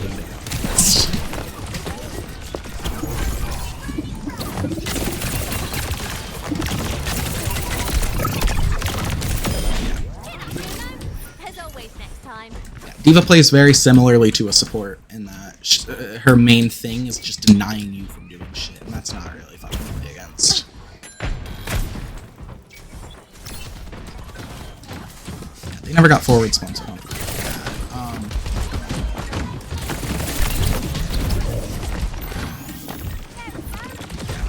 So, if I get hit by like one of Kiriko's pot shots, something like that, I'm just gonna look away. I'm not gonna try and recall it and continue the fight. I'm just gonna leave. Because right there, I got to stay in the fight without using my now I had to use my recall. The reason why I had to use my recall there wasn't because I took a lot of damage, it was because D.Va was DMing her, and if I had stayed in that fight, I would have guaranteed lost. So I needed to use it to reposition.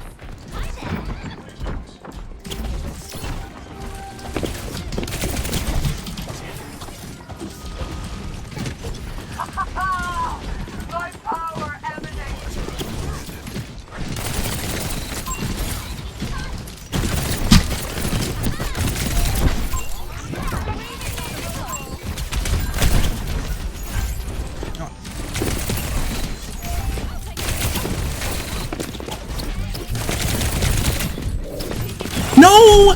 No! I was gambling it all on that pulse! Okay, normally I would not chase a Tracer like that. It's just because I had a pulse and she didn't have a recall. Dude, I'm so salty, man. It was so close. Alright. Sorry.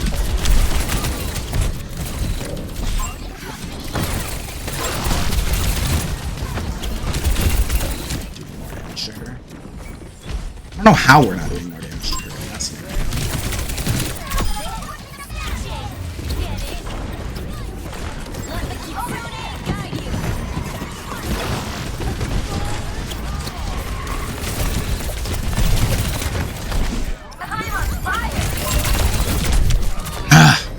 I hate D.Va.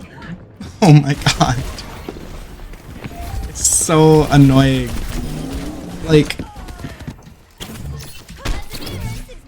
Oh shit, their junk is really not human.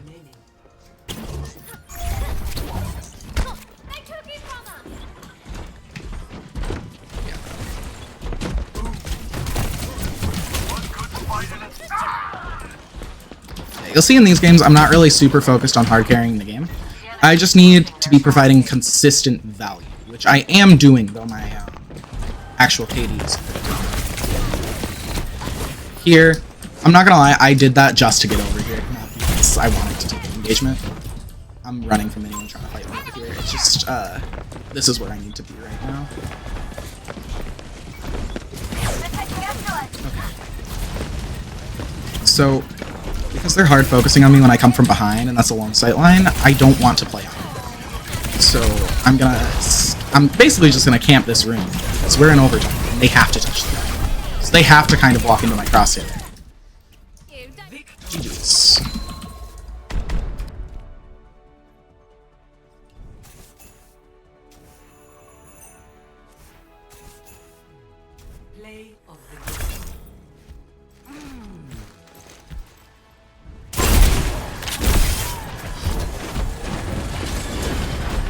When did it cut out?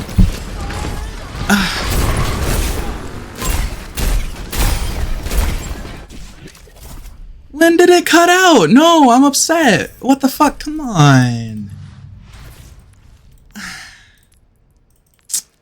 Okay. I'm going to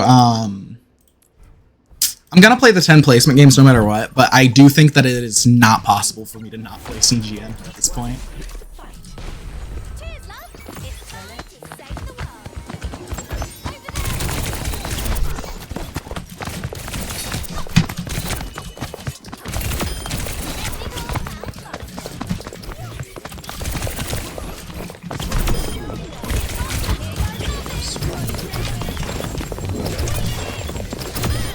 It's time to save the world. Alright.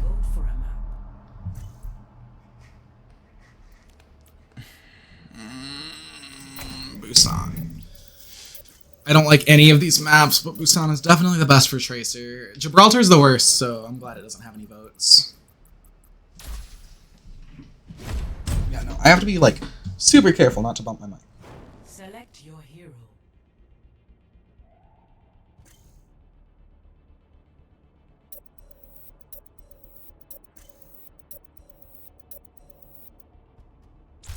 Choose hero bands. A little bit better.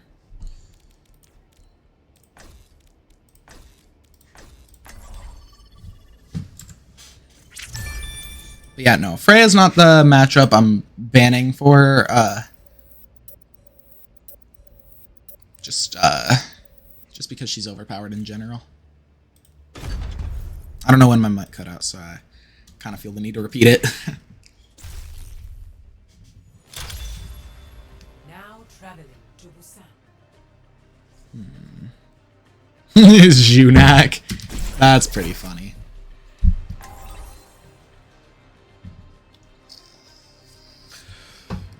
Oh yeah, I was gonna... All modes. Okay, we're at 22 wins.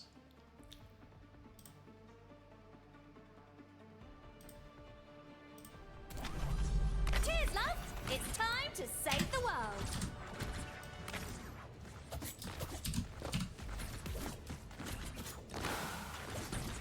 Okay. There we go. Never heard of them. Did I update my loss count too? You young people No, I did not. have no culture at all.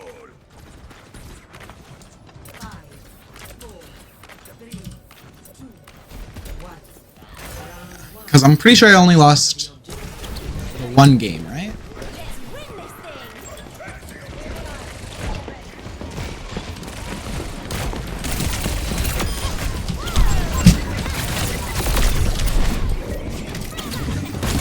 Whoa.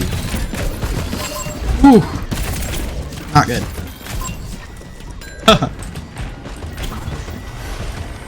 I really did want to pressure that Juno out, but it's fine. I'm just kind of upset. I got her to 1, man. I was hoping to finish that kill. But Junkrat was good. He marked me.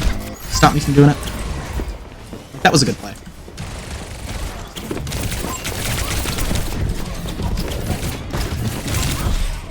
My melee didn't register. That's unfortunate.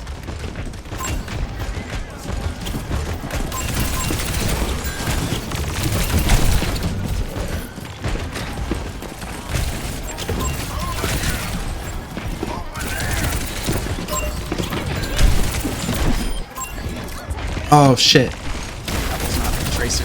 God. Fuck.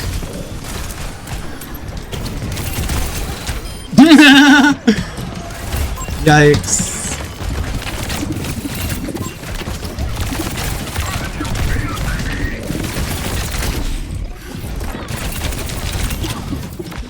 We're dead.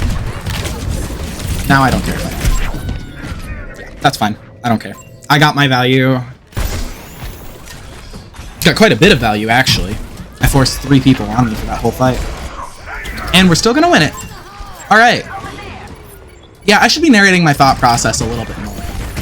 So, the reason why I took that engagement on the Juno, like why I committed so hard to that kill, was actually because multiple people were focusing. If they weren't, I wouldn't have cared so much. But because I was getting focused by 3 people just for trying to kill the Juno, of course I'm going to keep trying to kill the Juno. I'm taking more attention. And if I die, my only real requirement there is that I actually do get the kill, which I did. So that's why even though I died, it was actually a very good move, because I got the attention of 3 people and still killed 1 before I died. Okay. D.Va kills. I'm not gonna lie, I kind of hate it when divas kill themselves in mech because you don't get the credit for the kill. Shit! That was a good trap.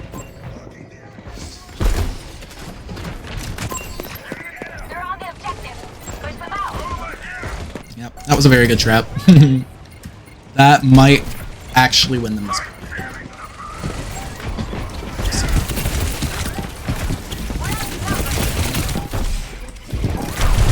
Yeah, it does. Me dying early basically erased the pressure that my team could have had. And even though I did manage to come back in the middle of the fight was kind of already over by then. Because my team didn't have the pressure.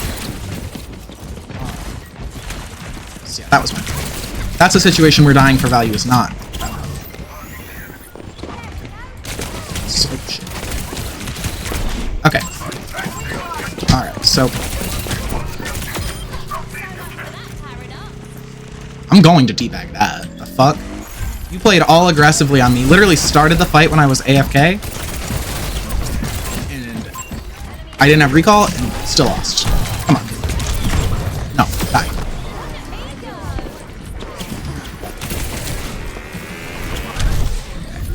I'll take that. Nope.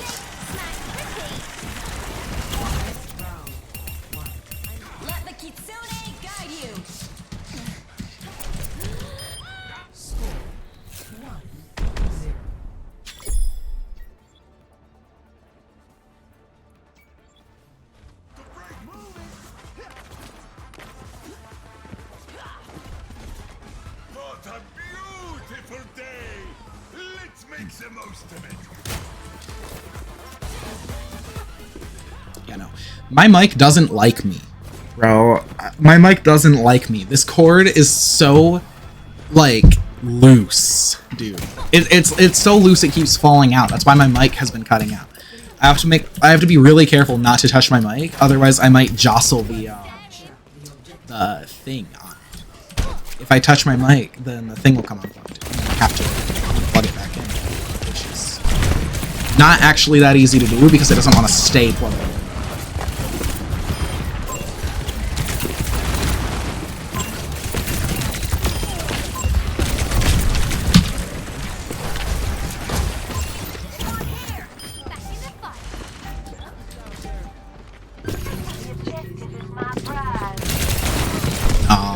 If you had stayed in a straight... Okay, if that guy did not blink there, I do think I would have gotten that kill. I'm not gonna lie. Now, I do have to be careful here. Because, now, I can really go in. To be fair, I'm still gonna be careful here. Because this is hyper-aggressive. But I'm taking both supports on me. And killing them.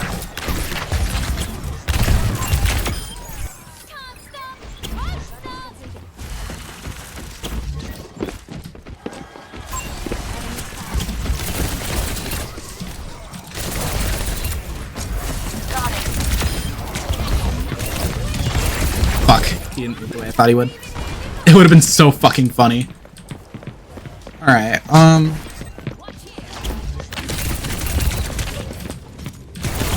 notice how I'm still engaging without recall? I'm just being a bit more careful.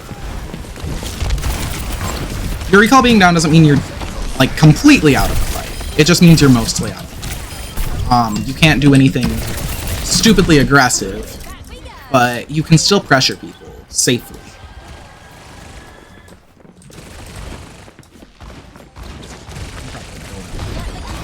I don't know. Yeah, no, this is like a hard spawn camp game. Holy shit. Avoiding that guy. Let's just make sure I can't do that.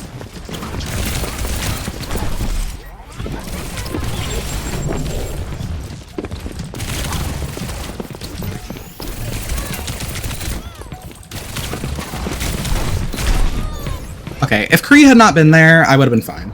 That is very unfortunate. She did like no damage to me, dude. It was just the Kree. I think he hit me twice.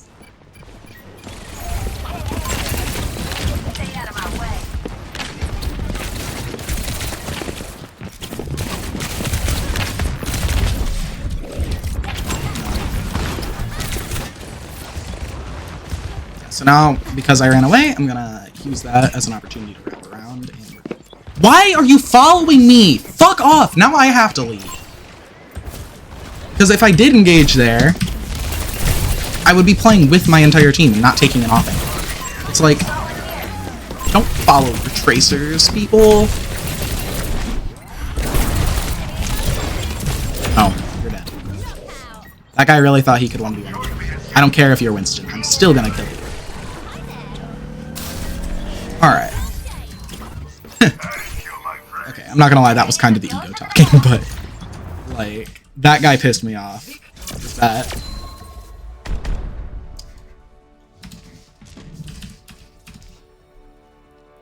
Yeah, I'm reporting him for that.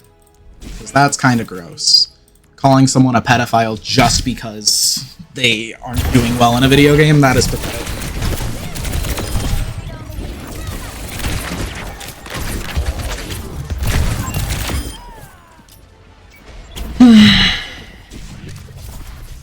Okay. And predicted M2. This Unranked to GM has been like all quick play games, bro.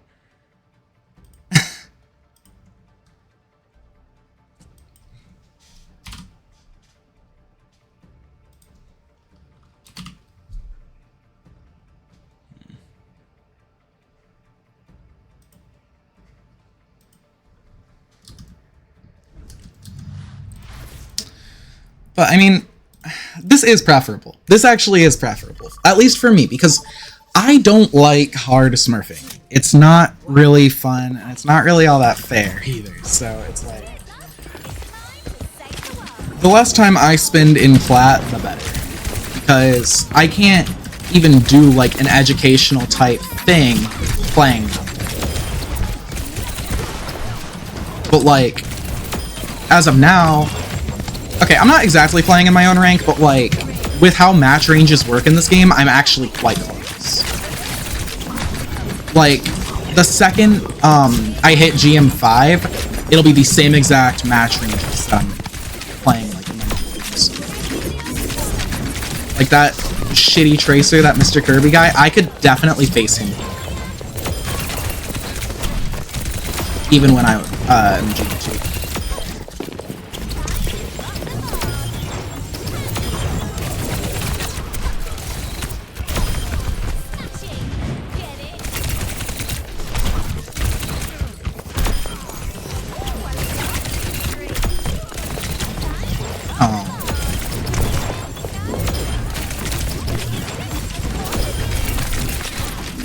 I really need to get better at like transitioning my aiming style to aiming shots into aiming rolls.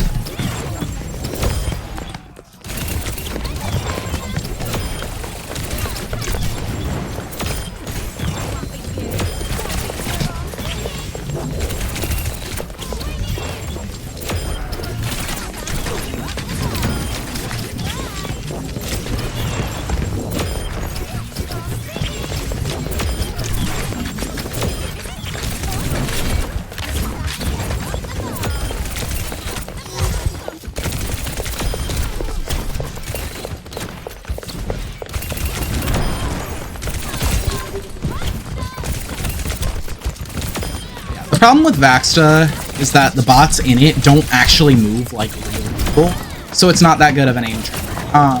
It's good for hero-specific stuff like Pulse, where it's like, there's no Kovac scenario for Pulse Bomb, obviously. But, aside from that...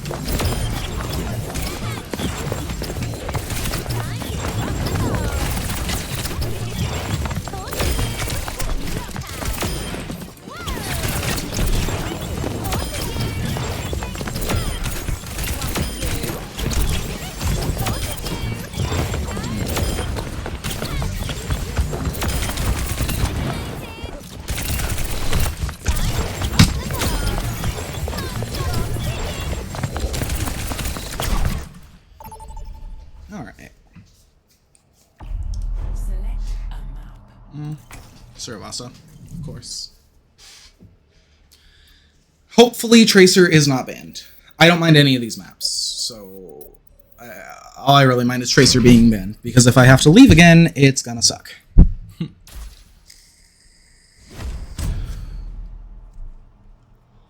Select your hero.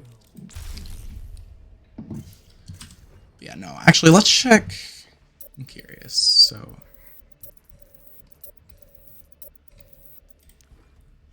One loss, Hero bans. and I don't think I... Okay, yeah, so yeah. Okay, yeah, no, it is still one loss. We're just making sure of that. All modes. Yep, okay, it's accurate.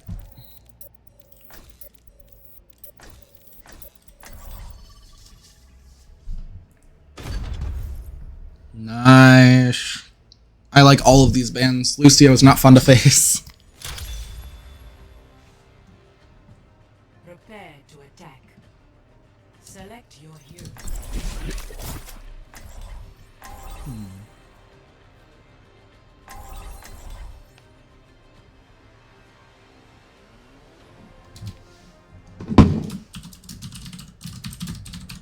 I'm curious. So of course I gotta ask. Cheers, love. It's time to save the world. Pre-mission checklist complete. Now it's time for the good bit.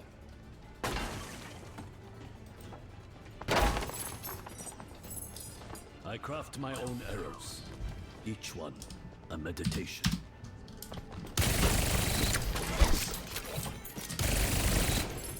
Okay. I'm gonna trust Tommy. So, right now we're Masters 4 to GM 4. So this should be just around 2 divisions lower than my norm.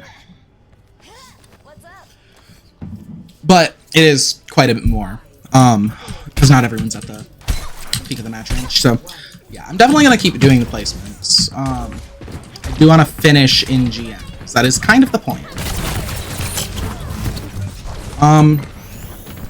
Okay, so right here, because we're on attack, and also because we have a Sigma. So I would not be playing as aggressively as I am if we did not have a Sigma.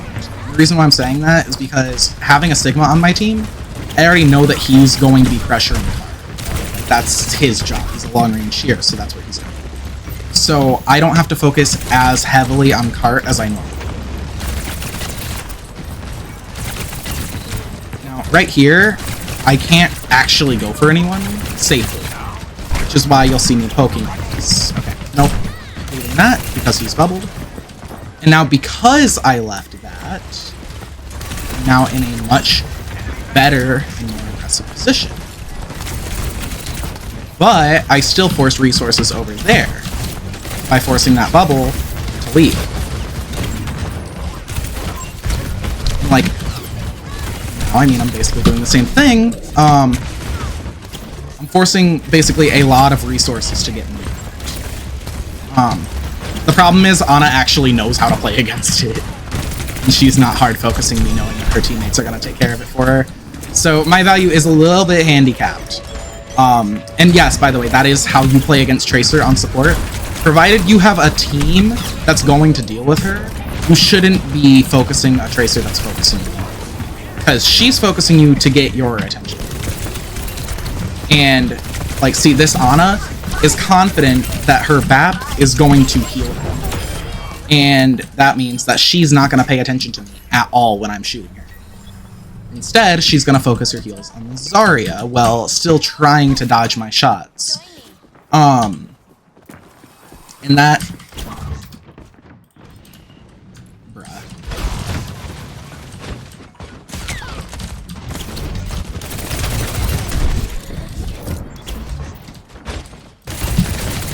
Nope. That's unfortunate. Yeah, right? Okay, I'm just gonna say it.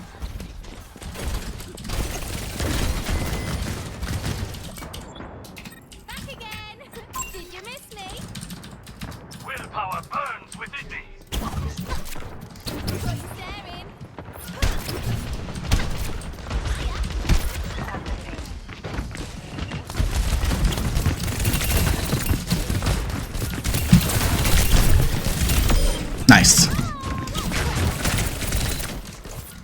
Had to force a kill.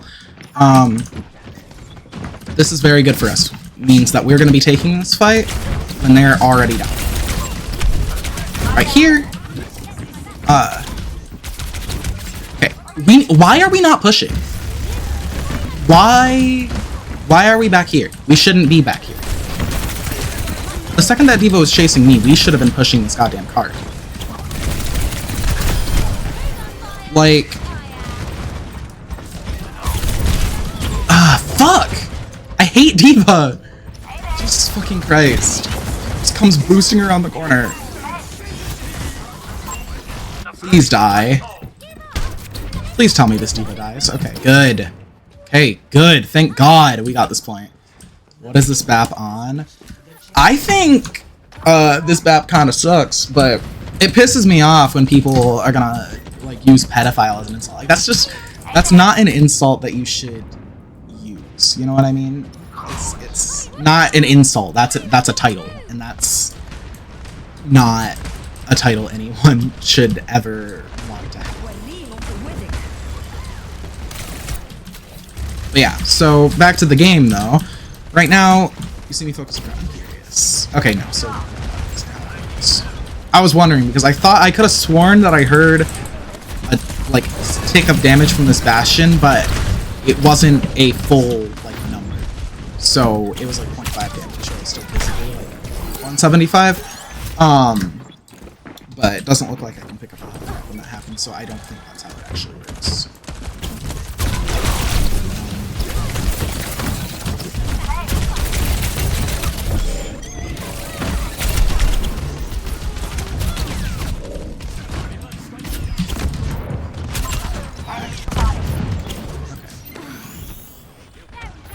This is a bit of a challenge to force, with Sig especially.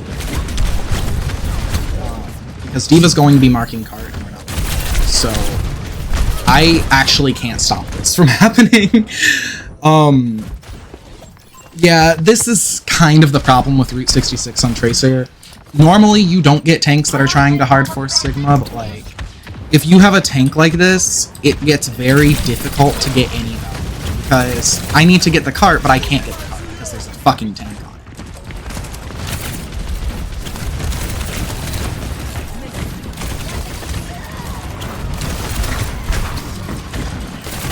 That BAP is low, but I can't push that kill.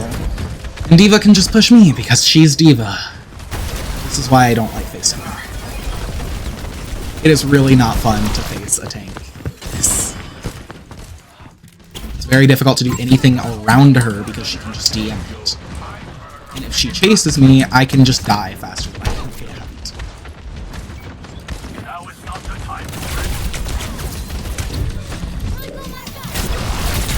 And her aim is ridiculously fucking good, dude. Like, I can't...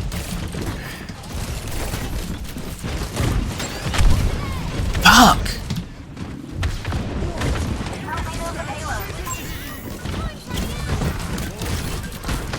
Okay, there we go. Okay.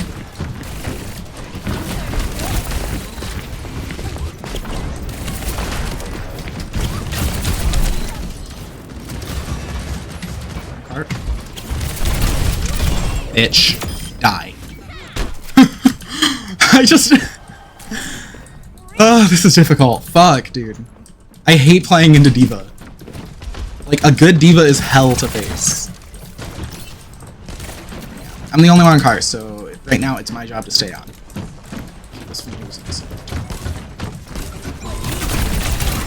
However, there's a nanoed fucking D.Va on the point 2. I really need some help with that.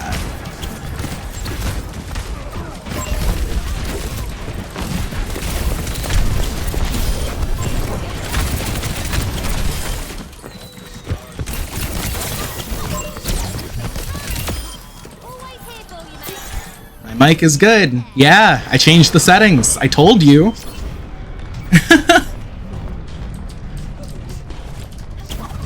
Alright, so come on. I know I can get up here. So yeah, we force the point, and okay, I'm... Oh. Okay, that's Reaper.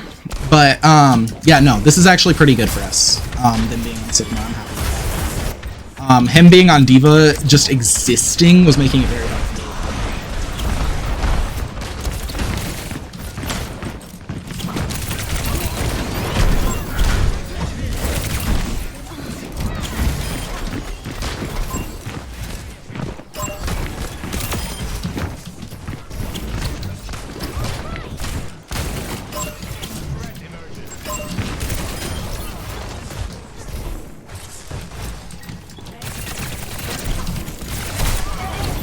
I don't know why this guy swapped out, to be honest.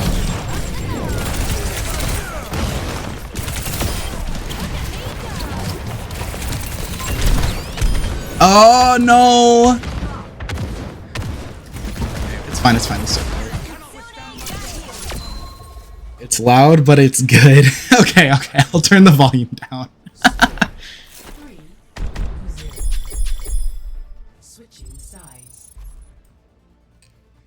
Alright. How's that? I turned down the gain by 5%. I'm not sure how loud it is.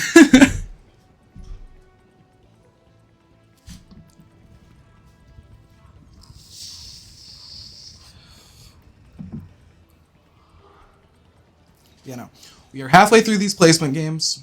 I'm pretty sure, right? Halfway? Something like that. Competitive. Okay. Cheers, love. It's time to save the world. Yeah. And the one I left counts as the one that I lost. So, yeah, this is the 5th. This is the 5th, and it's already placing M2. After this game, provided we win, it should be M1. I mean, it's still really loud. Okay. Got you. Okay, I turned it down by a lot more. Is that good? No need to destroy this planet. It's already a waste.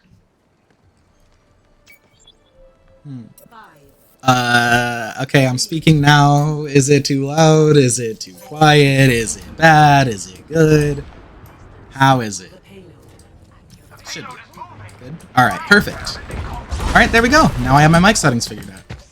I'm actually kind of glad I left that game.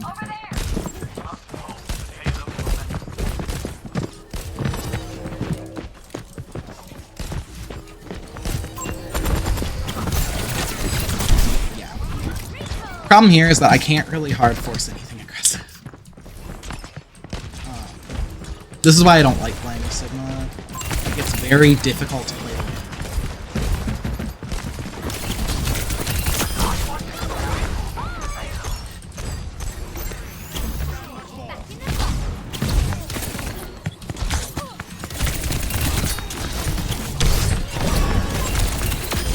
Go. Alright.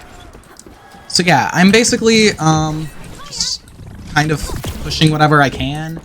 Like, there's not much to say here, because the thing is, Sigma's playing all the way over there, so normally speaking, our space would extend much further than it does. I'm just playing an enemy space right now, and that means that I have to play much more.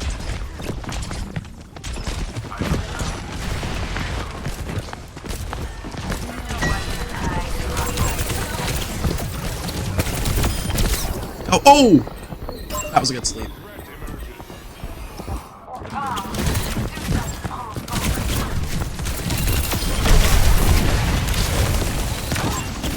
I would rather not recall. No! I thought I had it. Yeah, now I'm marking cart. Just for now. Now I'm really dipping out because my team is pushed very far back, and I don't want to lose.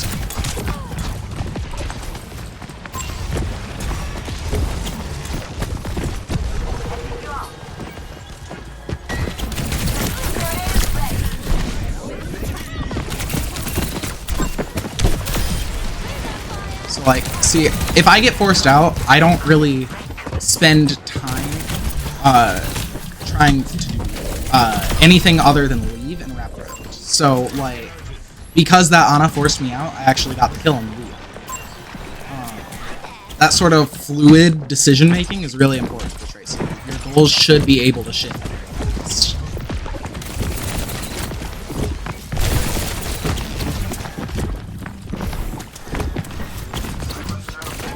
He died.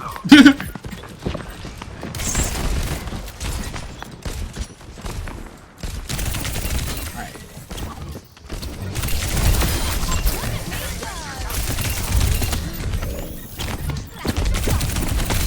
I don't want to lose that.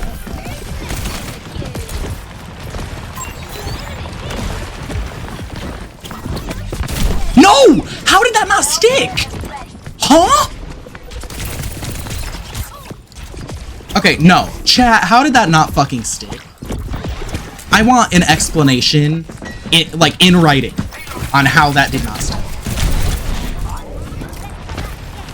Like, bruh.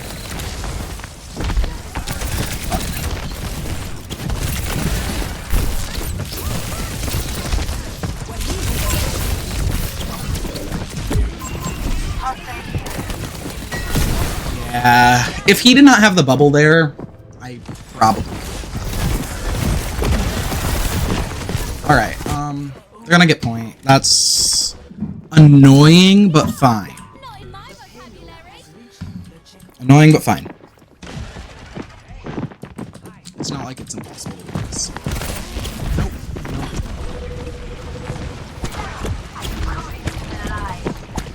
Down here, I'm gonna go around. That way. It's not. Anyways.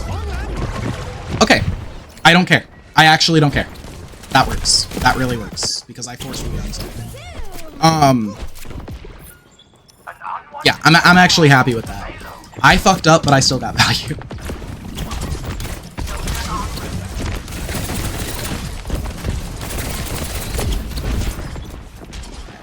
Now that this angle's clear.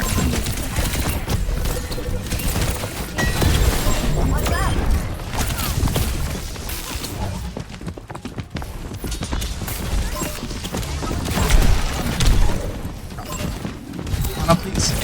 Okay.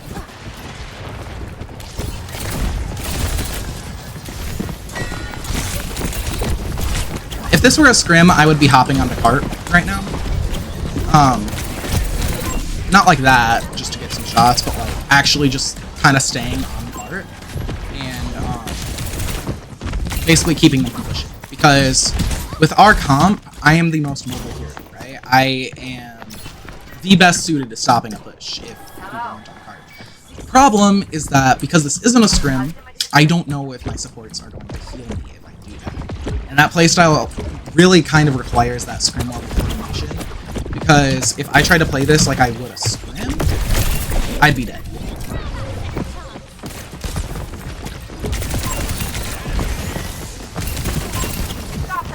Just because we don't have that same level of coordination. Now, I will say, I do need this team to start playing way better. Because I have not had much to capitalize on this game. It's going to be difficult to stop them before third if I still don't have other teammates. We shouldn't be on the signal. Like, is he getting value? Yes, but he would be getting much more value on pretty much any other tank. Him being on Sigma is keeping us from stopping the fight, so it's constantly being pushed. Got William Salt out again. No! That's very unlucky. Yeah, so like, look at this. Look at this. If I want to get value right now, I have to ignore cart, and everyone else is ignoring cart, so it's like... We've been letting them push this whole time.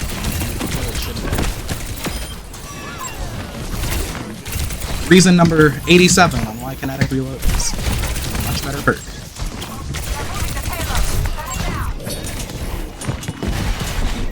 It just enables so many kills that you would not have.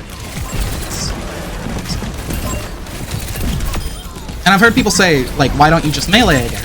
Well, first off, they're not always going to be under 40 Second of all, shooting after meleeing is faster than just meleeing. So... Oh wait, I didn't have pulse. Oh, that was completely my fault. I only did that because I thought I had pulse. I was trying to pulse Liana.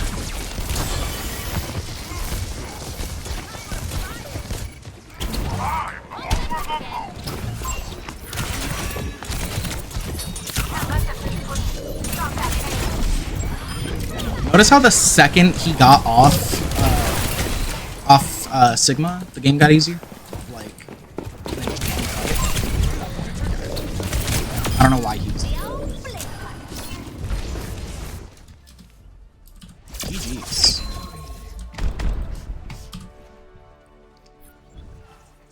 Yeah, no. We'll see how this how these placements go. If I win all 5 of my next placements, I could literally place like GM2, GM1. And at that point, I actually am going to try and get GM2 unranked champ. Because I think that.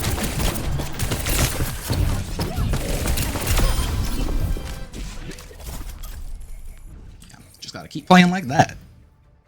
Oh, never mind. Okay, never mind. My loss didn't count. Okay. So never mind. I only have 4 placements left to go. But even so, I mean, I could still place pretty fucking high because win streaks, the win streak modifier does actually happen in placements.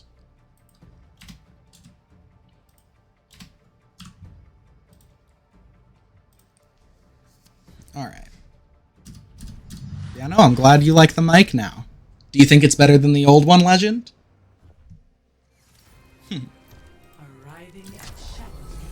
Cheers, love. It's time to save the world.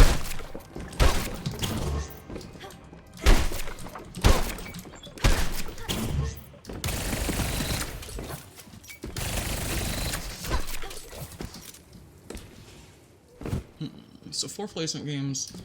June 5, June 4, June 3, June 2. Okay. If I win all of my placements, like all of my next placements, I should place at least GM2. I mean, this could very well be an unranked champ.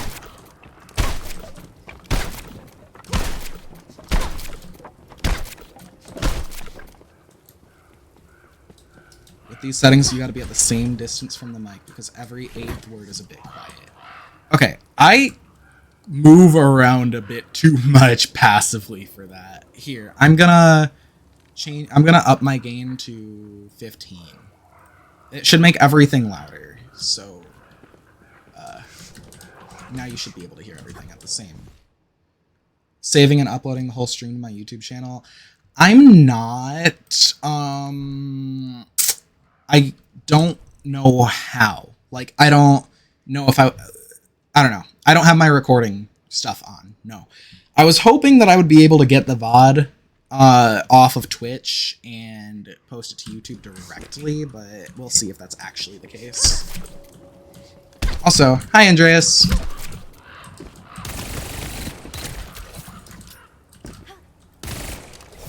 Yeah, I think I do have store past broadcasts on. Going into settings. Where the fuck is it? Wait, is it creator dashboard? Just make sure I download it after. Okay, I will download it. I'll download it and just upload it directly to YouTube. Right back up again. Because I think it's safe to say that this is a successful unranked to GM. I mean, we're already basically there. We just need one more win.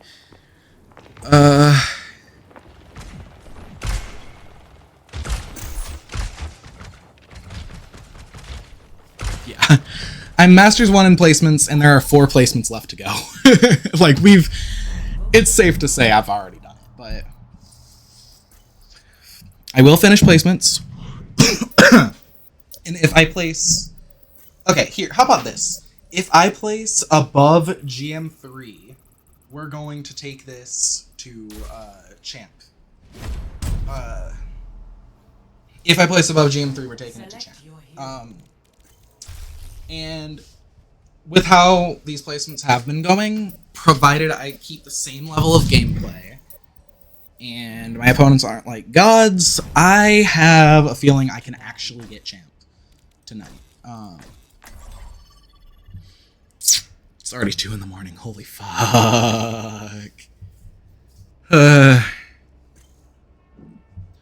No, I'm glad I took today off work, bro. Holy fuck. And yes, I did take today off of work for this because I already knew I'd be staying up pretty late.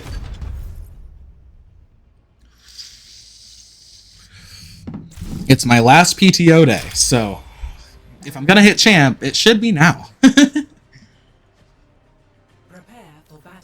Because yeah, no, I've used more PTO days like more frequently than I normally do this year. I have taken a lot of days off. You think I can? I do appreciate that, love. We're gonna see. And you're up against the 2 a.m. Thursday morning.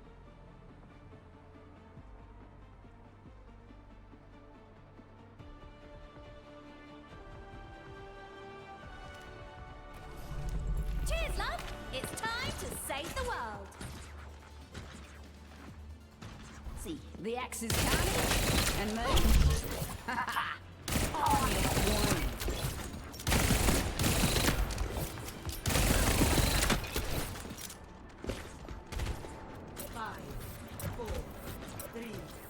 Because I jostled it like a centimeter. That's yeah, no, I've my aim is a lot better than it normally is right now, like my general mechanics, because I grinded Kovacs for like 3 hours before even starting this stream.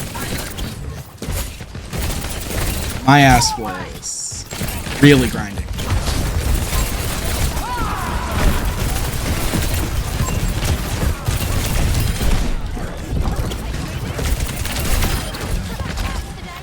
So right now I'm just using this as cover. It's this dangerous fight. Lots of high damage shit being put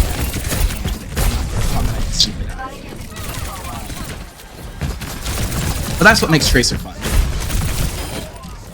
So we won the fight, and because we pushed through the space, we're gonna take it, right? So you'll see it's not only me. This is how GMs play the game. If you force someone out of some space, you should generally speaking be taking it.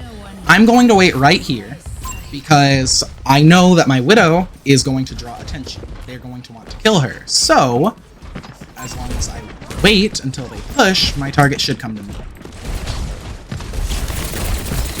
That being said, my target is the tank this time, but that is fine. Oh! Fuck! I didn't have a blink. I didn't have a blink. Oh my god, I threw that. I actually threw that. I literally had that. All I had to do was... Okay, it's fine, it's fine. But notice how we lost the entire fight the second I made one mistake? This is kind of how high ranks work. Like, especially on a hero as impactful as Tracer. If I mess up badly in the course of one of my comp games, I'm going to lose. Now that being said, that mistake wasn't that big. Like, we can very much come back. But like one mistake did cost us a fight. So I have to be playing not like necessarily flawlessly, but like I can't be making stupid mistakes. I need to cut down the mistakes I make. Alright, now I know that Tracer is gonna be going out here.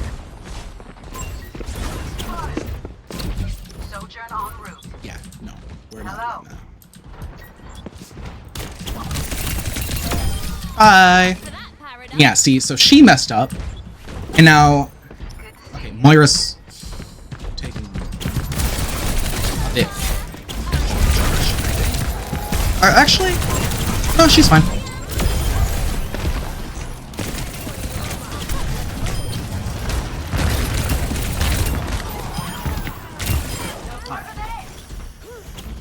Very good outcome.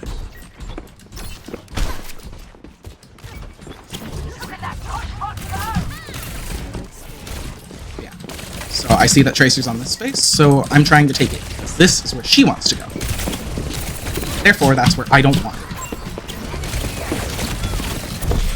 That being said, I'm not going to hard force a engagement. Yep.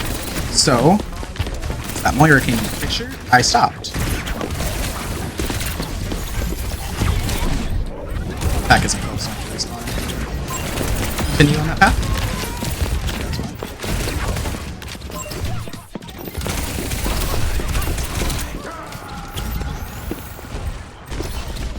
Also, amazing on he booped the Reaper off the map when he was, fuck. That's unfortunate. I might actually. Yeah. Okay, I'll take that.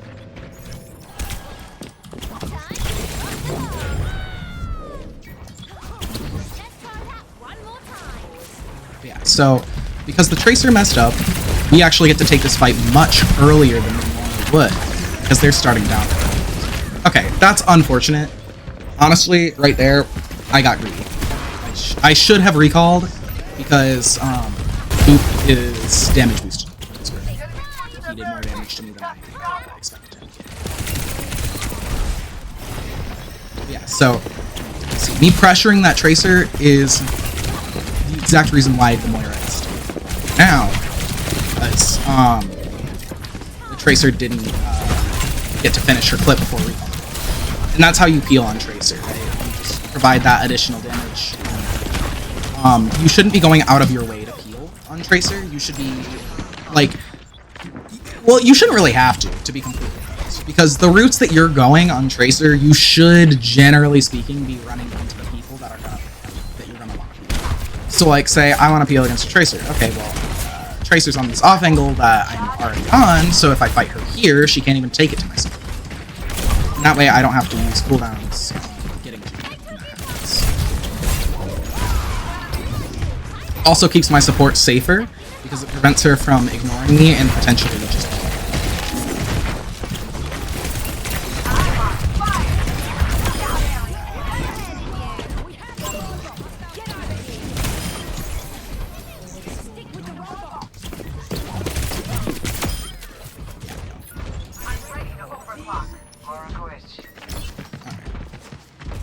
Stay up here. Lucio may go for me. That is a possibility. So I'm watching very carefully. The second I see that Lucio, it's off. Fuck! Okay. Not a good place to jump. I actually... Yeah, this is a situation where we just leave. Maybe not. Maybe not, actually. The team is actually still doing it. Okay, that's fine. So, notice how when the Tracer blinks behind me, I just blink backwards and not even think about it. I'm not going to try and reacquire the target. I'm just going to so she has to reacquire me.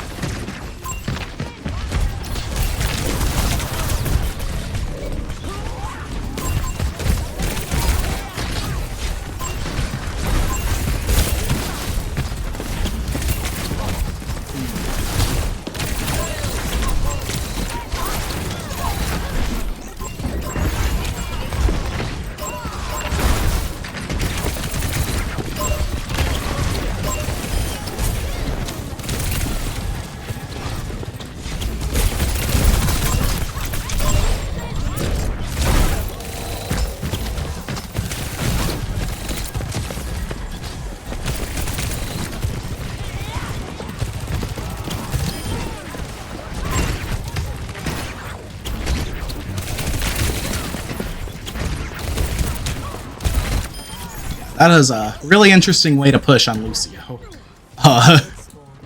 Yikes.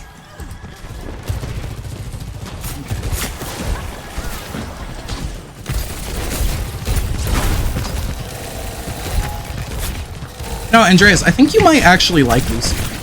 I'm not sure if you've tried him out before. He seems like he'd be your style.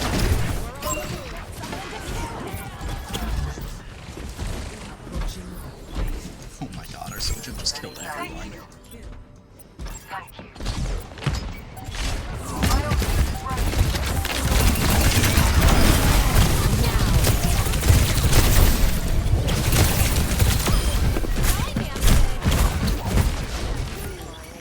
By the way, what I just did there with that Sojourn ult, do that at your own risk, okay?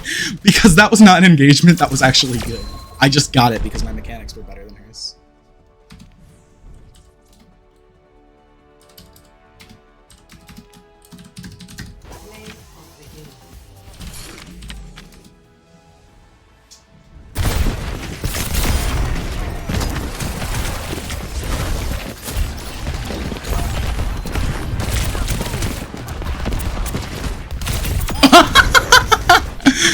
Oh my god, they're Tracer. Alright, technically speaking, we've done it. We are GM5. I am still gonna keep it going, though. We're seeing how high we can push this.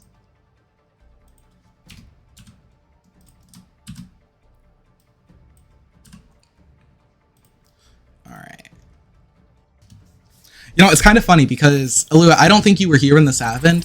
I actually, one of those placements that says, like, I lost it, I actually just left that game because Tracer was banned. Like, I would probably be GM4 if I had just stuck out that game. But it's like, I'm not going to do that because that is boring. So yeah, 25, yeah. So yeah, this is with leaving a game in placements. Oh! I like it. I really like it. I might get this.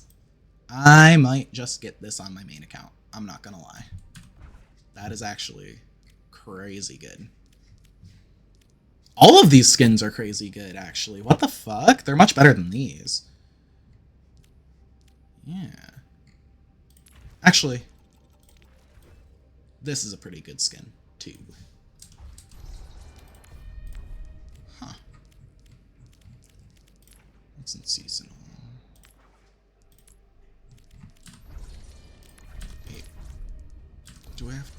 Do I have to click every single mythic thing for it to not show as new in the shop? Please tell me it doesn't. I think it does.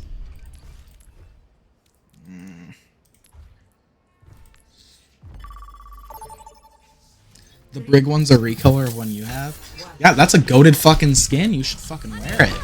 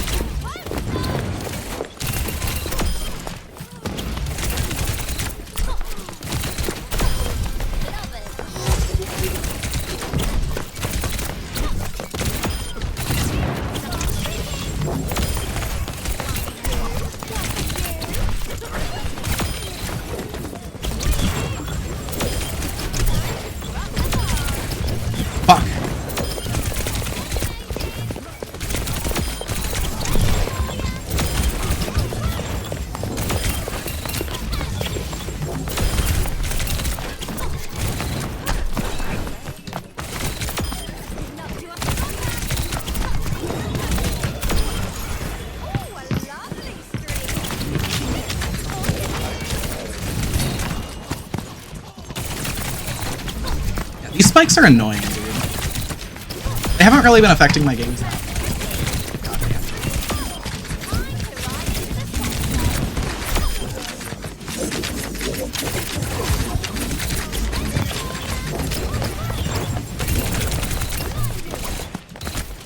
I think the pulse on the Venture that didn't hit in the Route 66 game that I was so confused about actually happened because of a wall swipe. I'm not gonna lie. Because, okay, seriously, let's... I'm not sure if we have time to go through replays. but like it was very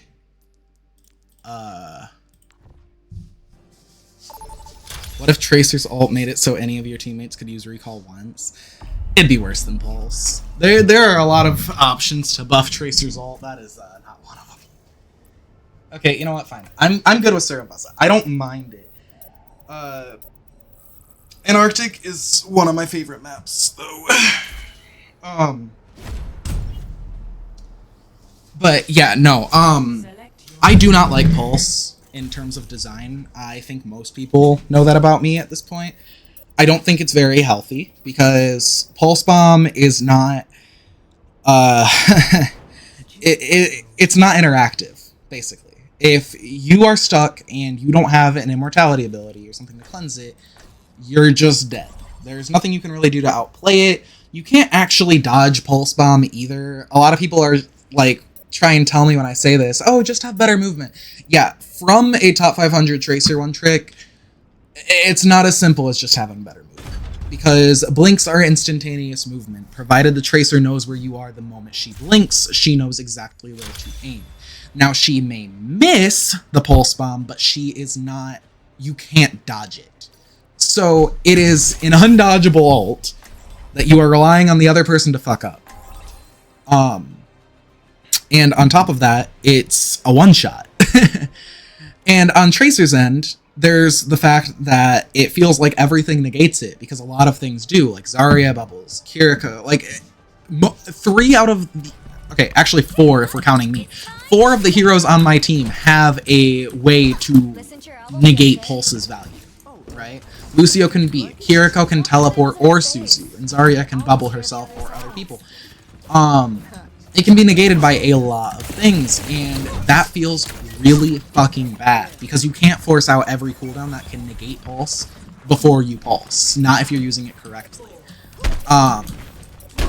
Personally, I think that Tracer's ult should just make it so that you can point blink through walls. So if you are looking directly at a wall and you blink at it, you should just go through it. Just for like 10 seconds. So, what's that? Right here. Cool. Actually, right here. One bubble?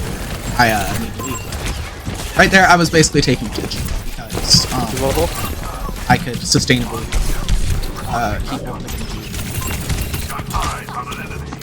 Right now, I'm just going to kill. Yeah, so notice I have. That's right. Okay. Okay. She was pushing that like she didn't have recall, so I kind of just assumed that she didn't, and it got me. But that's fine.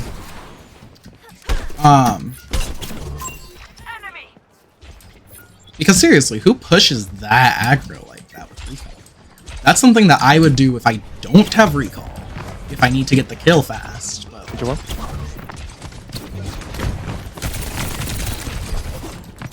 Yeah, she's just not a Tracer OTP. Alright. Or at the very least, not a good one. All one, all one. Great one, already. Nice. Anybody? Because I got bubbled, I got to go for that kill.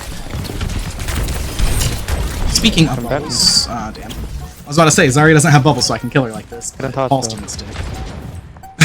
One Bastion. They still can't really recontest this, so I'm not gonna high push. Alright, this is not any This point? good. Carry me. On Flashpoint in general, you do want to steer clear of the spawn. It moves around and it's kind of hard to keep track of it. And you should really, really be keeping track of it, because if you fight someone in their spawn, you are going to lose.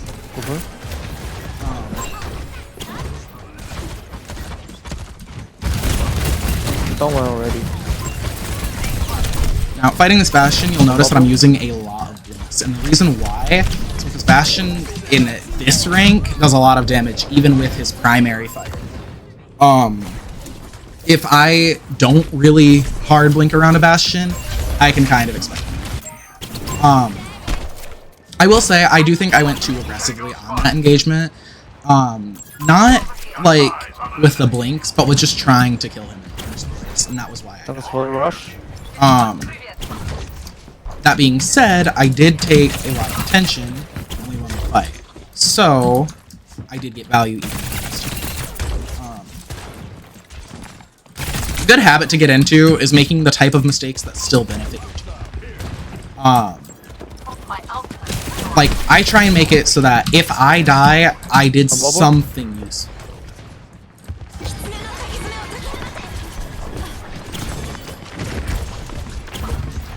Oh yeah.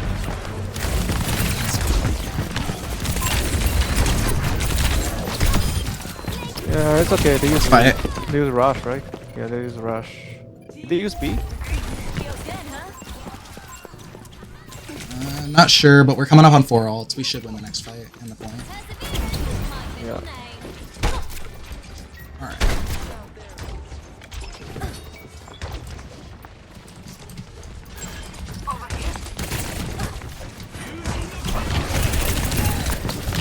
Come on. Well.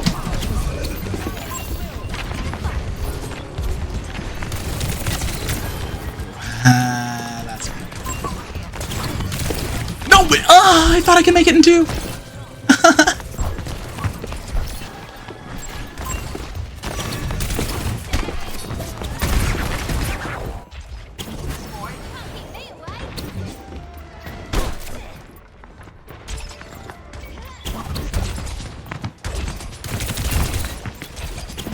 Look at the rush for next fight.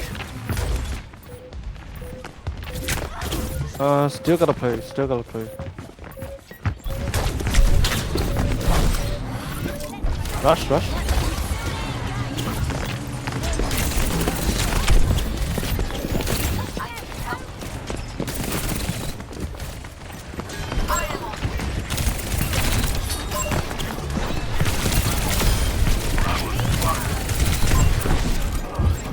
We can use gold though.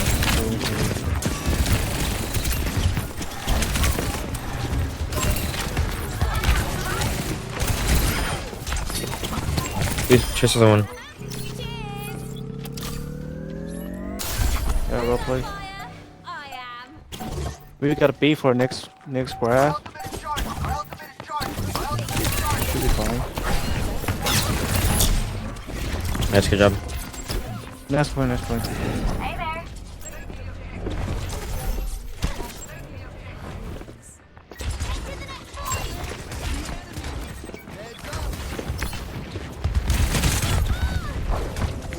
Unlucky.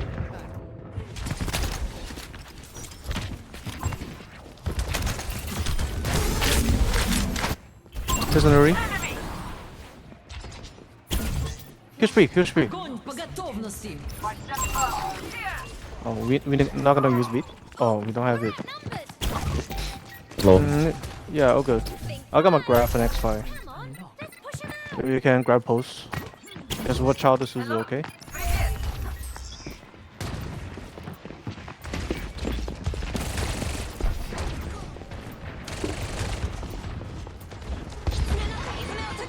Suzu, if it gets used. I will pulse it.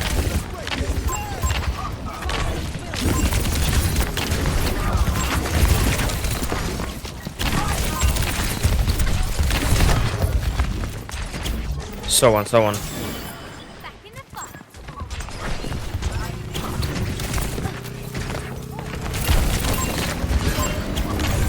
him. Okay, just go back. Rush. Shoot.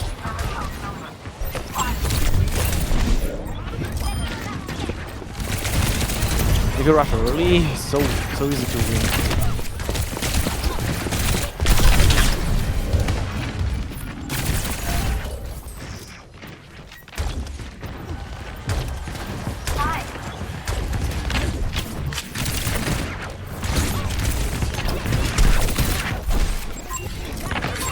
Here's one back there. No Suzu. Big height.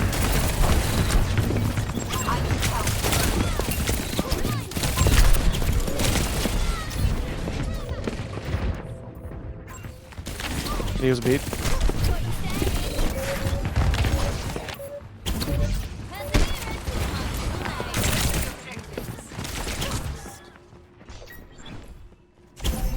Flashpoint.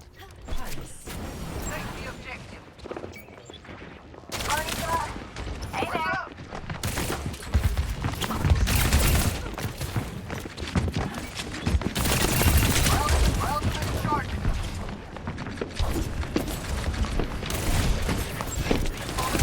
Stay alive, please. Oh my god, my keyboard.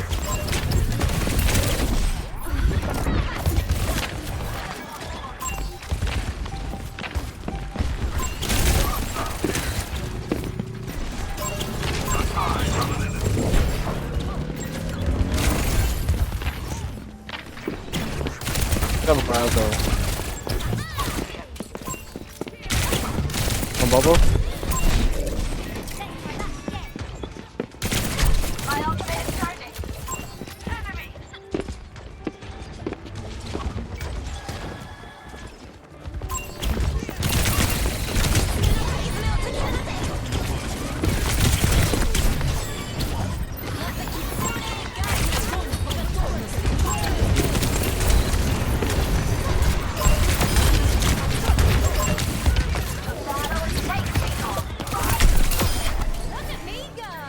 Nice, well played.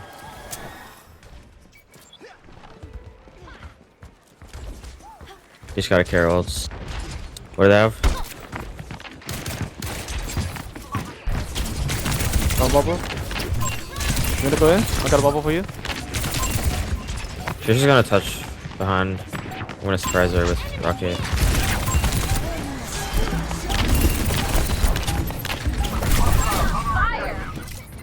Saw one, saw one.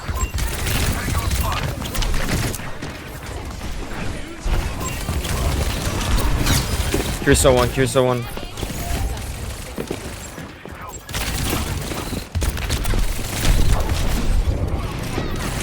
Good point.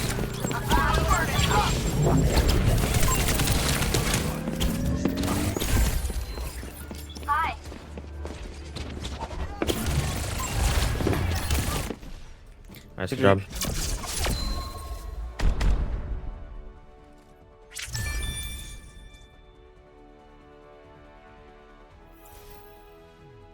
Play of the game.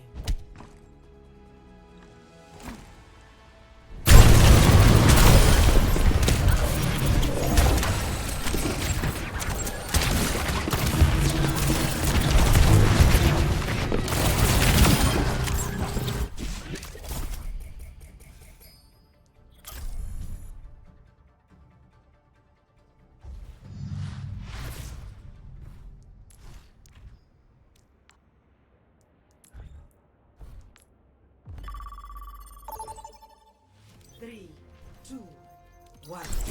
Fight. Cheers, love. It's time to save the world.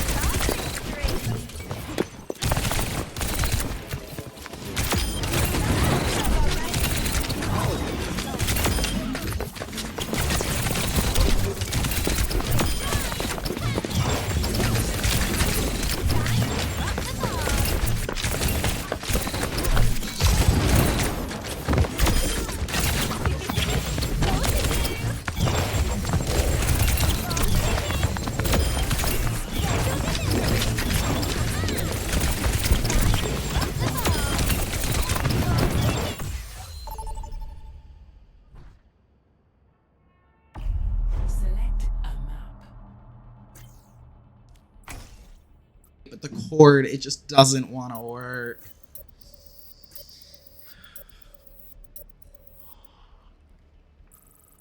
And just like before, I don't know how long I've been muted. Just very annoying. Very annoying.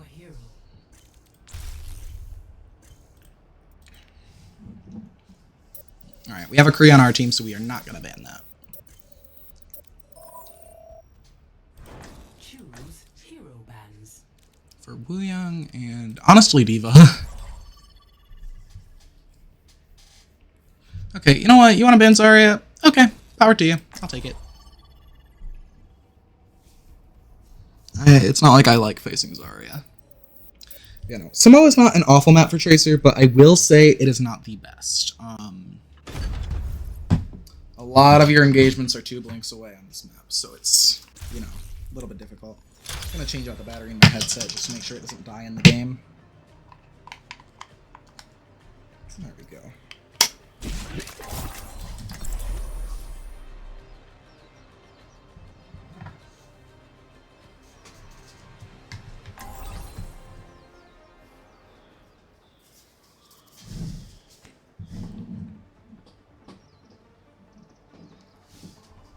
How long have we been streaming? 5 hours and 31 minutes! Oh my god, even playing 20 quick play games takes forever. Fuck. But seriously, most of this has just been those quick play games. I haven't even played like 50% of the games I played in quick play in comp. The stream is 5 hours. Fuck.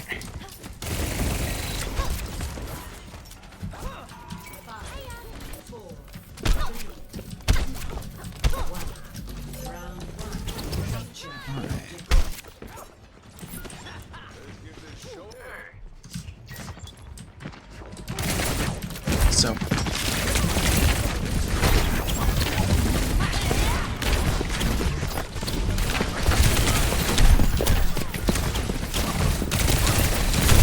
nope.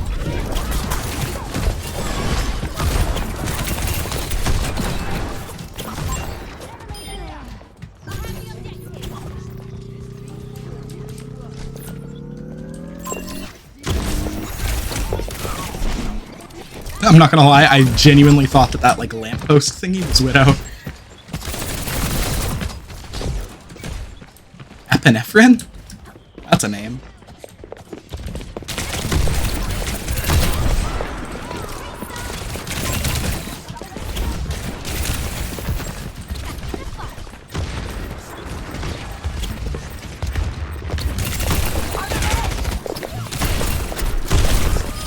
Okay, well that's unfortunate that I died, but I did at least get the kill on that.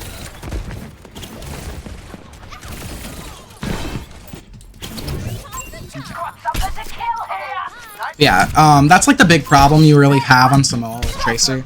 Like, that Widow engagement, right? Anyone I want to fight is generally speaking 2 blinks away. And I kind of have to go to it there in this case. So it's not as easy.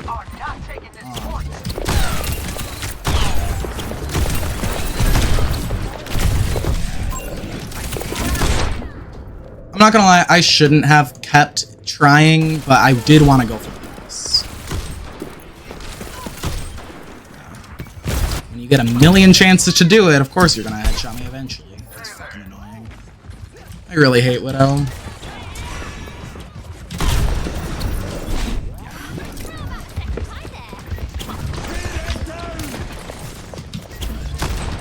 This is why Widow is overpowered. This is why. Okay.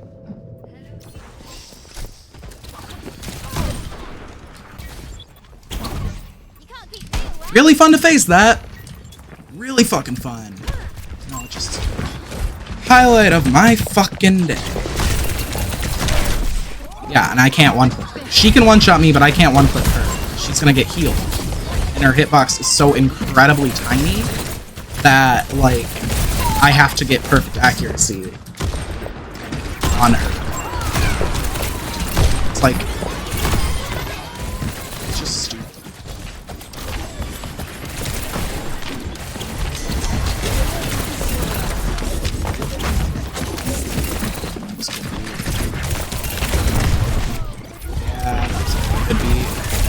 That actually may have won them this game. It's not like I can do this.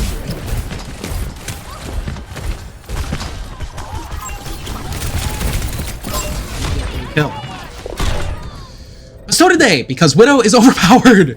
Holy fuck, dude. Like, I literally didn't even know she was there. I peek a corner and just instantly get punched. Like, come on, dude. That's so cheap. It isn't fair, and it's not fun either. Like, bro.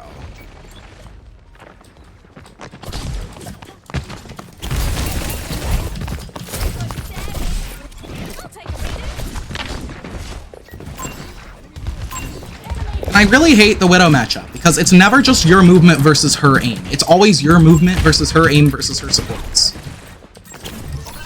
Like, Widow is always pocketed because she is a literal fucking win condition. Keep your Widow alive and she can carry the fight. Like, we're literally gonna win this fight just because I managed to kill their Widow because their team, like their own team ignored me. It's just so dumb. Chaser is gonna be the one to touch with killer. There we go. Fuck. Nice. I hate this guy, dude. I want first. Wait, what? Since when does Cardi fan play Kiriko? I thought he was a Doom 1 trick.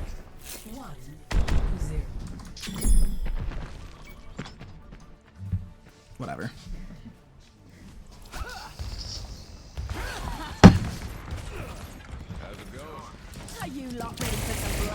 Sorry for the bitching about Widow, but like, dude, facing a GM Widow is the worst thing you can experience in this game. Like, straight up the worst. It doesn't even matter who.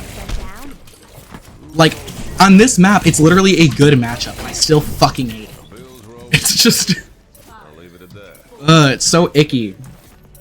And like, with how hard Cardi's been pocketing her, it's like, it's not like she gets one chance to shoot me before I kill her. No, I have to do like 5 fucking clicks to kill her.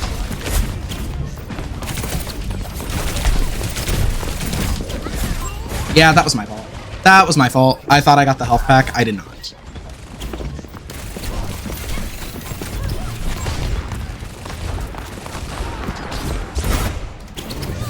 You know, it's really unfortunate, because if I had gotten the health pack, I would have won this, considering the fact that she was full health and I got her down to like 8.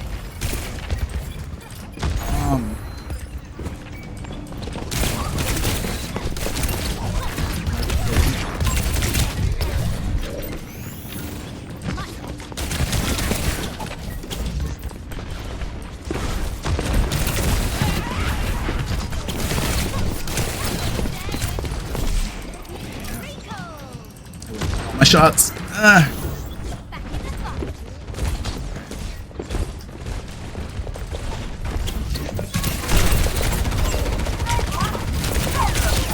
Nope. Not killing me.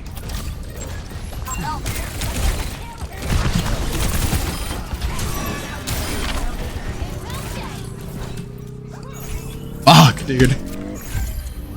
This is hard just because they're on Widow. Christ.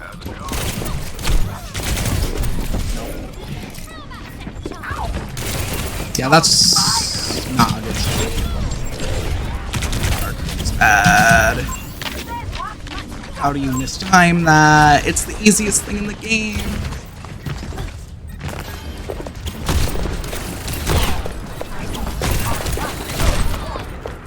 Of course. Of course. You live. Of course you live. Because not only do you have more HP than you should, you have healing too. Like, I just... Widow is such a stupid fucking hero. She shouldn't have 225. At the very least, Widow should not have 225.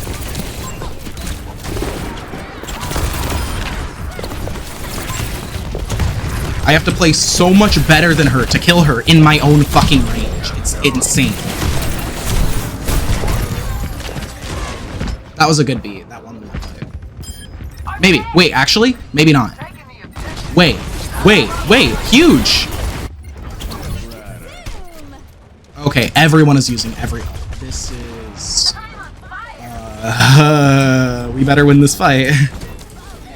Okay, and we do, and we do, and we do. Okay, you know what? I am so sorry, team. I had my doubts. They were unfounded. Nope. Not even gonna try. Not even gonna try because she's gonna get the kill.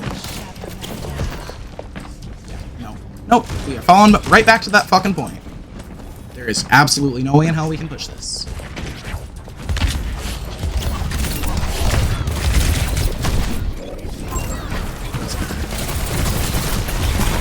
So now I know what I can push. And what I can't.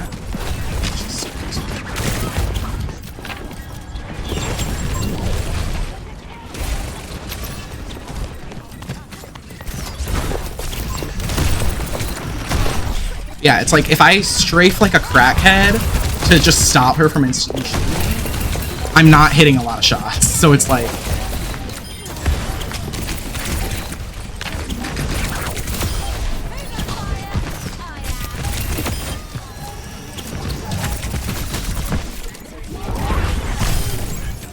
Okay. Finally. Christ. I am very happy that that game is over. Oh, God. I really don't want to face that guy again.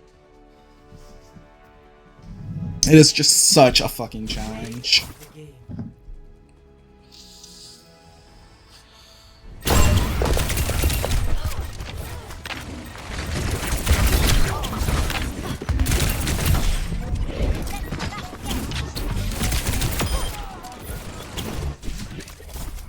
GM4. Yeah, these placements really don't like me. Like, seriously, they stayed the same after a win, and they didn't go up by 2 on the next win. Like I thought it would. 3, 2, 1, fight. Maybe if I win the next one, it'll place me GM2. Let's see.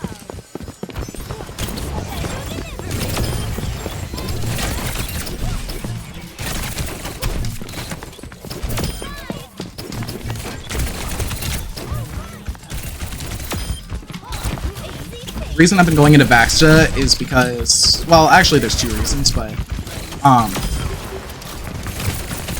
yeah, no, the main reason is because I'm trying to focus on my, speed with, target reactions.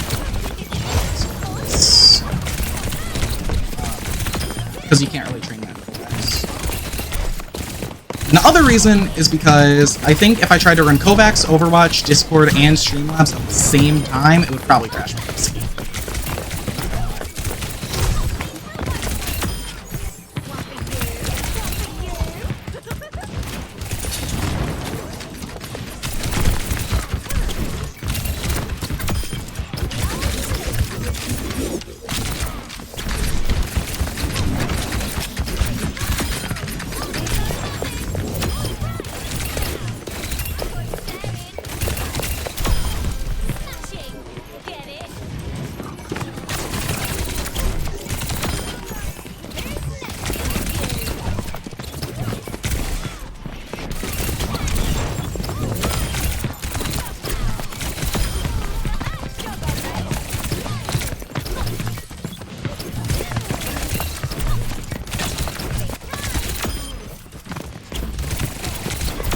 Not gonna lie, Vaxta makes target acquisition a little hard for me. Because there's so many possible targets. It's like,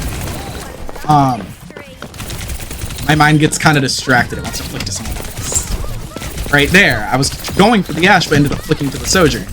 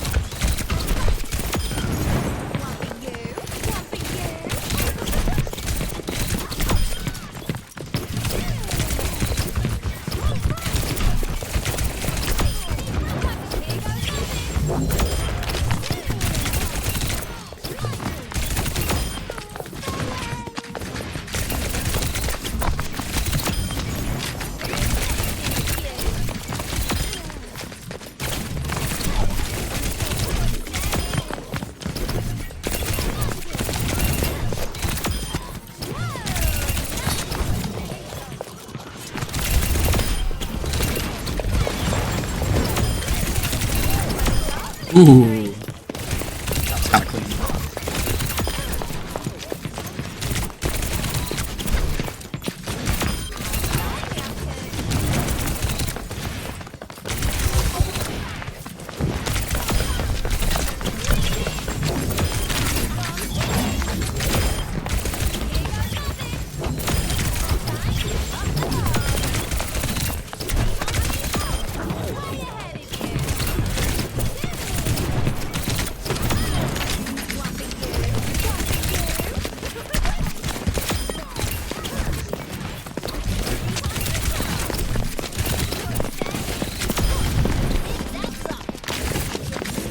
This is the one thing Vaxta is good at. Andreas, if you're still watching, you should try and do this. So, you know how you only want to be blinking when people are actually, like, looking at you, right? So, because you're trying to get them to reposition the camera. Vaxta is really good at training you to look at other people.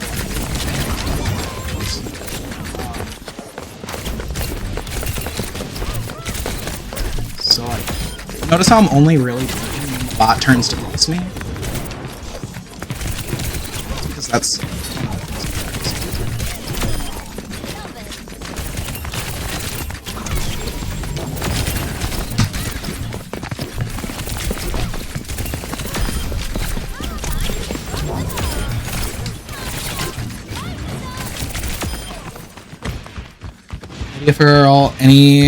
for 12 seconds any quick melee grants a blink and a half. That's I'm not gonna lie, I feel like it would be overpowered or useless with like no in between. I'm not gonna lie. In fights where you get a lot of blink melees, yeah, that's pretty fucking OP. In fights where you don't, then it does nothing. Though I could see maybe altering my playstyle to go for them more, so I would play fights at around 11 meters like I normally do. But I would weave in a hero blink melee.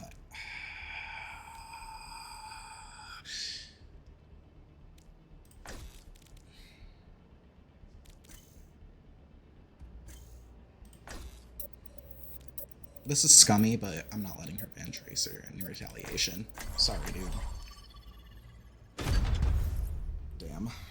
That's very unlucky. Freya's not banned, so we are probably going to have to deal with her on the enemy team. At the very least, we do have the one on our team. Still very annoying.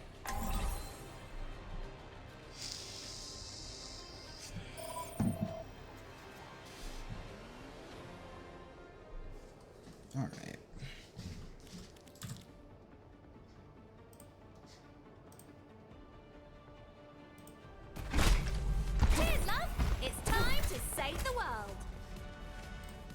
Been a while since I had so much company.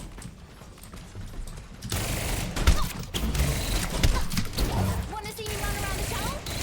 Wanna see me do it again?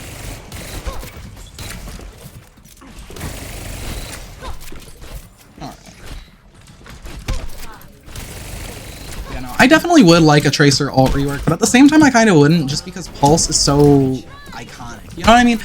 Like, I don't think it's healthy, no, but like, it is pretty cool when you get like a nice stick. You know what I mean?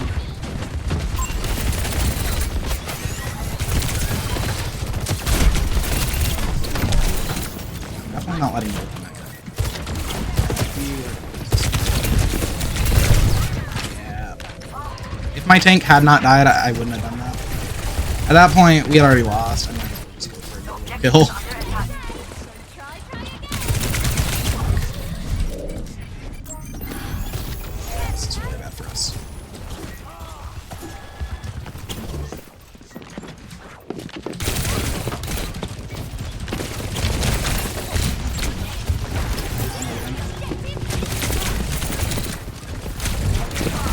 Right off. Oh, come on! You actually got that? No way. Bro, it didn't register my melee. I'm so sad. Whatever, that was good on her. I mean, like, Should it have worked? No. Did it? Yes. And it did a lot of work for them, so honestly. Also, because I killed her like 8 seconds. No! Just a little bit off. Okay, that's... I want to see if we can start this.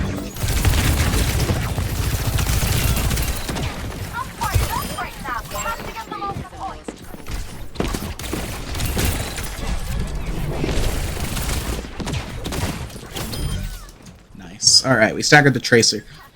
Loki, just as good as staggering the Diva. Right? I heard that right? Yep, he is on one. Okay.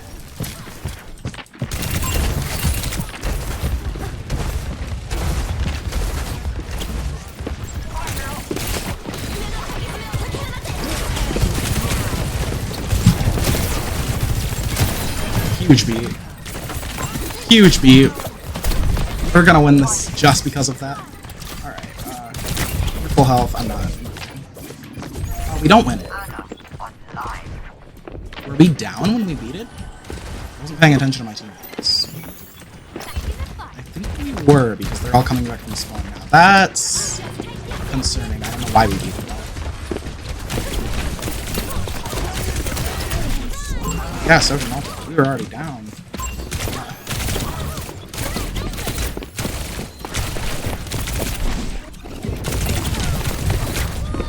I can't fight that. There's just no way. It's 3 of them.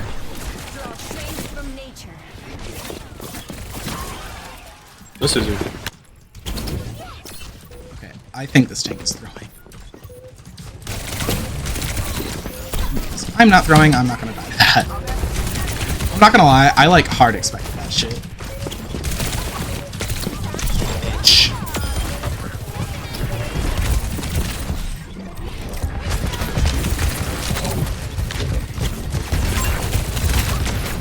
He swap Hawk just to push us off with his ult?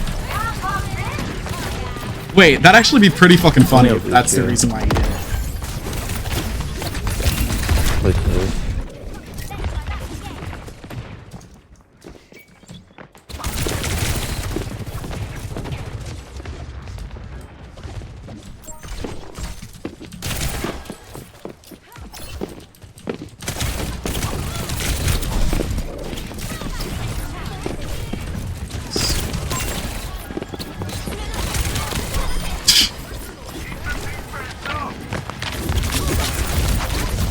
Maybe.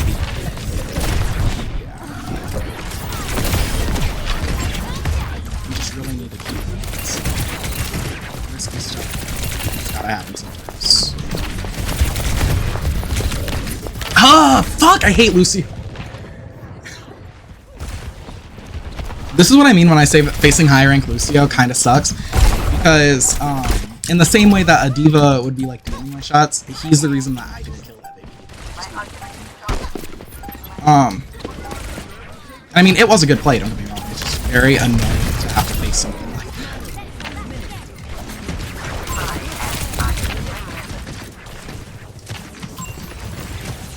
I can't catch. Yeah. Bitch. I wish that had happened before the round had ended, because that would have been so clean. Oh yeah, I haven't updated my win loss, have I? What is it at? Clear skies. I'll change that. All 27. Okay. So we're at...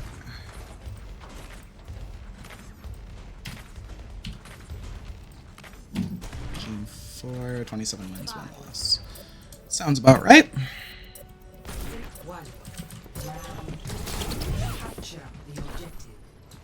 No, I'm not gonna lie, it is kind of concerning how easy this is being, like how little games it took to get to champion. Like, this is probably why high ranks aren't in the best state right now. It's just too easy to get done.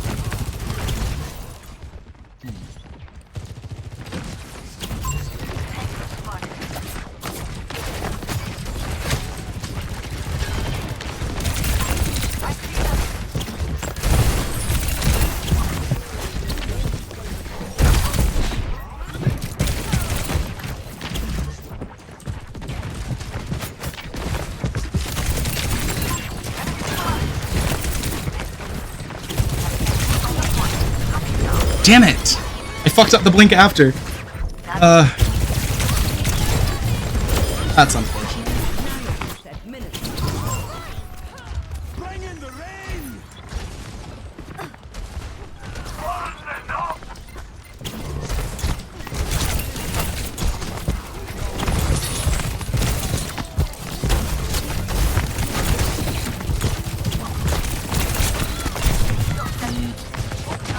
Yeah. I tried a little bit too hard to kill that.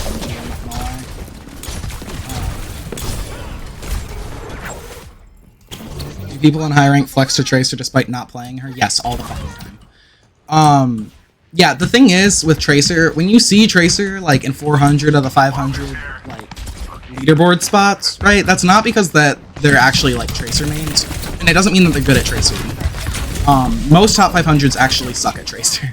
Like, that is an actual thing. People pick Tracer because she's versatile.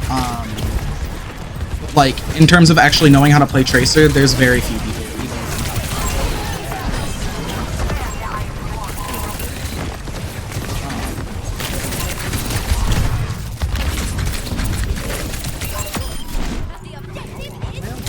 Fuck.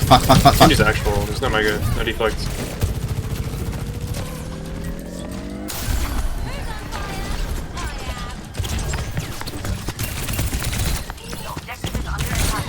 Broken back, however. I'm not gonna lie, I think I should include a call-out section in my Tracer guide, just on what calls you should be paying attention to. Because, I just realized, a lot of people think that 1 means, like, actually 1, but that's not the case. Because in, like, a scrim and type environment, people actually call 1 to get someone, like, focus fire. They might be half. People call absolute when someone is, like, actually, like, 1 HP. So you should obviously be paying attention more to the absolute, or, like, this tank uses actually. Because 1 is, not a term you should really jump in.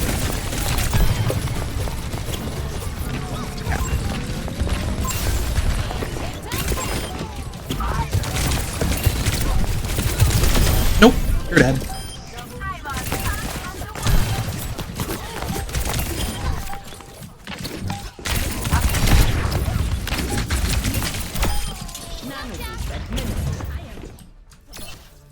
Okay.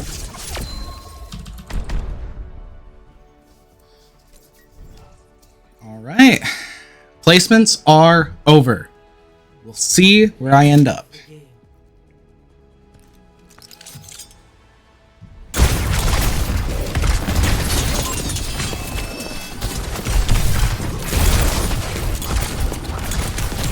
What's happening, bro?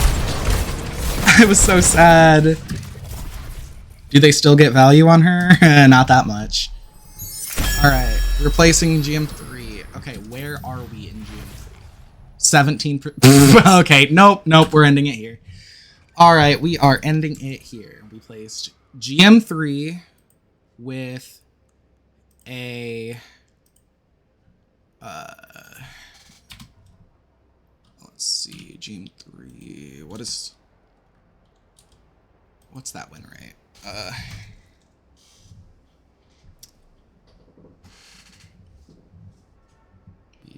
28 out of 29. Alright, so a 96.5% win rate.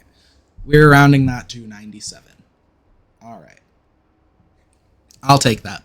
I will 100% take that. Alright, well, for everyone who tuned in, thank you for watching, and seriously, have a great night. I'm definitely going to post this to YouTube if I can figure out how the fuck I'm supposed to do it.